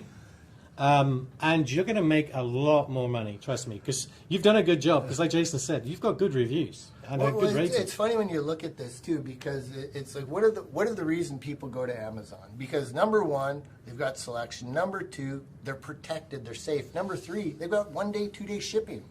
You know, if I'm going to go to Amazon, all of a sudden I'm going to see this product, or I can buy one that's actually, you know, even if this was more expensive. In fact, I guarantee you this is true. That I guarantee you they could be selling this for $5 and this being sold for 4 times as much. But because I know I can get it, look, order within 6 hours and 35 minutes and get it tomorrow for free, compared to get it in 1 to 3 weeks. Like, that's huge. And so FBA, and people say about that, oh, is it better to use FBA or FBM, fulfilled by Amazon or fulfilled by merchant? 100% of the time, in my opinion, FBA, especially when you're getting started out, because then that way you can take advantage of Amazon Prime. There's a whole lot of other differences, and I also believe that Amazon rewards you for using FBA. That's my personal opinion. But yeah, just do it. So do you want to look at how awesome their description was? Yeah, I don't think we're going to be... Well, actually, that's not as terrible as I would have expected, considering the title. I've got a funny feeling maybe they've got someone to do this for them. Yeah. So, but what is terrible, so I do like white space, but you want to be careful with white space, because when I scrolled down to there, I thought, oh, that's it, and then done, and then I would be looking around. So you want to make sure that you don't have unneeded white space, and just use good images. Great for all kind of food. Like, don't make people have to increase the... So, I'm 47, and my eyesight is dropping like crazy. Don't make me have to put on my glasses, please. Just make it readable for me. I'm the one with money in my pocket that wants to buy, so make it readable for me. But yeah, it's not as terrible as I thought it was going to be. No, I'm surprised they've even got it. But so we didn't notice it there. But I bet you, like the description, I'm pretty sure I saw a little thick block of text. I didn't even see it. It's just below the EBC, I think. Oh yeah, there it is. So like we looked and we couldn't see it. And again, it's just a one block of text instead of breaking it up. Super simple to do, super simple fix. That will help you. So these guys did a good job. Yeah. So definitely, I like that they added color, kind of getting into that whole festive. It's good. It's good. It's I like nice. It. Yeah, definitely. The images are all very clear. They have lifestyle photos of actually people using them, which I really like. Yeah, very cool. So. And kicking butt. Yes, seriously kicking butt for something that is such a simple product. And that's one of the beauties of this. You know, you can find products that are so simple that, you know, making ridiculous amounts of money. So let's go over this real quick again. So number one, you want to have a title that hits on benefits. And I believe we want about, 3 keywords? Yeah, I mean, you want to fit as many keywords as you can into the title without making it look like you're jamming it. So it needs to flow and make sense. That hits on benefits. Remember that. Number 2 is you want to use all your image slots given You want to make sure your primary image has a nice clean white background. I believe we say 1,000 pixels by 1,000 At pixels. least. Right? So that's the minimum to make it zoomable. And so what that means is by doing that, is it showing my screen? Mike, are you on my screen? Okay. By doing that, when you mouse over the image, that's why you get the high definition. By having it 1,000 by 1,000, that's how it can zoom in and still really see it. What's good about this, like you can see right down to the fact that it's brushed metal, so that's a nice image. Make sure they're lifestyle images and make sure they hit on benefits. Benefits are so important. And then maybe talk about the bullets. Yeah, your bullet points. So your bullet points give you more scope because you've got more space. You're not restricted as much by the length of it. So for me, the best way to do it is to list, like start with the benefit. In fact, actually, can we go back because we didn't show... If you actually, right where we are right now, you can see they've capitalized the first bit, the beginning of the bullet point. Like if you make that your title, your title, if you make that your benefit of the product and you put it in capitals, and then after that, describe the feature of the product that gives that benefit. Because then you're covering benefits and features. Because people do go out there, I'm looking for a specific feature in this product. Not probably with a taco holder, but like with other products. So yeah, use it to cover your benefits, even if you're reiterating benefits from your images and your title, because benefits are why people buy at the end of the day.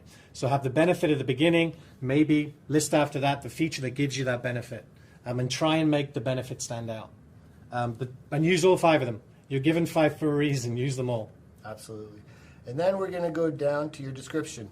Now, not everyone uses enhanced brand content, and that's fine. But whatever you do with the description, the idea is to describe your product so that the end user knows exactly what they're getting. Don't just do like a 2 to 3 sentence brief description. Make sure you know, and this is why we often recommend people even get copywriters to help them with this. Now, when you're just starting out, you might want to do it yourself. But focus on making sure that you're really describing the product. Talk about it. Talk about why. At the end of the day, you're answering the question why they want your product over somebody else's, and your job is to tell them. If possible, use enhanced brand content, though, because what that does is it just, at the end of the day, it's obvious. It allows you on Amazon to be able to show a very colorful, engaging graphic that really helps make the sale. Anything you recommend with the description of the Make it readable. Like, you know, like, so, as I said, like earlier on, if they get this far, they like your product, they're thinking about it, but they want to be convinced. And that's what you do. Jason's described how you do it. Add as much as you can. That description is almost unlimited. Add what you think might tip them over the edge. Even if it's like talking about your brand and how your brand positions itself, you know, in the world or whatever. Just anything extra you can add, because you've got all that space, so use it. And definitely, if you've got ABC, enhanced brand content, definitely use that, because it does make it look more professional. There's no doubt. All right, cool. So if you're interested in more training, make sure you check us out for future live sessions on AmazingLiveNow.com. Again, I believe I got that right too. AmazingLiveNow.com. Yeah, we're going to be doing one of these all week still, right? Yep. Yeah, all week. And so we've got some recorded from last week. Great content. You're going to want to check it out. And a couple of great interviews with Kirsty and Ferris, I believe. Did we do any other? They're the 2 that jumped to mind. I think they're the only 2 interviews. We've got more coming, but those are the 2 interviews. Also, video 3 went live today. If you haven't watched the previous 2, you can find all that. And that's at AmazingLiveNow.com/free. So check it out at AmazingLiveNow.com/free. And actually, why it's so important, what's relevant about this today is in video 3, we talk a lot about this. We talk about making sure your listing's optimized, but we also talk about launching your product. So you're going to want to check that out. Absolutely. So everyone have a fantastic day. Thanks for joining us. And again, check out AmazingLiveNow.com and AmazingLiveNow.com/free for more great training.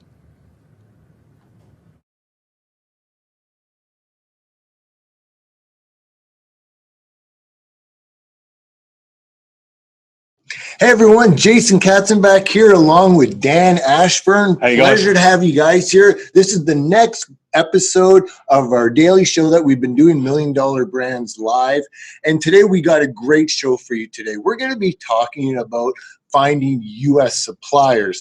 You know, one of the big things with finding for products on Amazon is usually you hear people are always going to where? Well, China. Yeah. China seems to be the big thing. But depending on the types of products that you're actually going to be searching for, there's a real good reason why you might want to be going into the United States when looking for suppliers. So Dan's going to go into a lot of detail on that. So what we're going to talk about is finding U.S. suppliers, but also we're going to be talking about 3 really, really important mistakes that are often made that can actually ruin your chances of having a good relationship with a supplier.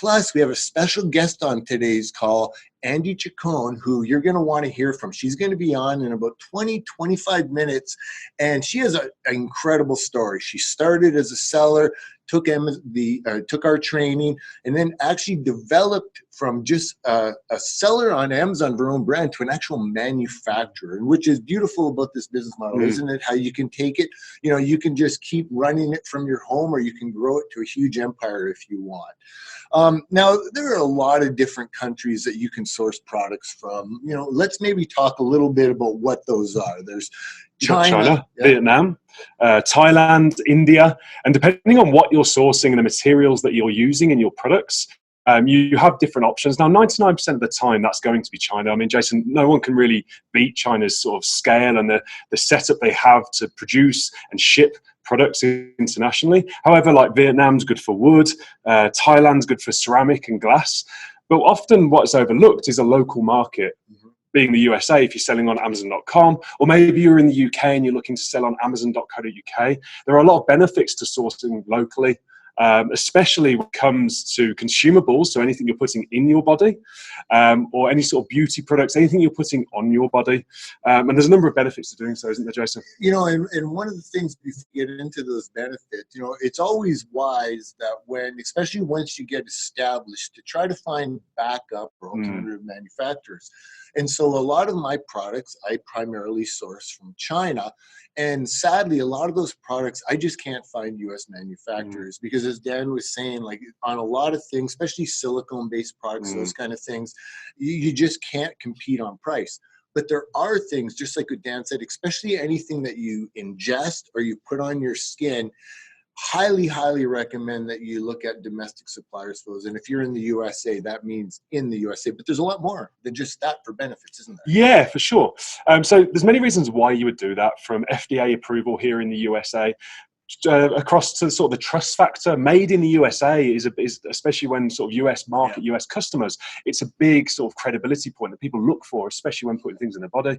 But not only that, when it comes to sourcing domestically, whether it's in the USA or the UK or Germany, wherever you're planning on selling, there are a lot of benefits. These benefits include speed. So whereas your lead times out in China, typically you're looking at sort of 90 days minimum once you take into account production time, shipping time, inspections, getting it across the water. It's not a rapid process, but when sourcing locally, you can cut that time right down because the factory could be down the road or just over in another state. And I don't want to overcomplicate this, but just it is something important to note. When you are looking for suppliers, even though it's often more expensive for certain products in the States, that speed factor is so critical. Because you're right, some products, it could take you up to 6, 8, even 12 weeks to get your product. So if all of a sudden, let's say your order just explodes, you end up selling out really quick. If you have a backup US supplier, even though it's going to be more expensive to use, but you can get a product from them quicker, that can really help your business. So it is important to always be looking for alternative suppliers, but I just wanted to add that because it's a huge benefit if you can find a US supplier. Yeah, absolutely. Now, as we say, 99% of the time it is going to be China because no one can compete on price. But having that backup in place gives you a bit of redundancy in your brand as well. But not only that, lower minimum order quantities. So if you're starting maybe with a smaller budget, working local in your local market with a local supplier often gives you a bit more flexibility on the numbers that you need to be ordering as a minimum sort of inventory amount or a minimum order quantity. There's also the fact that you're reducing your supply chain costs. So whereas obviously when you're ordering from anywhere like China or Vietnam or Thailand, you work with a freight forwarder, which I know Mike covered in some depth in video 2. So if you haven't watched that already, you should definitely go check that out. There obviously are costs involved with moving that product and that inventory across across the world to your destination. And there's a factor of control as well. Like if this is your first time, maybe you're starting a brand, starting out, you've got a smaller order, you've got a smaller budget, and you're looking to invest that wisely, and you really want to invest in the development of your product. Definitely when it comes to consumables and beauty products that you put on your skin, then it's much easier to go visit that factory, isn't it, Jason? Sort of do the inspection yourself, work with that factory to develop that product out. Yep. Whilst we've got inventory management, it means you can place smaller orders more frequently, which means you're turning that inventory over a lot faster. And this is getting into a bit more sort of advanced inventory management, but this is what affects the cash flow in your business. This is what affects how quickly you can scale the business. And when working with a smaller budget, that can often have an advantage. And as I said originally, I mean, Jason, maybe talk to this a little bit, the point around sort of the trust factor of made in the USA. Yeah, if you especially for anything that you ingest or digest or put on your skin, just being able to put on your packaging made in the USA, being able to put on your Amazon listing made in the USA when you're selling in the USA. So Amazon.com is the biggest marketing platform for Amazon, the biggest platform. And so when you're selling on there, obviously it's going to be a benefit over competition if you can say made in the USA versus the competition. Now, obviously that doesn't hold true if you're selling in the UK. Made in the USA really doesn't work for you, but you know it does. And on the US platform, it does make a conversion. I mean, to that note, I was involved in a product a couple of years ago that was a collapsible coffee cup. They were made and produced in the UK. So this thing was like a travel coffee mug, I think you'd call it, but it collapses down into a small thin piece that you can put in your bag for people that maybe travel on the London Underground or the Tube. And whilst it was a lot cheaper to have that manufactured over in China, the brand partner we were working with was adamant that he wanted it locally sourced, locally manufactured, and we had the whole made in the UK. And because of that made in the UK, we actually got TV exposure on the product unexpectedly, and we sold all the inventory out in 24 hours, which was a headache in itself. But yeah, I mean, in any local market, as you well know, that local sort of looking after the local community, standing by your local manufacturers, it carries a lot of trust in the consumer market. So I guess it's a good point. So first of all, I want to remind people that we've actually covered a lot of this training in video 2 of the training series. So if you want to check that out, they give you a template. They give you a lot of instructions. They give you, like I said, a template for contacting your manufacturer. So using that in combination with what we're talking about right now, that's some solid training you're getting access to. But I think that's a really good point because we're using the example because really, you know, because Amazon.com is so huge, we're using the made in the USA example, but really like whether you're selling in Germany or the UK or anything like that, finding that domestic supplier. So if you are in Germany and you can find a domestic supplier in Germany, it's worthwhile. And and pretty much it's going to be the same kind of steps that we're going to be showing now. Yeah, so what we're about to go through, and I'm going to give you 2 very simple ways of finding a local domestic supplier. Now, Mike, again, has covered this in depth on video 2, so make sure you go watch video 2 in the 4-part training series. But yeah, we're going to go through 2 simple steps, and all you would do is do them locally in your own market. And you know what, I mean, Germany, is it number 1 or number 2 in Europe at the moment in the marketplace? I think it's number 1. It's number 1 now. It's 1 huge. or 2, yeah. I think it overtook the UK. Yeah, it's a huge marketplace. And for anyone that knows about sort of engineering and automotive, you know German cars and their reputation for engineering. But again, you obviously have to balance the pros against the cons in terms of cost and then the benefits in your business and make sure that you can meet that market on price. So what we're going to show you now, Dan's going to show you a live example, just really how simple it is using the example of finding US manufacturers, US suppliers, and how to do that. Yeah, the first step is one that Mike covered on part 2 of the 4-part free video series. So you definitely want to go in there and check that.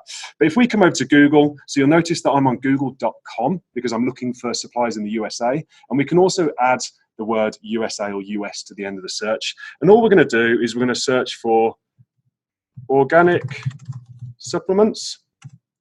And I'll put manufacturers or, and or's in capital there, guys, private,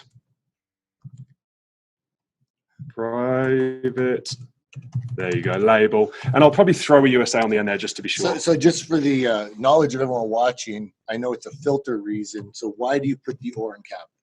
Because if it's not in capital, it's going to take that as part of your search and think that that's exactly what you're looking for. If you put it in capital, it tells Google that you're looking for organic supplements manufacturers or organic supplements private label. So that's why it's in capital, guys. Good catch there, Jason.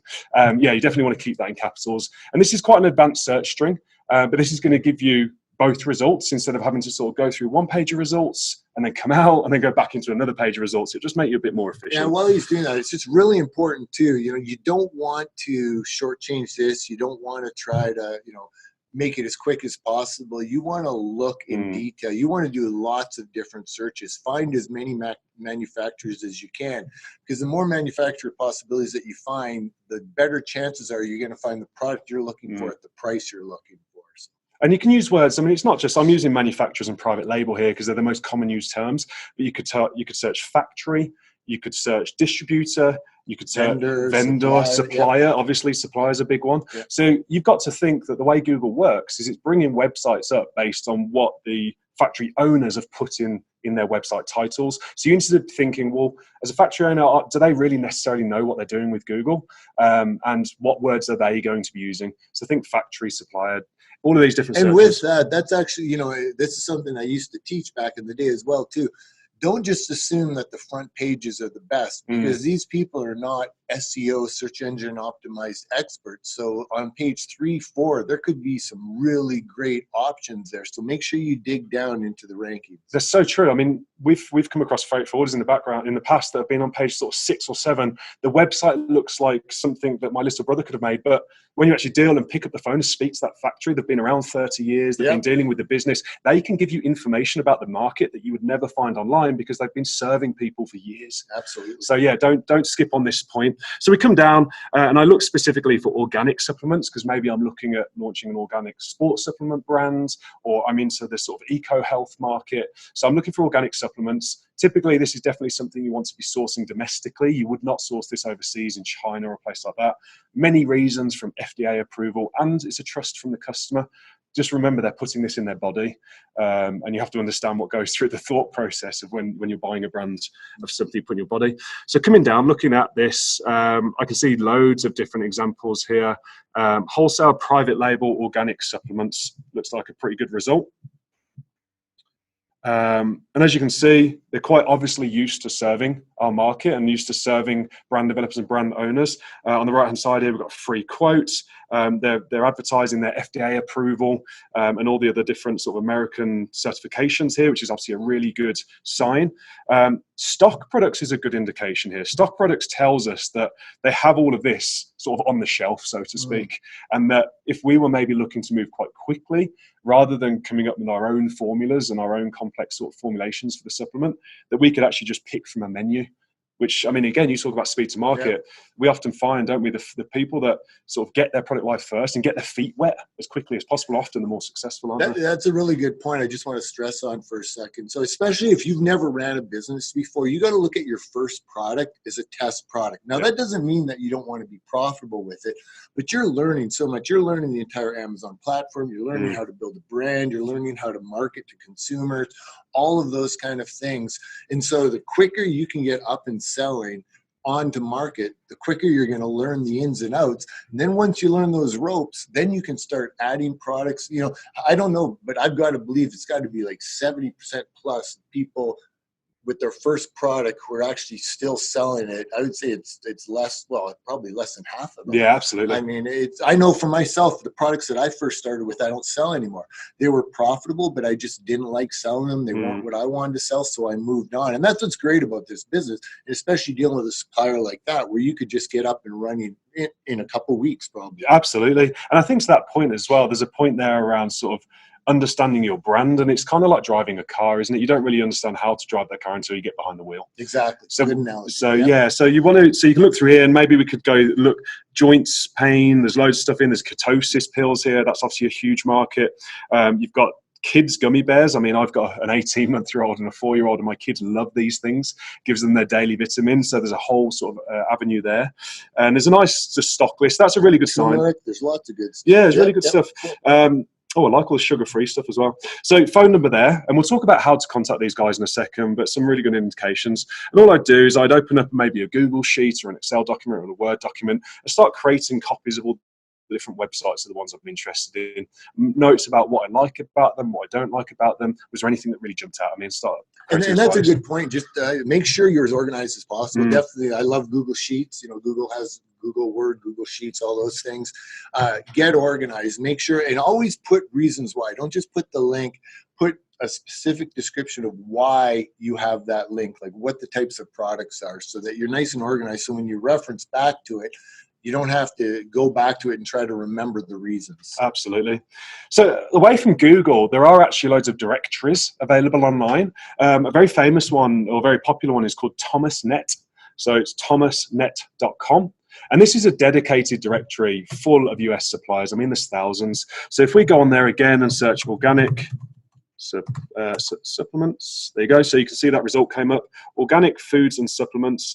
They've got 130 suppliers just in this single category alone. And then you can see there's a couple of other categories that are relevant. If I just click onto that category, I'm then presented with a list of suppliers that supply organic supplements. So you've got some filtering on the left. You can view the suppliers' information. You can save them. You can create little folders within the website. It's very useful. And again, these are all US-based suppliers. You just click onto the profiles, take a look at the links, read about the corporation, maybe click through to the website. They've got social media, so you can have a look at their social media. Are they active on social media? And start to sort of do your own sort of research into the background of these suppliers and the credibility. You definitely want to do that ahead of time, and then obviously reach out and contact them. Finally, as another directory, another example, not many people know this, but Alibaba, you can actually find US suppliers, can't you? It's a more recent thing, maybe within the last year, I believe. Yes. Yeah, they've opened it up to a few countries. So whilst obviously this is fairly new, so there's not going to be as many suppliers on there. If you search what you're looking for, so alibaba.com, we search for organic supplements, we go to suppliers, and then on suppliers, you'll see this location drop down on the top right-hand corner of the screen here. You've got, I mean, they've got United States, I didn't know that. They've even got United Kingdom, Germany, Canada. So a lot of like local markets, main markets for Amazon, there's lists of suppliers. So one thing here, it doesn't change when you just click. You need to click that and then click OK. It took me about 2 minutes to work that out. So anyway, I've got that working now. And as you can see, we've got a whole list of suppliers here, US based, that do everything from sports supplements to what looks like sort of fish oils and dietary supplements. And I mean, you've got the Gold Spire the whole year. So there's a lot of good credibility on these listings on Alibaba. And again, Mike and Rich have covered this in the 4-part training. So apply the same principles that you learned in that training in videos 1 and 2 to this research, and come onto Alibaba and have a look for those suppliers. And don't just use one of those. We're not telling you to use Google or the directories. We're telling you to use all of it. You want to be able to exhaust all your resources so you can get a great list of manufacturers. All right, so when you've contacted the manufacturer, well, you found the manufacturer you want to use. Now you've got some questions you want to ask the manufacturer. And here we're just going to list really the top questions that we think are the most important.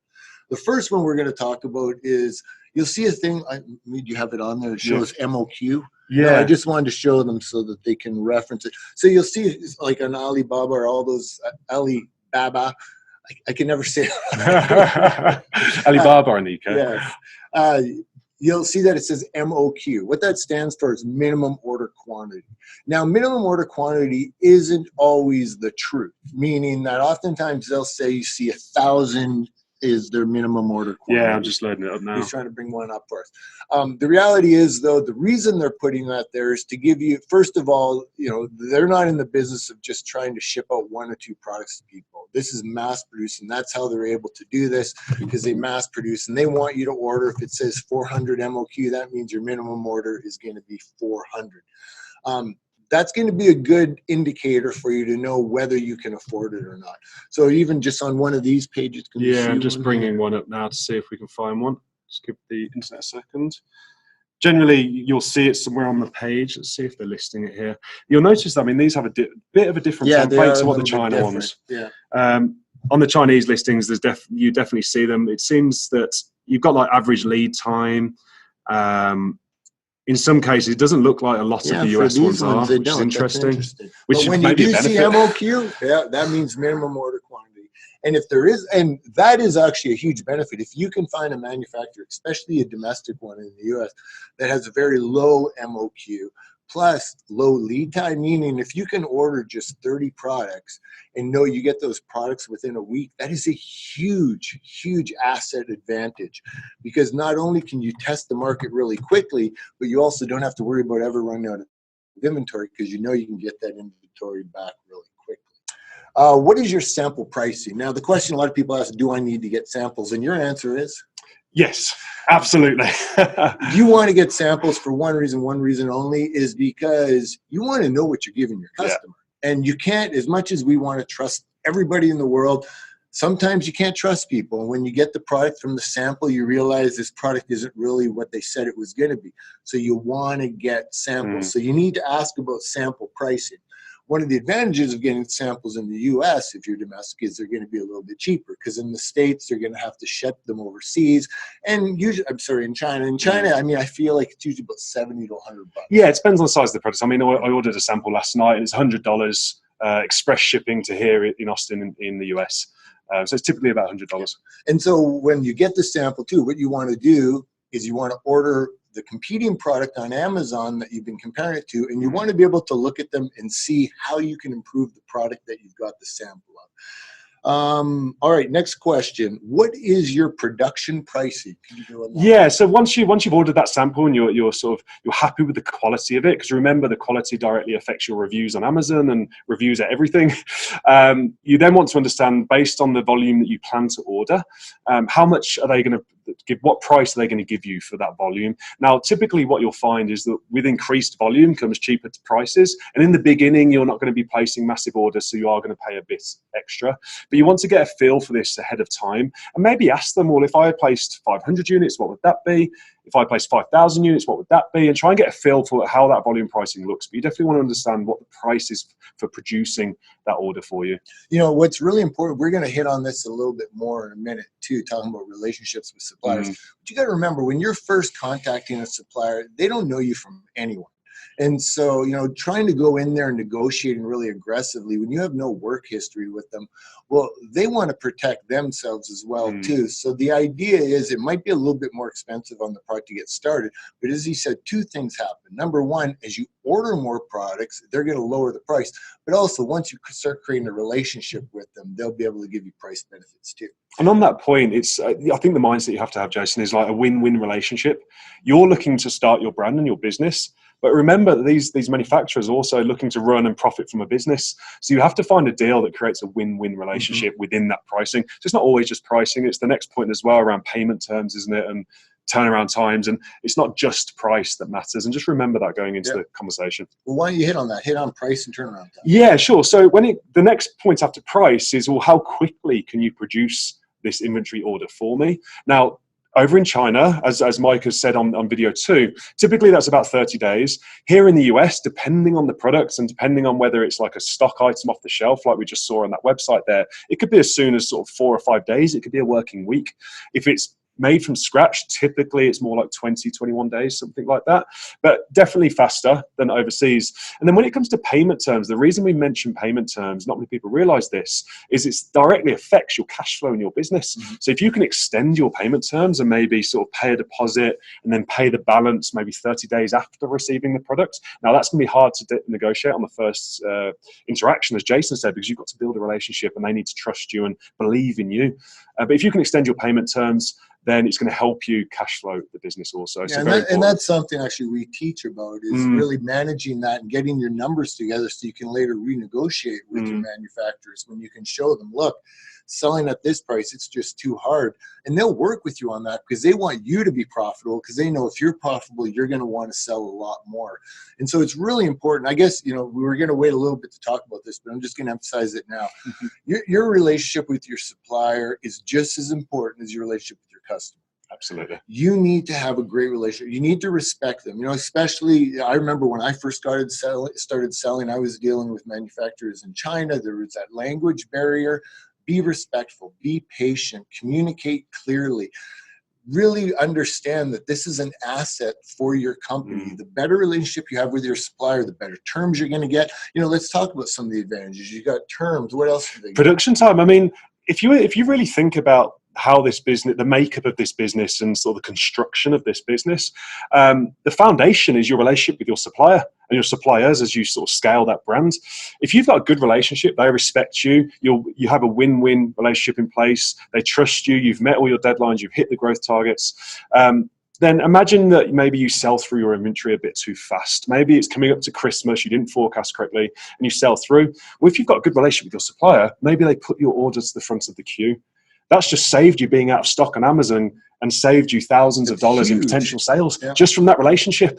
So these are the sort of benefits that you can have when you really invest in the relationship. And on top of that, they'll often reach out to you and say, hey, this is a product that's starting to sell really well. You should do this. So it's that insider knowledge because they trust you. They know that you're going to sell that product. It's crazy, actually. I'm heading to China next week. We're going out there to source some products. And I was there in April last. I was speaking to one of the booths there. And I said to the lady behind the booth in some very obviously broken English, where does this product sell the most? And it was a backpack of sorts. And it actually sold 100 a day in Italy. In Italy, of all marketplaces, one of the smallest marketplaces. And don't forget, these factories and these manufacturers here in the US with the supplements and the skincare products, they're supplying potentially thousands of customers. Who do you think has the most information about that product? Them, because they're supplying all the markets. How powerful is that? I mean, with Amazon, it's so easy now to go international. If you know that a certain product is killing it in a European country, I mean, that's beautiful. And that's insider knowledge because you're talking to your, I guess that sounded wrong. I didn't mean it that way. That's relationship knowledge where they're working with you. And it's such a powerful thing. I mean, it's not to be taken for granted. So, we know that when people are reaching out to suppliers get bombarded. Yes. And so you have a few tips that you wanted to share on that. Yeah, absolutely. And we're going to hear from Angie in a second, as we said, 7-figure Amazon seller, owner of a beauty manufacturing factory. And these tips come from sort of working with these factories. So to avoid being ignored. So these factories will get multiple requests, maybe hundreds a day, some of the popular ones. How do you get in touch with these factories professionally without being ignored? And some tips would be to avoid long emails. So you don't need to put big, long, bulky emails, loads of text, loads of paragraphs. Be really concise in the questions that you're asking. Consider bullet pointing them to make it easier. Make the person reading that email, make their life as easy as possible. So break that down.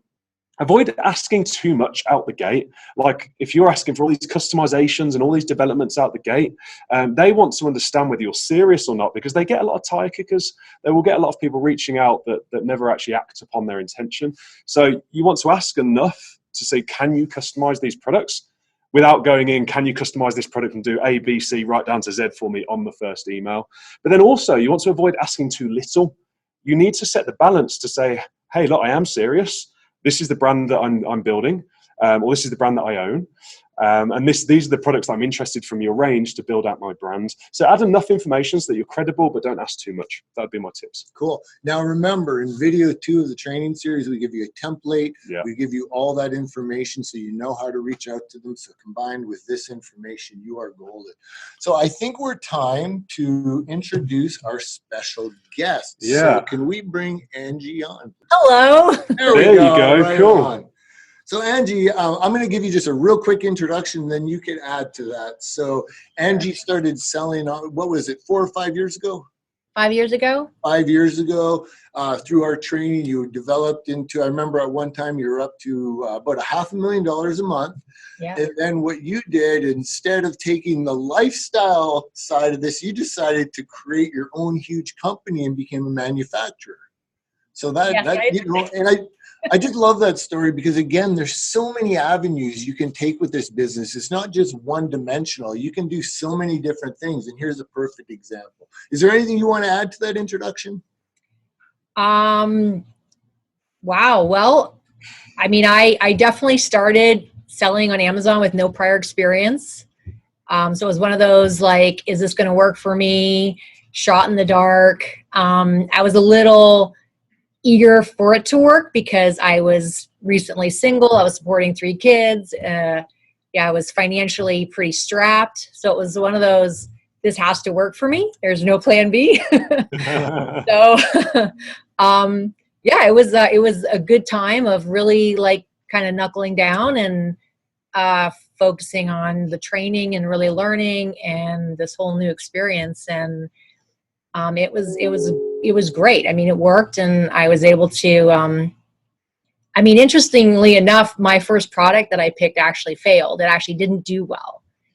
And after kind of struggling with it for almost a couple months, I actually went back to the training and with someone's advice, like, hey, go back and make sure you pick the right product. And it was really good because I just felt like I knew best. And I did go back and I re-looked at all the training. I was like, oh, okay, yeah, maybe my product for this marketplace wasn't the right thing. And I kind of realized, like, Amazon's a little different than just selling in a retail store or other marketplaces that you might be selling in. And it's all based on keyword research and is a person looking. And that made a huge impact on me, just really knowing I got to pick the right product. And then I did. I picked 3 more products. And over the next few months, I launched them out. And then I was doing like 60,000 a month within the 6-month period. And that kind of went on to like, I don't know, 200,000 a month within like, I think 2 years, and the 500,000 a month, like 2.5 years later. Anyways, it was pretty awesome.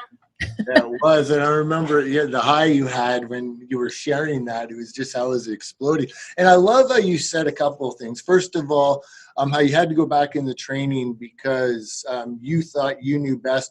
So often we hear people say that. And the reality is, like, that's probably one of the biggest dangers of trying to do this business alone is there are so many different things with the Amazon business model. And that's why we give you such strict criteria when we tell you to pick products, because there is a difference when you're picking.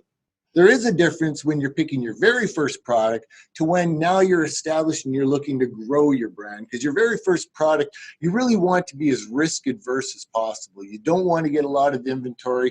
You want to get something that reviews are going to be good because it's simple. It does exactly what it says. So that's a great point. On that point, Angie, take us through to the story right to the end, and then I want to come back to sort of your beginning and a piece of advice for people listening. But what was that journey from sort of starting that Amazon business, getting to 500,000 a month, and then how did you end up owning a beauty manufacturing factory? Great question. Yeah, I don't know. I'm still trying to answer that. No, it actually started because I was going through the struggles of like the learning curve and launching new products and all the ups and downs that come with that. And then finally, now I'm actually cruising. I got several products and it's going well and I'm launching new ones. And I was at kind of my peak of, I'm doing awesome.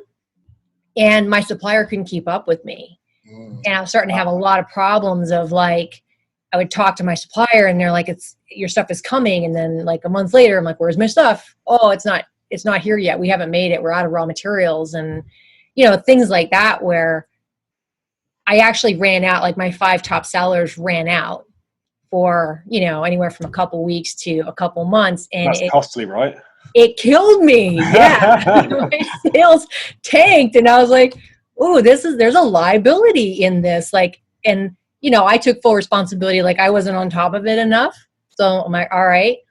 But I had some experience in manufacturing in a, prior life. And I was like, well, I'm just gonna get back into this again. I want to create my own manufacturing. I want to have full control. I want to know that what's getting put in my products is like 100% what's actually in there. I want to be able to be in control of my lead times, my price points, the quality and all that. So awesome. I started. So, Angie, before we jump into the mistakes that we promised everyone, if you were to sort of go back 3 or 4 years to the beginning, if you could tell yourself one thing back then now that you've learned, what would that one piece of advice be for people considering starting a brand on Amazon? I think everything that I could say kind of just goes into staying focused. Yeah. Not getting overly complicated, not going off on shiny new objects, not getting too dispersed or going in too many different directions, and just really like isolating out, like I did this and this is working. And so I'm going to keep doing this and this is going to keep working and add value and strengthen that which has been working. Because I've definitely made the mistake of, I'm all over the place, or I'm going all over, and I've felt the effects of, you know, suffering. I've seen so many people want to launch their first product with 10 different products. And, you know, like I said earlier, you know, just start with one, learn the process. And then once you've learned it and that's working, then start expanding. So that's great feedback, because we can overcomplicate this so easily. And so by staying focused, that's awesome. All right, so we promised you all that we would have 3 big mistakes. And so who better to ask than a manufacturer themselves? So when you're talking to people, what do you find are the 3 biggest mistakes that people make when contacting you guys? So, I mean, the first mistake is when people are looking for a supplier, they're often not going to pick a supplier that meets all their needs, like in the long term. They're going to maybe be a little rash or a little sudden. They don't really know what they're looking for. They're doing the search, and they're just going to kind of reach out, and a supplier is going to say, oh yeah, hey, you know, this sells well, take this product. Or they might be like a supplier that they're not really familiar with Amazon. Maybe they're not, I mean, having an advantage like myself being an Amazon seller, I kind of know how to walk people through. They're going to run into situations on, especially in health and beauty, and I'm sure in, you know, nutrition as well, is there's going to be a gating process. Like topicals are gated, so you need to get through that. Well, I've gotten people ungated in 2 hours, you know, or 2 days. It can be a fast process, but I've seen people take months and struggle before they come to me, and I'm like, well, you know, you're just doing something wrong. But I know, because I've done it. I think the point there, Angie, is sort of point 1 is the due diligence, isn't it? Like not just going on price as a factor, but actually doing the research into, is this the right supplier? Is this the right factory for me? Can they support me in the long term? And it's such a good question. Yeah, like what are my needs? My needs are working with Amazon. How familiar are you with Amazon? That's huge. Cool. Yeah, exactly. You know, are they, and you know, FDA approved? Do they follow good manufacturing processes? Have they been around for a while? Can you come visit them and walk through the facility? I mean, there's a lot, and unfortunately, there's a lot of shadiness in this industry. And I kind of found out through working with chemists and trying to like reformulate products and stuff that it's not all what everybody says it is, and you don't always get an honest person on the other side of that channel. So that's kind of important to just know and have a relationship that's going to take you long term, and they're going to help you develop a brand, because obviously it's not all about, okay, you know, I want that product, stick my label on it and stick it out on Amazon, and now I'm going to be rich. It's, you know, you are going to create a brand. You are going to try to, you know, figure out who your customer is and really market to them, and launch a product, then launch another one, and then launch another one. Is there a type of communication that you get that as soon as you see it, you almost roll your eyes? You're like, oh, I don't even want to deal with this?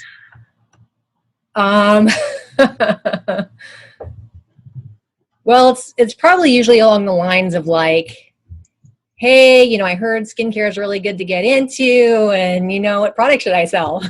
I'm like, well, that's a loaded question. So I think that really brings up a really good second point, does it? Like know the products that you're looking to get into, do the research before contacting the suppliers.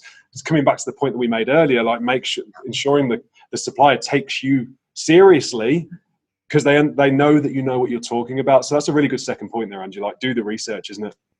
Yeah, I mean, I've definitely had people contact me and they're like, okay, I want to do this product because this is what I see. And I personally know Amazon's saturated with that product. And I'll say, look, I don't actually advise you to do that product. As much as I would love to sell it to you, if you're going to do that on Amazon, I don't actually feel you're going to be successful. So I'll definitely check with them. You know, do you have training on how to actually pick a good product? Do you know what to look for?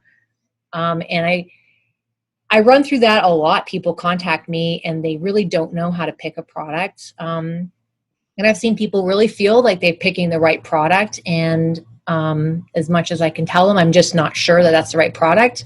They'll go with it. And, you know, some will succeed and some won't. And it really, you know, hurts when someone picks something and I don't see them grow and I can't help them grow their brand, because that's my purpose. So if you haven't already watched video 1, Rich went through that in detail in video 1 of the 4-part series. So make sure after this live, you jump into that video and take a look there. What's the third point, Angie? So I think the third point would be like when you're going to come to a supplier, you want to make sure that they can customize things for you or service you and make your product different than everybody else's. So a lot of people will come to me. They want like maybe major customization, which is going to take your product a lot longer to launch, but you can do really simple things to customize your product, like just having a different smell or a scent or a color, or the packaging can be different. You can do a lot with your labeling.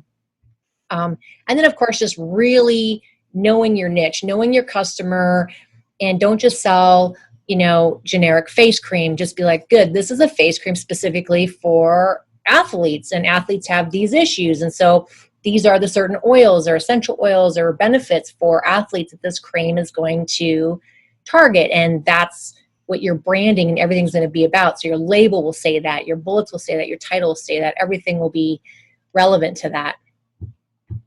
So with interesting points, so do you find that, because one of the things that I recommend for people, again, is start as simple as possible. Yeah, I mean, ideally you have a slight differentiation right away, but at the end of the day, the goal of initially getting up and running is just to test the market and make sure the product's running. Do you find that a lot of people just want tons and tons of changes that they just think will work, or do they actually give you reasons for why they want it? I mean, I get a bit of both, I guess, but most people don't do the research. They don't really know. At the end of the day. Yeah. So step one, due diligence on the factory. Step two, know what market you're getting into, understand the products. And step three, ensure that you understand that the factory can support you in making the customizations to that factory. Angie, as a final question from me, what does the perfect buyer look like to you? The perfect customer for your manufacturing factory? What does ideal look like? If we could paint a picture for our viewers here, what does that look like? I mean, ideal would be, number one, a customer that's really passionate about building their brand. That's like the first thing, is the purpose has to be there. Having as much knowledge as possible, either if they're going Amazon route, they should know as much as possible on how to launch a successful product on Amazon, how to launch it, how to pick it, how to create the listing, all that. We've got them covered there. Yeah, and then, maybe there's some background in selling skincare products, or they're just totally motivated. They're all in. They're like, they're going to take this product and maybe they'll start with 500 units, which is great, and then their next order will be 1,000, and then 2,000, and then 50,000 orders, which would be great. And then they'll do their next product and their next product, and they'll work with us, and we'll help custom create and work on their packaging and new product ideas, and they'll just be able to roll out and keep going and build a brand. Cool. Well, I got two final questions for you before we end this call, because I know you're very busy too. Number one, do you ship internationally? Like for the products do you sell to customers internationally? Yeah. I deal with international customers all the time. Nice. What final remark would you like to share with people who are right now, what we're talking about is finding U.S. suppliers, getting going. Are there any final remarks that you'd like to share on that? Besides really knowing your supplier, knowing that they can work with you long term, knowing that they can help your needs with everything. In order to make sure you're successful, just really understand how to pick a product. Really understand, it's based on, if you're selling on Amazon, it's mostly based on keywords. You're going to sell a product that's amazing and awesome and good quality, of course. You want to make sure people are searching for it. You want to make sure there's a demand for it. And then it's kind of a no-brainer after that. It's a easy ride if you kind of take those steps and move forward. And of course, if anybody needs help with skincare manufacturing, I'm here and happy to help anyone. Awesome. Well, Angie, thank you so much. We really appreciate your time on here. I'm so happy to see how things are going for you. It's always a pleasure to talk to you. And for all the rest of you, if you want to know about future ones of these, we're doing another Facebook Live tomorrow for the rest of this week. Check us out on amazinglivenow.com. You're going to see we already have yesterday. We did a great one. Last week, we did a couple of interviews, and there's just some solid training there. And then don't forget to check out our 4-part training series at amazinglivenow.com/free. Again, that's amazinglivenow.com/free. Any closing remarks? No, guys, just focus in, take advantage of this free training. Go back and watch. If you haven't been following this series, the $1 Million Brand series, go back, spend the next couple of hours, go back and watch the previous episodes. But Angie, thank you for joining us. Some really stellar advice there. And for everyone else at home, we'll see you again tomorrow. Take care, everyone. Thanks, guys. Bye. Bye.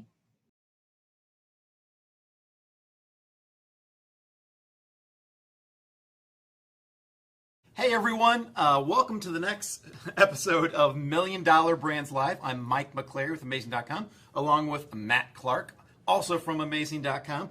Today we have a exciting show for you because we're going to show you 5 different products live. We have them here in the office actually, and the cool thing about these products is that each one of them does over $500,000 a year in sales on Amazon. And another cool thing about them, I'm going to use that word, is that you can actually source these products and get going for $1,000 or less. That means that you come out and buy the first set of inventory, get it off to Amazon, start selling for less than $1,000. And we're going to share with you also the profit margins on these. We're going to show you how we found the actual price on those. The hint how we did that, it's actually taught to you in our free video training series at amazingsellinmachine.com. But don't worry about that for now. We're going to show you exactly how we do that. So I'm going to turn this over to Matt. We're going to start going through the products themselves. Yeah, and so if you're watching this today, Wednesday, October 16th, you're in a very special place because we have something super cool for you that's only available today.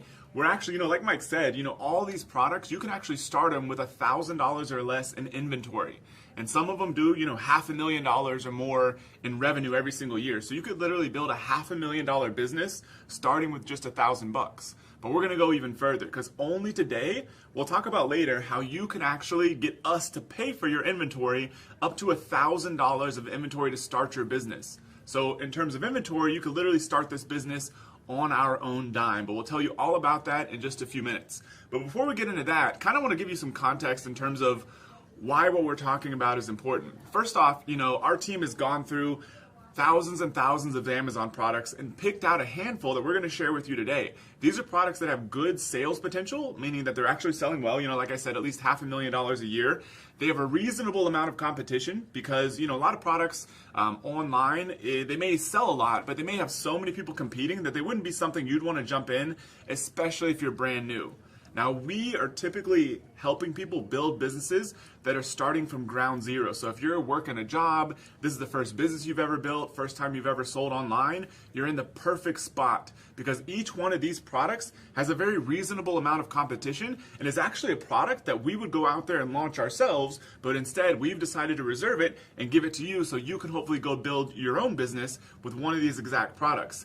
And lastly is you could start each one of these with $1,000 or less in inventory, which is super important because some products out there, they may have great sales potential, they may have a reasonable amount of competition, but it may be hard to find a supplier who's willing to supply it to you at a low minimum order quantity, the first amount of quantity you have to order from them, or the product may just be selling for too expensive, and so starting for $1,000 or less may be out of the question for a lot of products out there. These products, not the case. So each one of these is a good, real opportunity on Amazon today that you could go out there and build a business with. And so to tell you how we found these products, we've got a whole method that we use to research and find products. So we went out there, scoured Amazon, found a bunch of products, used Amazon as a research tool because there's tons of public data available on Amazon to help you find products.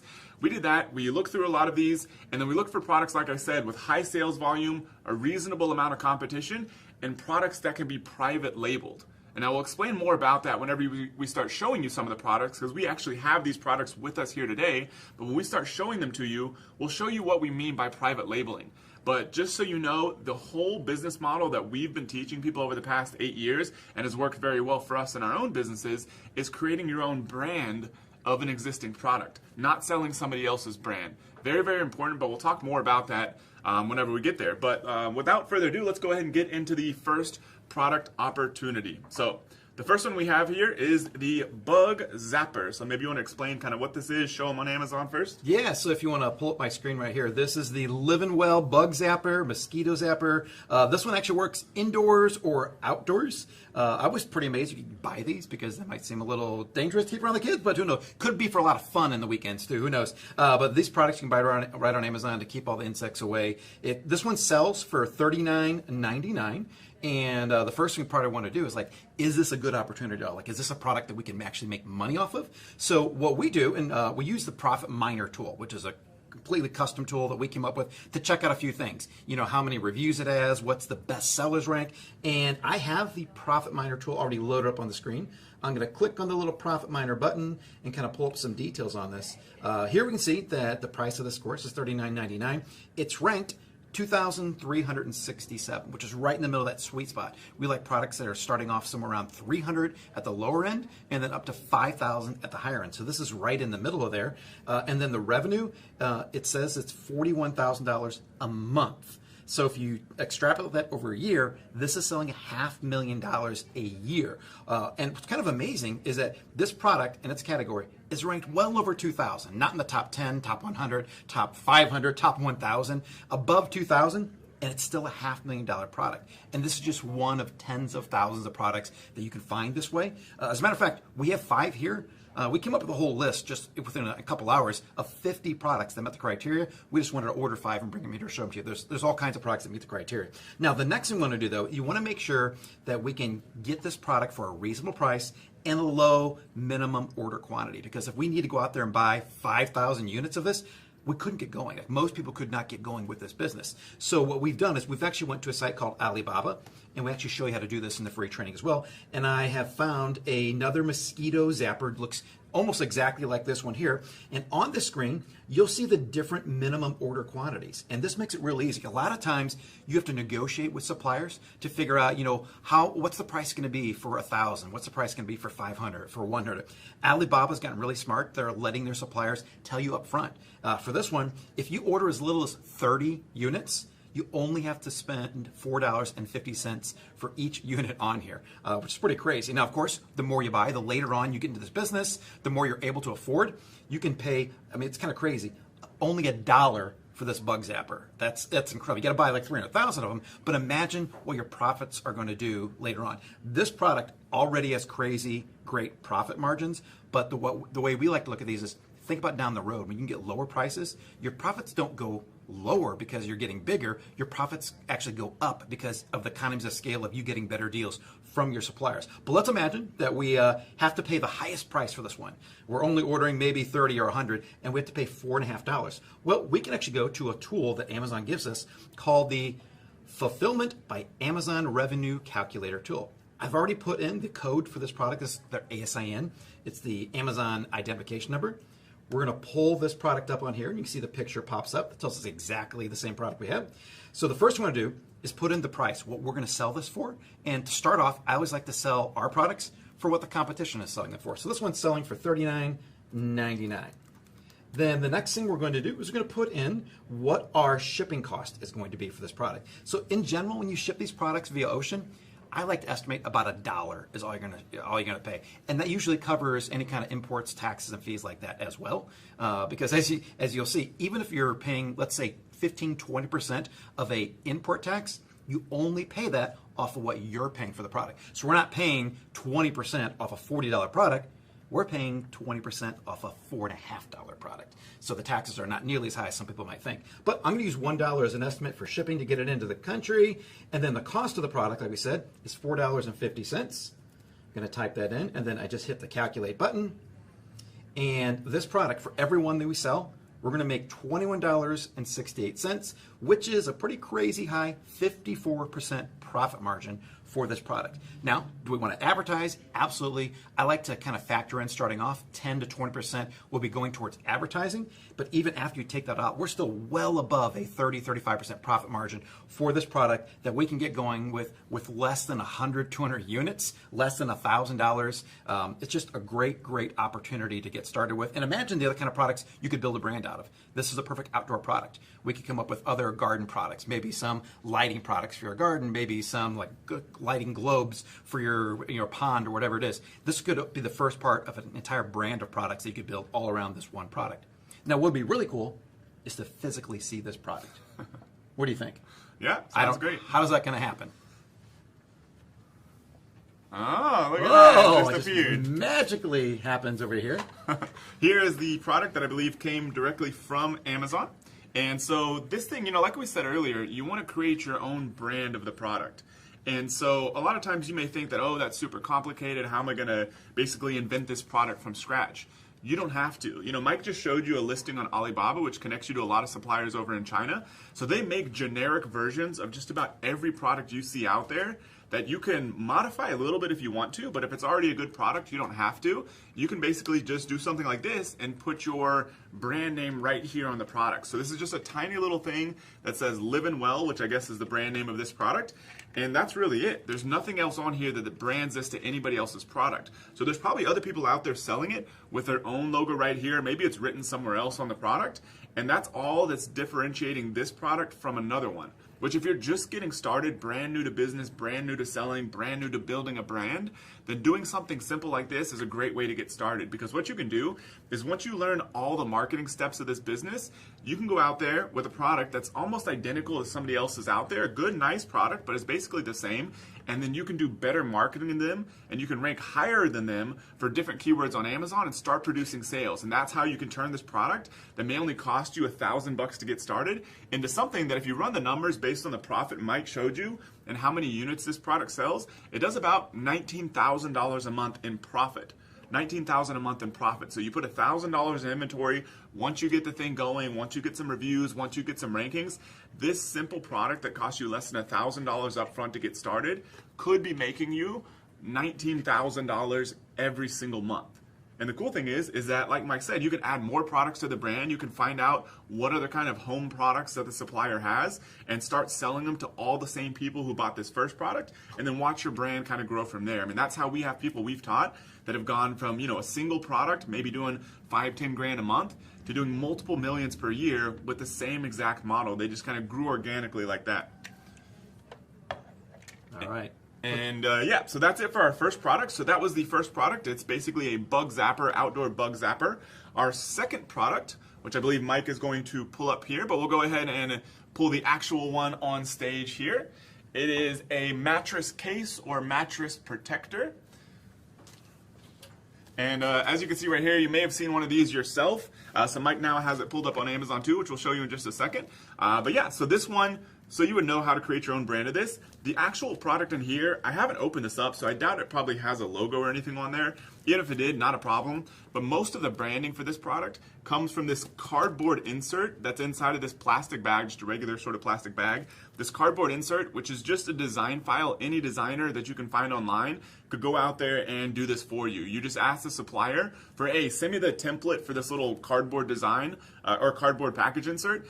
Send me the template for this, and you send it over to the designer. They do all the design work on here. You send it to the supplier, and then you can have your own version of a product just like this that's doing very, very well on Amazon. Yeah, so I have the product pulled up right now on a page. Let's see. This is the Plush Deluxe mattress encasement. Let's see exactly what it's selling every single month. This is so this product is ranked 1,083. Again, well within our recommended range of 300 to 5,000. And the revenue this is making per month is $211,511. So $211,000 a month, well over 200. This product is doing crazy. That's over $2 million a year, easily, almost $2.5 million a year in revenue. And what kind of profit numbers is this one making? Yeah, so we've pulled up the profit numbers using exactly what Mike showed you. If you just Google, like he showed you, FBA revenue calculator, you can run all these numbers yourselves. But what we found is that this product, after all of Amazon's fees, because a lot of times people are concerned, you know, oh, how much is Amazon going to take if I sell on Amazon? Are they going to take all of my profit? It's a very reasonable fee. Then people get concerned about using Amazon to do shipping, which is crazy. Trust me, that's how I started my business, was doing all my own shipping. It's a nightmare. Let Amazon take care of all of it. Not only does it remove a lot of hassle, allow you to kind of automate some of your business, but also you get access to all Prime members who now can get free shipping on your products. So you absolutely want to use Amazon to do your shipping. So after all that stuff considered, this product, you know, still makes about $19, almost $20 in profit for every single unit sold, which means that over the course of a month, this product makes about $97,000 or $98,000 in profit from one single product that tons of people buy, a fairly basic product, nothing super special, but $97,000 a month. And remember, this is in this list of products that you can start for $1,000 or less in inventory. Absolutely crazy. That's $1 million in profit a year just off of one product. And again, imagine how many different home decorating products you can add to a line like that. You know, pillowcases, mattresses, duvets. I don't know what a duvet is, but it sounds really cool. But all those kinds of things you could add to this product line here would be pretty easy to do. Yep. And if you're just joining us, by the way, pretty soon here, we're going to be telling you how, we're showing you 5 products that you can start for $1,000 or less. And we're also going to be telling you, because you're joining us today, Wednesday, October 16th, live here, that we're going to show you how we can actually buy $1,000 worth of inventory for you. But we'll talk all about that in just a few minutes. All right. So the next product we got selling here is going to be a waste paper basket. And it kind of amazes me all the time how you may think of there we go, the magical waste paper basket. So this actually opens up with a little button on the bottom as well. You can do it the hard way or smack it up like that, make it like a puppet. But you know, even everyday products like waste paper baskets sell crazy well on Amazon. This product makes over $800,000 a year just from a simple waste paper basket. It's not very heavy. It still is under 5 pounds. You know, you can still ship this thing pretty easily. It checks all the other boxes as well on Amazon. You can easily find this product sourced on Alibaba, just like we showed you before. There's a really cool thing on Alibaba that if you know you only can afford, you know, such a certain amount of money, you can filter out all the products that are either above a certain price or even those that are above a certain minimum order quantity. When doing this research, I kind of started out like I saw a bunch of products that had you to buy at least 1,000 units. I just typed in that I wanted something with at least 200 units or less, and it took those out of the equation for me completely, showed all kinds of products that you can easily get going with for a very low quantity, and therefore I knew I could get in for $1,000 or less with this product. Yeah, and the only thing that makes this somebody's brand versus a generic product, which remember, we're all about creating your own brand, is this little card right here. It's even blank on the other side. So it has one of these little, little attachers, and then it's just a plain little basic card that has some design on there. Not even a particularly well-designed card, in my opinion. But that's it. And then they basically put their brand name and logo on there. Everything else is a generic product, and that's how they're able to take this product and sell it underneath their own brand. And you could do something very similar, and then all of a sudden you have your own brand of this product, which can be very valuable, and later you can actually sell your brand for a good amount of money. And if you want to pull up my screen right here, I have the product here on Amazon. One thing you'll notice is that it's not like this product has crazy awesome reviews. They're sitting at under a 4-star review. And I know for our products, we like to stick around at least like 4.5 or higher for reviews. So if you could get a good quality product and sell your own, you could easily, you know, beat out a company like this. But they have done some other good things. They're offering not only the black color, but they have looked to be over a dozen different colors. And these are very simple to do. All you need to do is tell your supplier you want to start with one color. A lot of times we like starting with black. That just seems to be the most popular color. But then as your business grows, as you start making more profit every month, as you start reinvesting into your business, you could come up with an entire line of trash cans and become like a trash can mogul with all these different kinds of trash cans out there. And they've also, you know, been able to do pretty well as far as creating good pictures. They have the basic one right here. Then they have the one next to the toilet to kind of give you the real feel of where this might be. And then they're showing you the dimensions, because one thing you might not realize, and this is a great idea for selling a trash can like this, some people seem to think that everything on Amazon is bigger than it really is. So one great tip is that you have a product that people want to be a certain size, show a picture with the dimensions like they're doing here, which should take care of that problem. Then just kind of go down and show how you can pop out the inside. They have, all of the kinds. Look at this, how to build an entire brand. You have brushes, you have plungers, you have other size canisters. It's just a great way to market this product. And actually, this company's done a good job of building an entire brand and selling that brand right here on this one page. Yeah, and I was just checking out some of their reviews because Mike showed that they have like a 3.9 rating.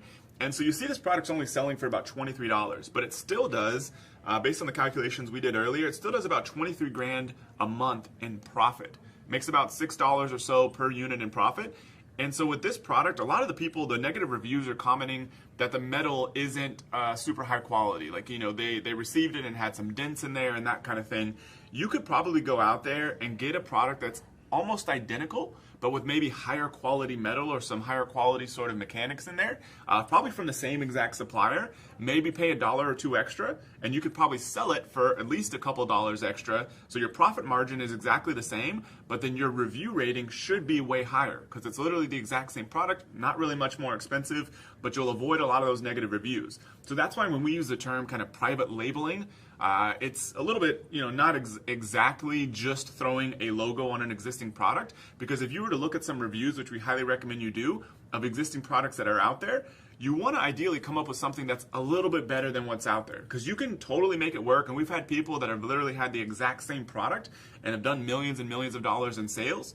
However, your life is going to be a lot easier and your business is going to be a lot better if you go just one step further. So if you contact the manufacturer and say, hey, I want to sell this product.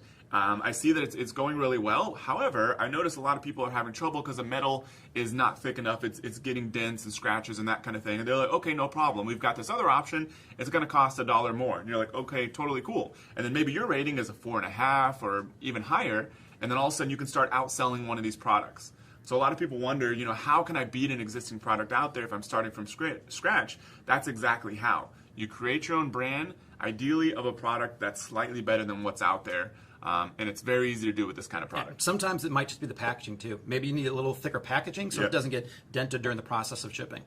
Yep, 100%. All right, so let's go to the next product on the list here. And this one is, I'm going to make people guess. Let's just kind of magically show up over here. To me, it looks like a toboggan or a sled. I don't think that's what it is. There we go. All right, so it's a laundry basket. I actually have the exact same laundry basket for my son. He's in college right now. I didn't realize that he only is going to use it to bring his laundry home to be done. But it still works one way or the other. Crazy thing about this one, $1.3 million a year in sales for an extremely simple laundry basket. And you might think, I know when I saw it online, it's going to be that the shipping costs are really going to be expensive because it's kind of big and bulky, but they've done a great job of really making it pop up and slide down. So this thing shipped on an ocean liner would not take up much room at all because it's so flat. You can ship, probably 50, 75 or so all in one case because they've done a really good job. You're not shipping space or air like other products are. Like I said, over $1.3 million a year on Amazon. Yeah, and once again, the entire branding on this, I just want to make sure there wasn't anything else on here, but the entire branding on this is just that little card on the outside of it. That's it. That's all they've done to turn this thing into their own brand. Otherwise, it's a generic product. And if you look at my screen here, you'll see again, they've almost done exactly the same thing that this company M Design has done here. They've went out there, created one product, probably found the most popular color, which is white and gray, and then they have an entire line of just different colors. And talk about a really easy way to expand your brand. Sometimes we talk about creating separate products that complement your existing brand. If you have a product that has, 1, 2, 5, 10, a dozen different colors, that right there allows you to expand your brand and build $1 million product. As far as their pictures go, again, pretty simple over here. There's not a lot you can do with a laundry basket. One thing, yep, there they go. They have some laundry actually in there, talking about how strong it is, reinforced, actually showing the kid doing the laundry and how you can easily hold it. So nothing fancy on here. These pictures, probably, one of them was maybe made by, a professional. The rest of them were very basic pictures that anyone could create out there. Yeah, so this product does about $1.3 million a year in revenue, and in monthly profit does about $28,000 a month in profit. And this product, once again, the theme of today's show is a product that you could get started with for less than $1,000 in inventory, build your brand, get some reviews, start building rankings on Amazon, which is where we recommend you start selling. And then, once you start building that machine up, doing better marketing, beating some of the other products, this product could get up to $28,000 a month for you. And, Amazon sales just keep growing and growing year after year. They're adding tens of billions of dollars every single year in revenue from people just like us that are selling products on their site. So this product, 6 months, a year from now, may be doing $40,000 a month in profit.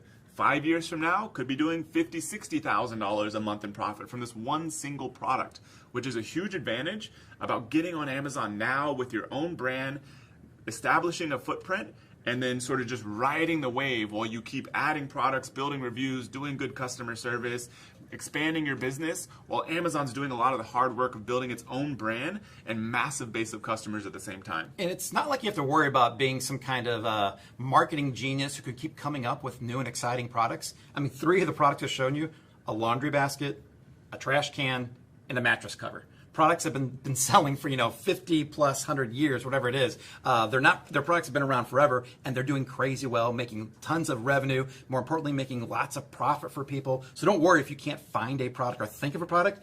All you need to do is look on Amazon and see the products that are already selling, already in high demand, already making profits, already being able to be sourced for low quantity, low price, and you can go out there and do exactly what all these other companies have done as well. Yep, so now we have our final product, our 5th and final product. They've already seen it, by the way, 4 times. And it's this one right here, which I guess is a magnetic tip grabber. I don't know exactly the best keyword for this, or a grabber reacher, or reacher grabber or something. But yeah, it's used to, I guess, grab stuff off hive shells, or maybe if you don't want to bend over, to grab stuff off the ground. But this product is also doing extremely well. And as far as branding goes, it's fairly generic. There's a little sticker kind of wrapped around right here, and then there's this little, cardboard piece on the back that just has 2 like zip ties right here, and that's really it. And so this is once again a simple thing to get designed, and this is just literally just a little sticker on there. Other than that, generic product you can create your own brand of, and start building a base of customers, and start going from there with less than $1,000 to get started. And over $800,000 a year in revenue. If you look at their listing on here, this is a really, really basic listing. I mean, their title is the Unger 960430 Professional Nifty. That's the professional model, by the way. You don't want the recreational Nifty grabber. You want the professional one. And it's also green and blue. Again, decent ratings. Nothing fancy about their listing at all. The pictures aren't incredible. I mean, anyone could go out there and create a listing like this. They do have some nice pictures down there.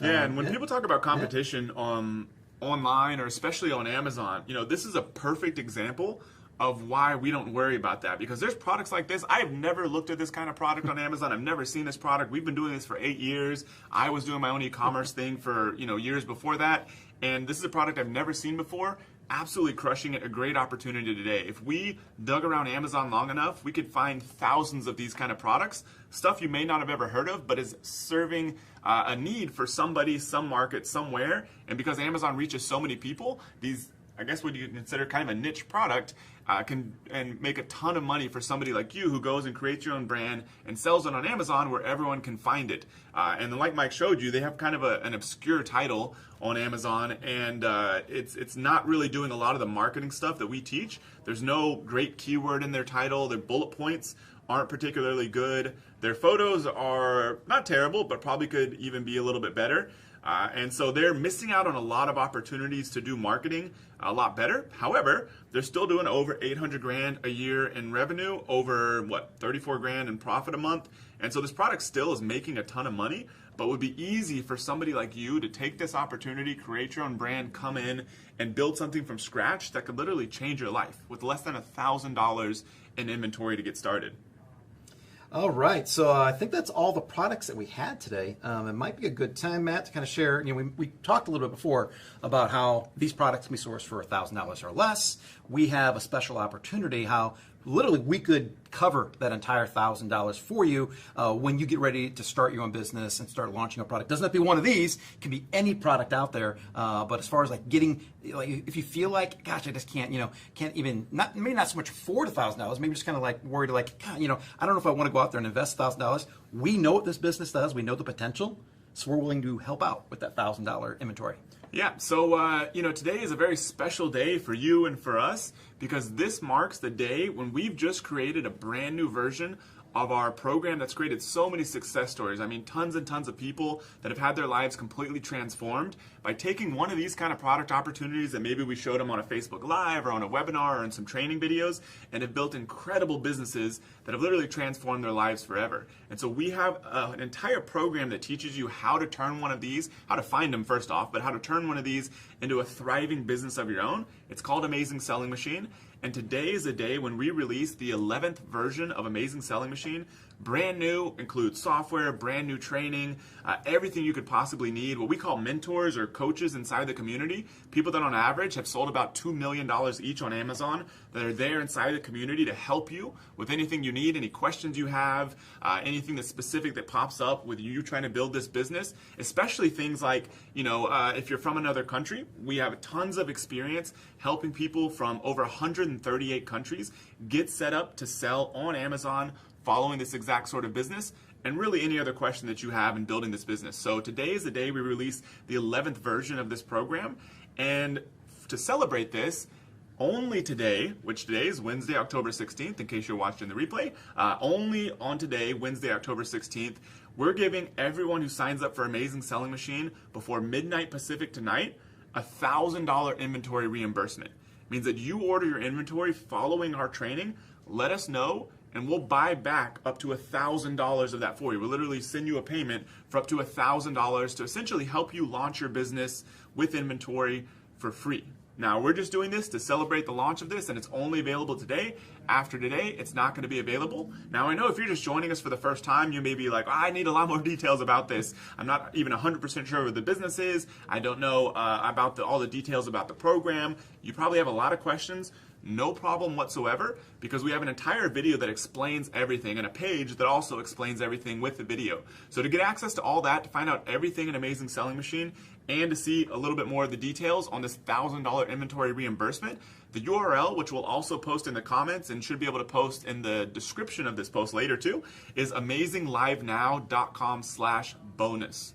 AmazingLiveNow.com/bonus. We'll try to put it in the comments below and also in the description of this post afterwards.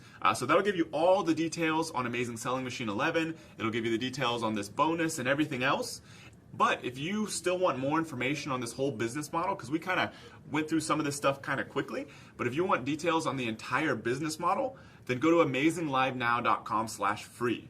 So that's actually 4 videos. The first one is about the opportunity and product selection. The second one's about sourcing. The third one's about marketing. And the fourth one takes you back to the one that I was just talking about that gives you all the details about this full blueprint we've put together to build this business that we call Amazing Selling Machine. So all that's available right now at AmazingLiveNow.com/free, along with a bunch of cool bonuses. Like Mike showed you the software tool we have that helps you find products super easily, gives you estimated revenue data, which is extremely accurate. And Amazon doesn't give you that estimated revenue data. It's from private data that we have. And so that tool is available 100% for free, also at AmazingLiveNow.com/free. And there's another really incredible bonus we've never offered before. It's the first time we're ever doing this. Even though you saw me go on to Alibaba and find these products, find the pricing, and there's an easy way to contact people out there. Sometimes that process of contacting suppliers overseas, negotiating, it might seem a little intimidating to you. Well, we have completely removed that from the whole process. We actually have an entire team of people that work for, we're calling the Amazing Sourcing Bonus, where they will go out there and do the sourcing for you. So once you find the product that you want, it's as simple as sending us an email, telling us, here's the product, here's my budget. Go find me the best supplier, the best pricing, the best minimum order quantity, and then we will do all that for you. You will never have to speak to a supplier if you don't want to. Eventually, you probably will. You'll want to build a relationship, because I know that's something I like doing with my suppliers after I get going. But to get going in this business, we will do that for you. You just find the product, we will find the supplier, and we will negotiate the best deals for you. Yeah, and so lastly, if you have any questions or feel like you would want to chat with one of us one-on-one, in the comments below, if you're watching this on Facebook, in the comments below, just put PM as in private message, PM me, and we'll see if either one of us or somebody on our team can reach out to you in case you have any questions about Amazing Selling Machine, about the business model, anything that we could possibly help with. So go ahead and put that below if you're interested. Or you can either go do that now or go ahead and watch the video that we have over at AmazingLiveNow.com/bonus that gives you all the details. And if you're interested, jump in Amazing Selling Machine, get the $1,000 inventory reimbursement. Or if you still have questions, you can come back here, post PM me in the comments below, and we'll reach out. So that's about it for us for today. We're doing these daily live shows every business day for this week and next week at 3 p.m. Central. So you can come back to our Facebook page. Go ahead and like the Amazing.com Facebook page so you get notified when we go live. And that's it for us right now. Thank you very much for joining us, and we hope to see you inside Amazing Selling Machine.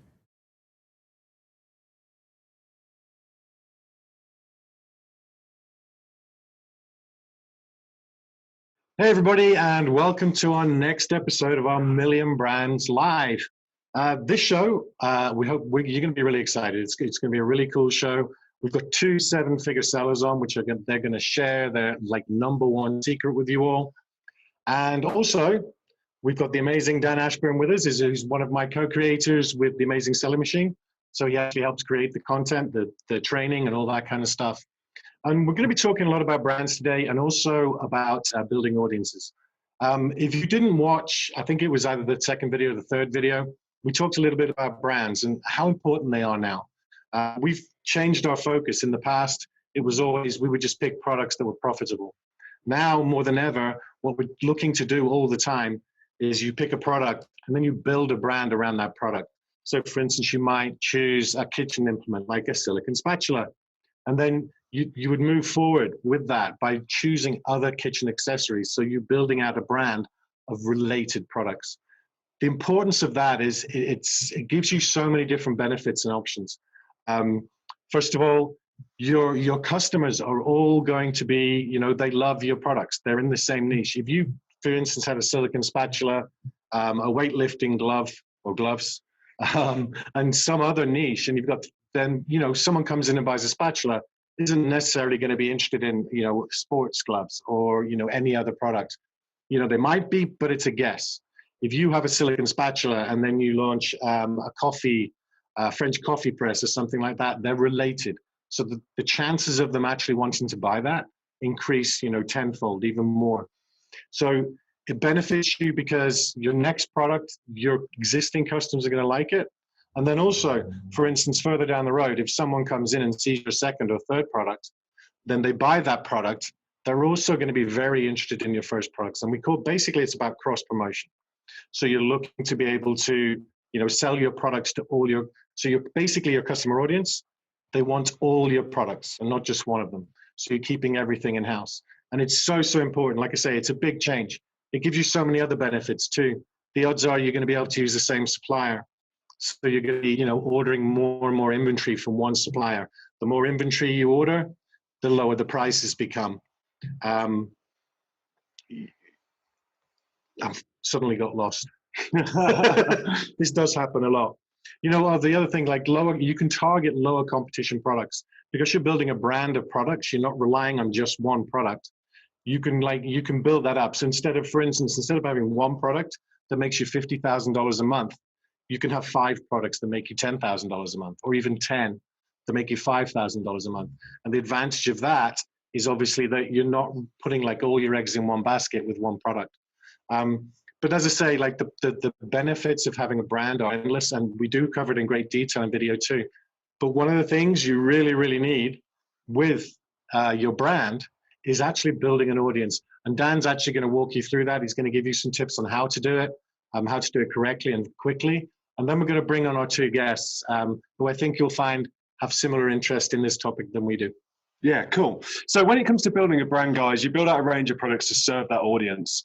When you focus on a specific audience and sort of focus on their needs and what their desires are, and then serve those needs and desires with a range of products, it allows you to build a brand online that's very focused. And it's like when you walk into a shop and you speak to one sales representative and they just give you the standard sales script, and then you walk into another shop and they understand exactly who you are, what you need, why you're buying that product, how you're going to intend to use that product, what impact that product's going to have on your life. You connect with that brand a lot better than the generic brand that's trying to sell everything to everyone. So when it comes to sort of creating a brand and releasing a range of products, you can then carry that forward online and use social media platforms like Facebook, Instagram, YouTube, Facebook groups to attract your ideal customer, your target customer, that you can then use to make your life much easier when it comes to selling your products on Amazon in the future.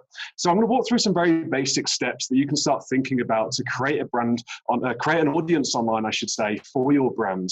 And owning your own audience makes launching products easier, getting product reviews easier. You're wondering what product to release next. You've got a whole list of your ideal customers, your target customers, that you can go out to and say, hey, what product should we develop next? And they'll tell you exactly what products you should be releasing. So I'm going to go ahead and share my screen here. There you go. So I'll give it, yep, cool, we're live. So give it about 3 seconds or so for that to sink in, because I know it can take some time usually. We'll just bring that mouse over. Cool. So as you guys can see on my screen, Anchor actually started out as a brand that leveraged Amazon as a sales channel about, what, 4 or 5 years ago, something like that. 5 years. About 5 years ago. And for those of you aware, Anchor are now everywhere. They're pretty much a household name. They're in loads of major retailers. They don't just sell on Amazon, they're all across social media. They have their own website. But the point here is that they've developed a brand that they started on Amazon and then expanded off. And with that, they then created their social audiences as well. So if we have a look at a basic brand Facebook page, there's multiple elements. You'll have come across these all the time. You'll see them in your news feeds for all the brands that you love. One of my favorite, Lululemon, which is a brand of clothing. I follow these guys on social media. I'm always engaging, taking them up on their flash sale offers and their 50% off for a day. I absolutely love the clothing brands. The same with Anchor. They've developed our page here. You can see they've got 370 reviews on the page from their existing customer base. 350,000 or 357,000 likes on the brand page. And as we come down, you can see they're sort of prompting me to have a conversation here. But as we come down here, you can see the type of content they're publishing. Obviously, this is a very commercial page. It's all about Anchor and their products. So this is one way you can take it. But you'll see that throughout their content, it's all very relevant to the target customer they're going after. So they're looking for a tech-savvy, probably millennial, that's probably traveling a lot. They want portable chargers, and you can see all the content's relevant to that. Now let's take that back a step. And maybe you're looking to develop a cycling brand. So let's say it's a very specific subset of cycling. Maybe it's a certain type of road cycling, or you do the Venodrome type stuff. We search for cycling on Facebook. We click on pages, and you'll see tons of topical-based pages that have a substantial following. So you've got like I Love Cycling. That's a very generic one. Cycling Tips, which has got 218,000 likes. So if we had a quick look at that and jumped onto there, what we should find is on the page is a constant stream of relevant content that audience is going to resonate with and connect and engage with. And as you develop this engaged audience, you can then direct them and direct that influence as and when you need towards any activity you want. So let's say you've got a product launch coming up. You can use the audience that you own and you've built to say, hey, I'm releasing this cycle pump or this bike pump next week or in next month. Would you like to take part in the launch promotional offer? Everyone that says yes, you make a list of them, and there's a list of people that will go and order your product when you launch that product, which is going to give you velocity on Amazon. It's going to help you get your initial reviews on Amazon, and it's going to move you up the search results, because that's the way that Amazon's algorithm works. So a really good example here is cycling. Away from pages, because pages have got less and less impactful in recent years because of the way that Facebook's algorithm works. When a page posts, it doesn't reach as many people. Another great area to build an audience is Facebook groups. So if again we search cycling and we click groups, you'll see there's groups here that have cycling advice, 31,000 members, and there's over 50 a day in that group. So a really good way, and this is a really good way of sort of researching an audience as well, is to jump into these groups, join these groups and join that conversation. Look at what sort of posts and conversations are being held here, and then maybe consider starting your own group, because again, you sort of cultivate and nurture those relationships with the people in that group, your ideal, your target customers. When it comes to launching products, asking for reviews, getting feedback on what you should release next, you've got your own audience that you can leverage and rely on. Another area would be Instagram. possibly sort of more important nowadays in terms of credibility. But you search anything on Instagram and there is an engaged audience there. Cats of Instagram, yeah? Have you ever met someone who thinks cats are okay? I haven't. You either love cats or you don't like cats. And there's a tip from me there in a passionate market. But yeah, an Instagram account here, Rich, with 10 million followers, like absolutely crazy. And obviously this is an extreme case. But imagine you started an Instagram account, started posting relevant content, started using the relevant hashtags, and over time start building that audience up that you can leverage. And one thing about all this, like Dan's showing you some big brands and stuff, this is really simple to do. You can build a brand, Facebook brand page in 5 to 10 minutes. It's a really simple process. We teach you how to do that in ASM. The same with an Instagram account. You know, it's literally, you just go and sign up for an Instagram account, put your name in there, pick a title, and boom, you're away. And it's just a simple way of reaching out. You know, we do also, obviously we build a website, but again, it's a really simple website. And you actually find that you're doing that more from a point of view of just, you know, making sure you look legitimate. Whereas the actual action where you actually get your customers and your sales outside of Amazon is on places like Instagram and Facebook. Exactly. And our objective with doing this is so that we can drive that influence towards our brand and our objective of launching products, gaining reviews, and getting more product insight. Because as you build your audience, as it grows in size, the launching products in the future becomes way easier because you have your own influence that you can direct however you want to. So I just did a quick search there. This isn't one I come across before. Type cycling again, cycling babe. So it's obviously targeted at female cyclists, 88,000 followers. Very active here. You can see good engagement. I mean, yeah, 20,000 watches on that video alone. So very highly engaged Instagram account. Whoever owns this Instagram account can direct this influence however they want. Let's say they wanted to go and release a female orientated cycling backpack or a bum bag or a fanny pack as they call it in the US. Then they could direct that influence using this page and dominate their competition because they've got the eyeballs. A secret in marketing in 2019 is he who controls the eyeballs ultimately wins, or he or she who controls the eyeballs. And with an Instagram account like this, with that much following, you can try the eyeballs and you can direct them wherever you want.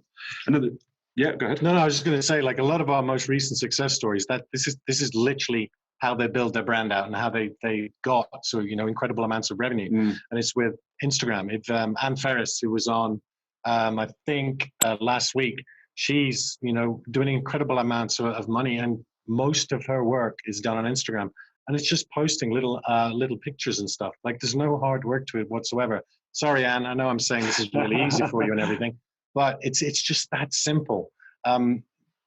The big thing here is a lot of these big companies, like Dan showed you them there, although they might have a Facebook presence or something like that, they don't interact with the customers. And it's just such a simple thing to do now. Most of you on here probably have a Facebook account, and you talk to your friends on Facebook, or you look at all this crazy political stuff that's out there and probably just delete it or move on. But you can interact. It's literally I just type a few words, hit a return key, and you're interacting with, like in this case, what is it? 279,000 people. If this company puts an image onto Instagram with a link, it's potentially reaching 279,000 people like that. To do that in the past, you would have had to build an email list. It would have been so complicated a way to do it. And also open rates with this kind of thing. If you get a message on Instagram or Facebook, you're far more likely to answer it. It's that notification on the phone. You don't want that little red notification showing up. Exactly. I mean, great example here. Whoever owns this Instagram account, yoga directed at women. This post here, this video, which might even be the owner of this page, has had 2,900 views. And as it's the most recent post, I guarantee that's in the last 24 hours or so. You think what you could do with 2,900 people directing those eyeballs towards your brand. And you know what stories are like on Facebook and Instagram. Stories are where it's at. Once you've got this sort of following, you can do all the swipe up actions, and you can, hey, new product launching next week, swipe up to be part of the launch campaign and get 70% off. These are the type of things you can do when you own your own audience instead of relying on someone else's audience that you have no control over. So Instagram's a great place. YouTube's another place. I'm not going to dive in too deep. We cover all of this inside of ASM 11, the proven strategies and tactics and techniques for building these accounts and directing that influence towards launching products and making sales on Amazon. The YouTube, You type any sort of market, tea making. Tea is another great market. Loads of videos here on how to make the perfect tea and strain the different types of tea. And if I went over to channels, I'd most likely find channels with millions of subscribers. So if you're more into video and you're more into visual, then YouTube's a great place to start. But throughout all of this, we found the most effective way of building an audience that take action and that you can direct in any way you want to launch products, get reviews, generate more sales, cross-sell, get feedback on products, like unlimited opportunities, is a combination of Facebook Messenger and a tool called ManyChat. So Facebook Messenger is incredible. Rich touched on this a little bit earlier. Email, about 10 to 20% of the people that you email actually ever open it, if you're any good at what you do. If you're good. And I mean, you know what it's like. You get thousands of emails a week and you click them all and you click delete or archive. Facebook Messenger is a bit different. 90% of the people receiving Facebook messages are opening those messages, and most of them open them within about 3 to 10 seconds. So as a brand owner trying to market your brand, that is absolute gold. So how do we do this? Well, using a Facebook page, we can put posts out for things like special offers, discounts, launch parties, that sort of stuff that directs those people into Facebook Messenger. But then we need a way of managing those subscribers. And that's what ManyChat does. ManyChat's a tool that allows us to manage those subscribers, send them messages inside of their Facebook Messenger inbox, give them maybe promotional offers or let them know about something that's happening, ask them for feedback on a product. So you can see where this is going. So it's about creating and building an audience and then coming up with a very clear, simple strategy to direct the influence of that audience using a platform like Facebook Messenger. And that's what we recommend. Inside of ASM 11, we go through exactly how to set this up with proven templates, campaign, and this becomes part of our launch strategy for launching products on Amazon. And not only part of our launch strategy, but a very effective way of getting and gaining more product reviews on Amazon. So should we talk about our special guests? Yeah, I think so. I think we can bring them on now. I think we're going to start with ladies first, right? Yeah. So we have Mrs. Michelle Benton joining us here on the call. Hey, Michelle. Hi. There you go. How you doing, Michelle? I'm good, thank you. So I don't want the audience to think we're biased, but obviously you can tell Dan and I are from England. And Michelle, where are you from? England. Yes, so cool. So now, obviously, Dan and I know you. We've met numerous times and whatever. But so for the audience, how long ago did you get started with ASM, firstly? And also, what were you doing before that? Sure. So I was ASM 5. And before that, I worked in commercial marketing and PR for many years in London. And then I had my first experience with owning a business when I I joined a franchise model and I ran that for about 3 years. And then I had my first online experience when we launched our own dress company. So that was my first introduction to online selling. And then I met ASM 5 that really just started me on this incredible journey. And Michelle, on that point, what was it about selling physical products on Amazon with ASM as opposed to doing your dress company? What was the shift for? Yeah, so when I had the dresses, I realized how hard it was to drive traffic to my website. I mean, it was impossible and it was so expensive. So we started to list the dresses on Amazon, and I pretty soon realized that there was more to this game than met the eye. And why am I on page 1000 when other people are on page 1? How do I learn this stuff? And it was just through a really a coincidental conversation that somebody recommended ASM. And I signed up, I joined, I flew to the live conference in Vegas. And then I quickly ditched the clothes and the dresses. I realized there was easier things to sell. And that's where it all started. And I've enjoyed success after that. So hopefully, back then you bought that person a drink since then, the one who introduced you to ASM? Yeah, I've bought him a few. Cool. Yeah. So, I mean, like going back to ASM 5, we certainly didn't have training about Facebook Messenger. It didn't exist then, I don't think either. But we didn't really touch on Facebook or any of the other social platforms. So how did you get in, how did you start learning about that? Yeah, and I think that's the thing, the industry moves so quickly. So whether you're ASM 5, ASM 9, ASM 11, you don't have to worry about coming in too late because it's always something new and the game's changed. So everyone's constantly new and changing with it. when I started with ASM5, you're absolutely right. You taught much more about finding a product, looking at the keyword, find a product and just get it live on there. And that's what I did for about 18 months. I really learned my craft. I was sourcing really random products, but products that had high demand, that were really competitive. They weren't my forever products, but I learned a lot with them. And it was probably about 18 months after I decided that it wasn't really working for me. I come from a marketing and PR background, and I really didn't enjoy selling stuff from China. I just couldn't get passionate about it. I didn't love it. So I decided to stop, and I decided to go back to what I knew and what I wanted to create. And that was my own brand, which was where I started with the dresses.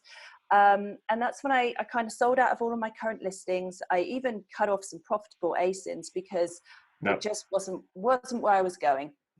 And I quite organically, I came across some products that fitted in nice to a niche. They started to develop their own audience, and the brand really just grew and grew from there. And I defined more who my avatar was, who my customer was, what my color palette was, what my messaging was, what my voice was. And it's just grown, and it's become easier and easier. And you were going back to all of the things that's easier once you have a brand. But for me, the most important part was my clarity in my head. I wasn't thinking of 500 different products and 500 different people and 300 different suppliers. I was just thinking of one brand, one audience, and all of the products fit nicely within that. And it was, for me, it was that the quieting down of my own head that really enabled me to just, scale this business to where it is. So, Michelle, the title of this live and this today's live session with $1 Million Brands is the one thing that two multi-7-figure sellers share in common. And we've probably let the cat out of the bag here. That one thing is audience, building and creating and owning your own audience that you can directly influence of any way you want. So can you just talk to the point of sort of when you realized the importance of building an audience and owning your own sort of subscriber list that you could direct? You came across that. And then I know that you were sort of one of the first sellers in my world, anyway, that I know of, that really mastered this for the Amazon business and the Amazon brands. And just talk a little bit about that point in the journey and sort of the realization that you had with that. Yeah. So when we started doing some social media on Facebook, and by no means am I a social media expert, and I'd never heard of ManyChat before, so I'm not techie in that way at all. But we just started getting a lot of engagement on our Facebook, a lot of messaging coming to and fro. People were hungry for our products. They wanted to know what we were doing next. And it just, like you say, it grew organically. And then through that engagement, and I just knew that we were onto something here. We had an audience that was hungry for what we were giving them. And again, it was somebody in the industry that mentioned the word ManyChat to me. Never heard of it. Decided to go back to the office, locked myself away for a couple of weeks, and found out what incredible tool this was. And all the while, we've been manually messaging everybody on our Facebook page and on Messenger.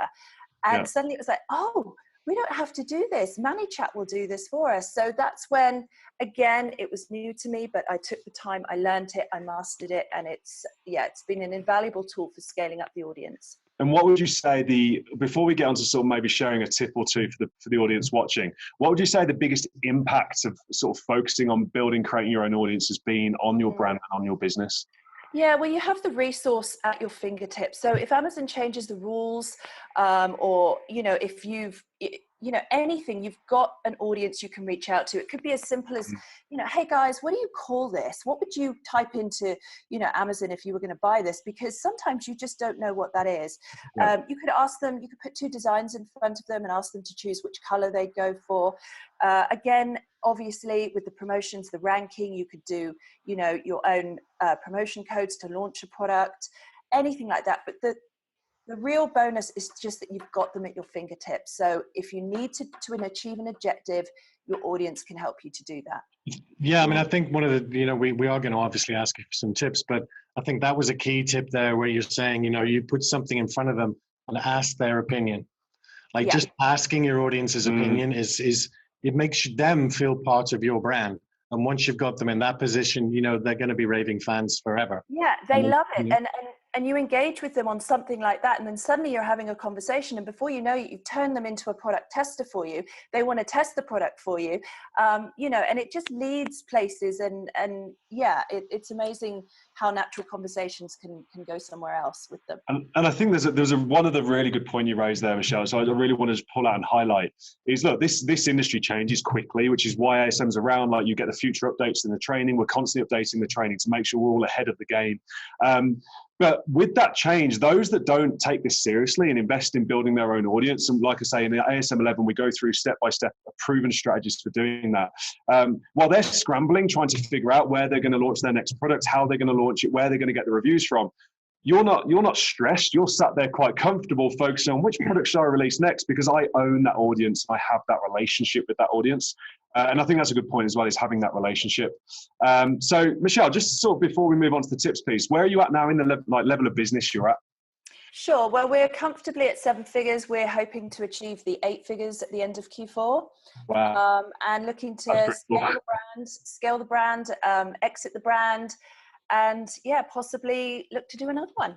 Amazing. So hang on. So no, I don't want to miss that right there. So basically you're saying moving forward, like you might hit 8 figures, but you think you might go on and sell the brand and then start another one. So basically what you're saying is you love doing this. Well, it depends what day you ask me. If I've had 5 hours, then I'm never doing this again. But if you ask me on a good day when I'm sitting back and watching the sales roll in, then I might do it again. Awesome. Yes, I mean, like, obviously, like, our audience are with us. There's a couple of things I want to ask you, but first of all, obviously the tip side of thing. I mean, if someone's just getting started with this, let's say they're in ASM, they've found the product, they've launched their product, they've started to build their brand a little bit. Like, what tips would you give them in terms of like building an audience? Yeah, so really stay true to your brand. What brands do you love? They're not going to sell you, for example, a pair of slippers one day and then sell you an accessory for your car the next day. Stay true to your brand. Think about the SKUs that you can add that service that customer. So it's customer before product. Yes, you have to back up the product with keyword research and make sure that there is a demand on the keyword. But if you know that your customer is going to like that product, then put it in front of them and they will.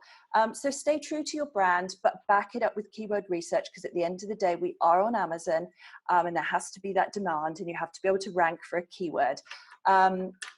Just keep an eye on brands that you love, look around you, how are they talking to you, what colors are they using, what images, what other products are they adding, and you can literally copy that, develop your own style and just bring it onto Amazon. And in terms of platform, Michelle, if you were to, because most people are starting out on their own, they're trying to build this business around a 9-to-5 job while they start out. If there was one platform you would advise starting on, what would it be? Socially, you mean? Yes, a social platform, sorry.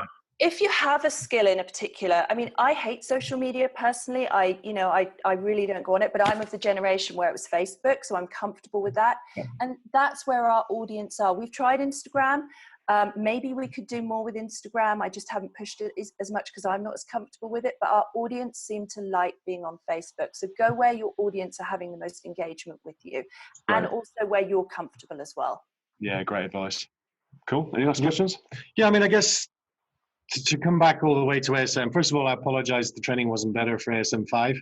Well, good to me. Well, that's true. It certainly is now. I mean, obviously, this whole it's an explosion, social media. I mean, not just people using it, but obviously how it's being used now, especially for businesses and everything. But to go back to ASM itself, obviously we've got people on this call, we're in the middle of a launch now. If someone was like on the fence trying to decide should they or shouldn't you, should they, what kind of advice would you give them? I would say be realistic. This ASM is a really, really solid grounding. Everyone needs that good, solid start. Where you take it is up to you.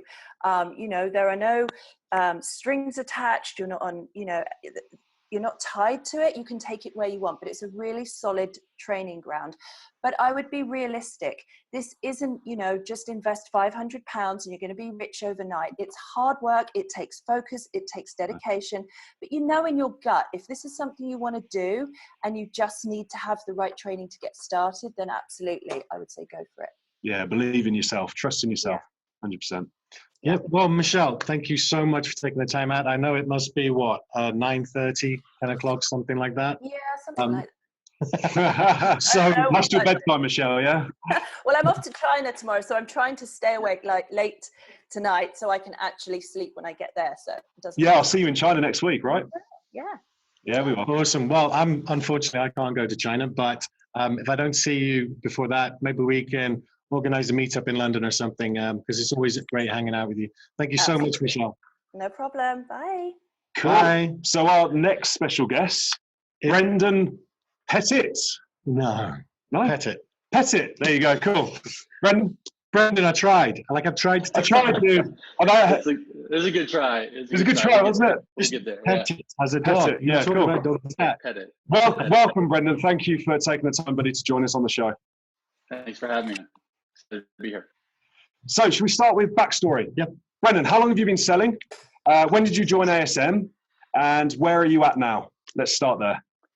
Yeah, so been selling since 2014. Joined ASM2 actually, so the early days, the Wild West days. And right now we're in the comfortable 7 figures as well. Nice. And yeah, trying to scale up. And what did you do before? I suppose we want to know, don't we? What did you do before selling, before joining ASM and starting your brand and selling on Amazon? Yeah, so I was in corporate America. I worked for a popular toilet paper company, so very glamorous business, right? But hated corporate, and yeah, so cashed out the 401k and went out on my own. I have a background in graphic design as well, so I was able to do some freelance as I started my business early on. So that was good. So you decided you'd had enough of the corporate world and you quit, and then you found ASM, or did ASM inspire you to quit? Yeah. So I had, similar to Michelle, I had a friend who introduced me to it, and I purchased the course with a business partner of mine, a couple business partners at the time. And yeah, we just got excited about a new opportunity. I had dabbled in, similar to Michelle, I had dabbled in doing some e-commerce stuff. I tried selling furniture and other saturated markets, couldn't quite get traction. And this just seemed like a good foundational educational system for me. So we dove in. I want to touch on that specific point there, because I know there'll be a lot of people watching this call, Brendan, that maybe are going through some emotions, battling back and forth in their head, whether they believe they can do this. It's obviously stepping outside your comfort zone. And I found in my own journey that success lies outside of your comfort zone. But what was going through your head when you sort of made that commitment to being successful, to starting a brand and sort of leaving the corporate world into the unknown world of entrepreneurship? It was scary. Yeah. But I think it goes back to where you guys left off with Michelle. I mean, you got to believe in yourself. I really think it comes down to understanding what you were built for, believing in yourself and taking the leap. I mean, obviously it was a little bit calculated in that, I had some money that I could invest, and I made sure that I made smart moves in the process and had some plans to make money outside of it with graphic design. But so you do need to be practical, similar to what Michelle said, but at the same time, at some point, you're going to have to take some risk in starting a business. So absolutely. Absolutely. So let's bring it back to the point around social media and building an audience. When did you realize the power of sort of developing a brand, building a brand, and then creating an audience that you could leverage for that brand? So when did you have that realization, and how did that show up for you? Yeah, I mean, I'm going to be talking on Instagram, and I was an avid Instagram user, especially in the early days and things like that. I saw brands just blowing up on there, and I also realized how I used it as a consumer. So getting started with ASM, starting a product, wanting to eventually start a brand, not just wanting to start generic products. I sort of had that mindset from the get. So I really was focused on, okay, well, if I'm going to start a brand, I probably should be on something like Instagram or Facebook to get that message out and get my brand presence out there. So that's what really drove me to get on Instagram, start engaging, start sort of getting my brand presence figured out, and hit the road and hit the ground running. I mean, that's really interesting, because thinking back to when you started and everything, how long ago that was, you must have been, one of the few people at that time on Instagram actually using it to build your brand, to help you make sales and stuff like that. So that's quite impressive that you were ahead of the curve like that. But what is it specifically about it now? Because obviously now it's a lot more saturated well, not saturated, but there's a lot more people doing this. Like, what is it about it now that actually, appeals to you so much? I definitely think once you get an audience, similar to what you guys were saying, I think to be able to bounce ideas and new products that you're coming out with, color variations, anything like that off of your audience is crucial. I think it's huge in launching a product because you can really get an assessment of what people are looking for in your niche. And it just allows you to engage with your audience as well. I mean, there's a ton of influencers, you know, not all influencers are created equal, meaning like the influencer game on Instagram has become saturated as well, but there are still really good people that just want to collaborate with brands to get their content out there, to add value, to do things like that. So it's just trying to engage with those people, find those right people that fit with your brand and your message, and trying to add value to them, and then sort of working out a collaboration sort of relationship with them to help, you know, get the message out to everybody. And on that point, Brandon, sort of, how does that show up tangibly? So let's say I just started a cycling brand. I may be serving female cyclists specifically. What would your advice be on how to sort of get started on Instagram and sort of maybe start posting relevant content, the relevant hashtags? How would you reach out to these influencers, find them in the first place? Where does someone get started with that? Yeah, I'd say from a macro, I mean, it really comes down to a credibility play. I think a lot of people, especially the way I like to consume things, I like to understand who the brand is. And like, I might go to Instagram first, similar to the way people Google search something or do things like that. You kind of find out what the brand's about before you invest your time and money into them. I think right now, the way I would use it, I mean, I guess you definitely want to be relevant on the hashtags and things like that. But there are so many tactical numbers type things. It's really about the connection points and you getting into the DMs with people, finding people that are posting relevant content. There are a ton of people on Instagram that specifically post tutorials. They post relevant stories. They post a lot of relevant content around the marketplace that you're trying to serve. So you're looking for those people that are posting relevant content, and then you're also collaborating, saying, hey, like I have this product that also fits that need that you're serving with your content. Let's do some work together and go out from there. And I guess going back to your point about how to connect with them is I would use the direct message. You know, you find somebody, you reach out to them and say, hey, I'm a brand. I feel like we'd be a good fit because you serve the market in this way and I serve the market in this way. And then start a conversation, as easy as that. Yeah, so basically what you're saying, like you're not just going onto Instagram, posting your own stuff and hoping people come and look. You're actually actively looking for influencers. And for those who don't know, influencers, it just means they've got a big following, whether it's on Instagram, Facebook, wherever it is. So you're looking for influencers to increase your influence of your brand, basically, right? And creating a win-win deal, isn't it? It's correct, like you said. It's like they're serving the market one way, you serve it the other way. Together, it'd be a nice collaboration. That's golden advice right there, Brandon. Thank you for sharing. And what would you say? Sorry, what would you say in terms of having having developed this brand on Instagram and using it to sort of really fuel your brand on Amazon? What's the competitive advantage of doing that? Why does that give you the edge over a competitor that's selling on Amazon? I think it's a credibility play. I mean, if you want to go to metrics specifically, I can tell you over the years, I can sort of correlate the number of brand searched keywords that are attached to the main keywords versus, it has grown over time. It's grown over the years. So, which means that some sort of external factors going into that, i.e. social, Instagram, things like that.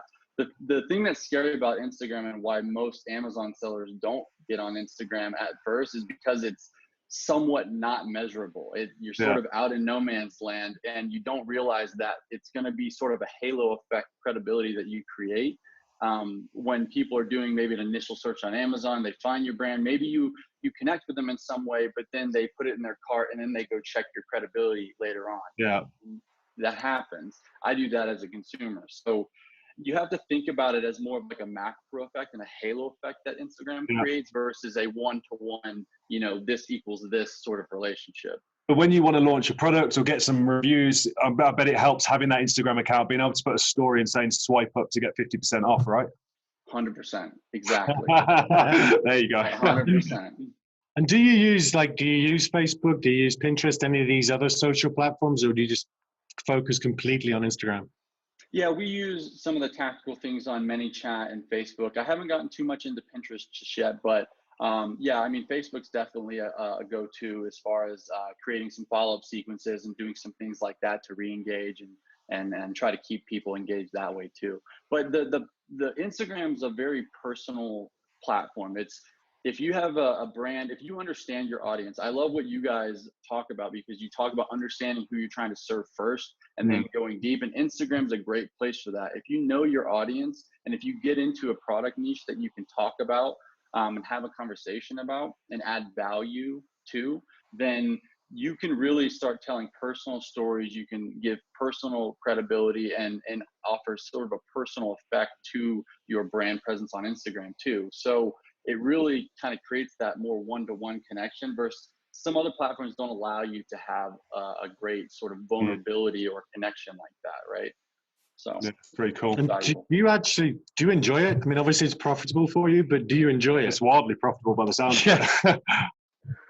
Yeah, I mean, I do. I think I have some of the tactical stuff outsourced, or not really outsourced, but internal with employees and stuff. They help me research some of the things and collaborate. Obviously, you have to have a person that's good with understanding context and is good with relationship building. You can keep a conversation and understand your product and what you're trying to accomplish.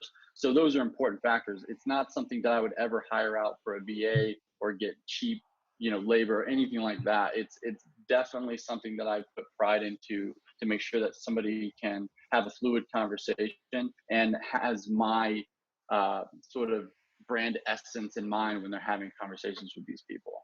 Yeah, absolutely. Well, listen, Brandon, thank you very much for coming on. That was stellar advice. I do have one more thing. Yeah, So I want to ask you one question, and it's quite important because I am not familiar with Instagram. I don't use it a lot. I use Facebook and Messenger.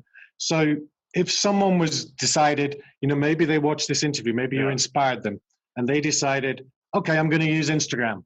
Like, could you give us a couple of tips or give them an idea of the best way that you would approach it? Yeah, so if you're starting out, especially if you have a product, obviously at a macro, you want to add value. So however you can try to add value to that market, product's probably the easiest way for everybody. If you're not creating a lot of content or not good at blogging, things like that, and getting people to go look at and consume your content, product, trying to create a direct relationship with either influencers or other people posting good content or lifestyle that have a large following. If you can connect with some of those accounts and do a giveaway with them to sort of grow your audience, that's probably the best, the quickest way to start. When you get into the later sort of posts and engagement, you're going to want to start creating some sort of content that people can relate to and consume to keep them glued to the account. Otherwise, you're just going to have an open door sort of following, if that makes sense. Yeah, absolutely. So yeah, listen, Brandon, thank you for coming on.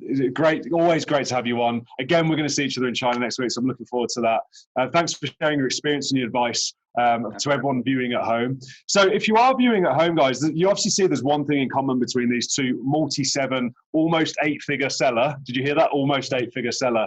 And that thing is they invested in developing a brand that served an audience.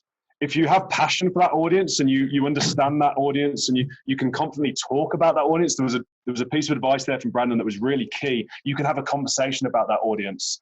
Then it just creates so much more depth in your brand. It gives you such more of a competitive advantage because you're not solely reliant on Amazon as a platform. And if something changes or maybe gets a bit more competitive, you have your own influence that you can direct. You want to keep it relevant, you want to aim to collaborate, and you're looking to sort of build an engaged audience that you can then direct. And this is all stuff that we cover inside of ASM 11.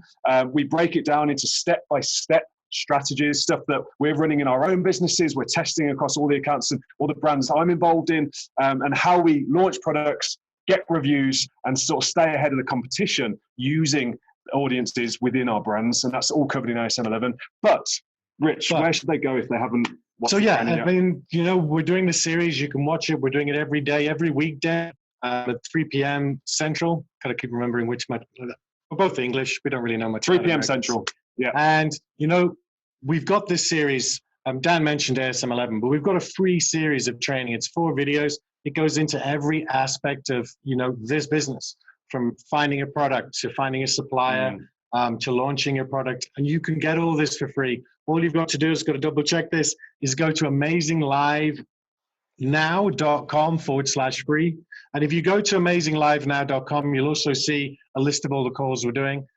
We've got one tomorrow, which you definitely should watch. We've got an incredible guy coming on. He's an ASM seller who actually, I'm not going to ruin it, but he did something pretty incredible just recently. And then next week, we'll have another 5 every weekday that you can go and watch. So please, whatever you do, try and find the time. Go to amazinglivenow.com/free. And I won't see you tomorrow. Dan will see you tomorrow. Dan will be here, guys. So we'll see you all then. So thank you very much, and we'll see you soon. See you guys soon.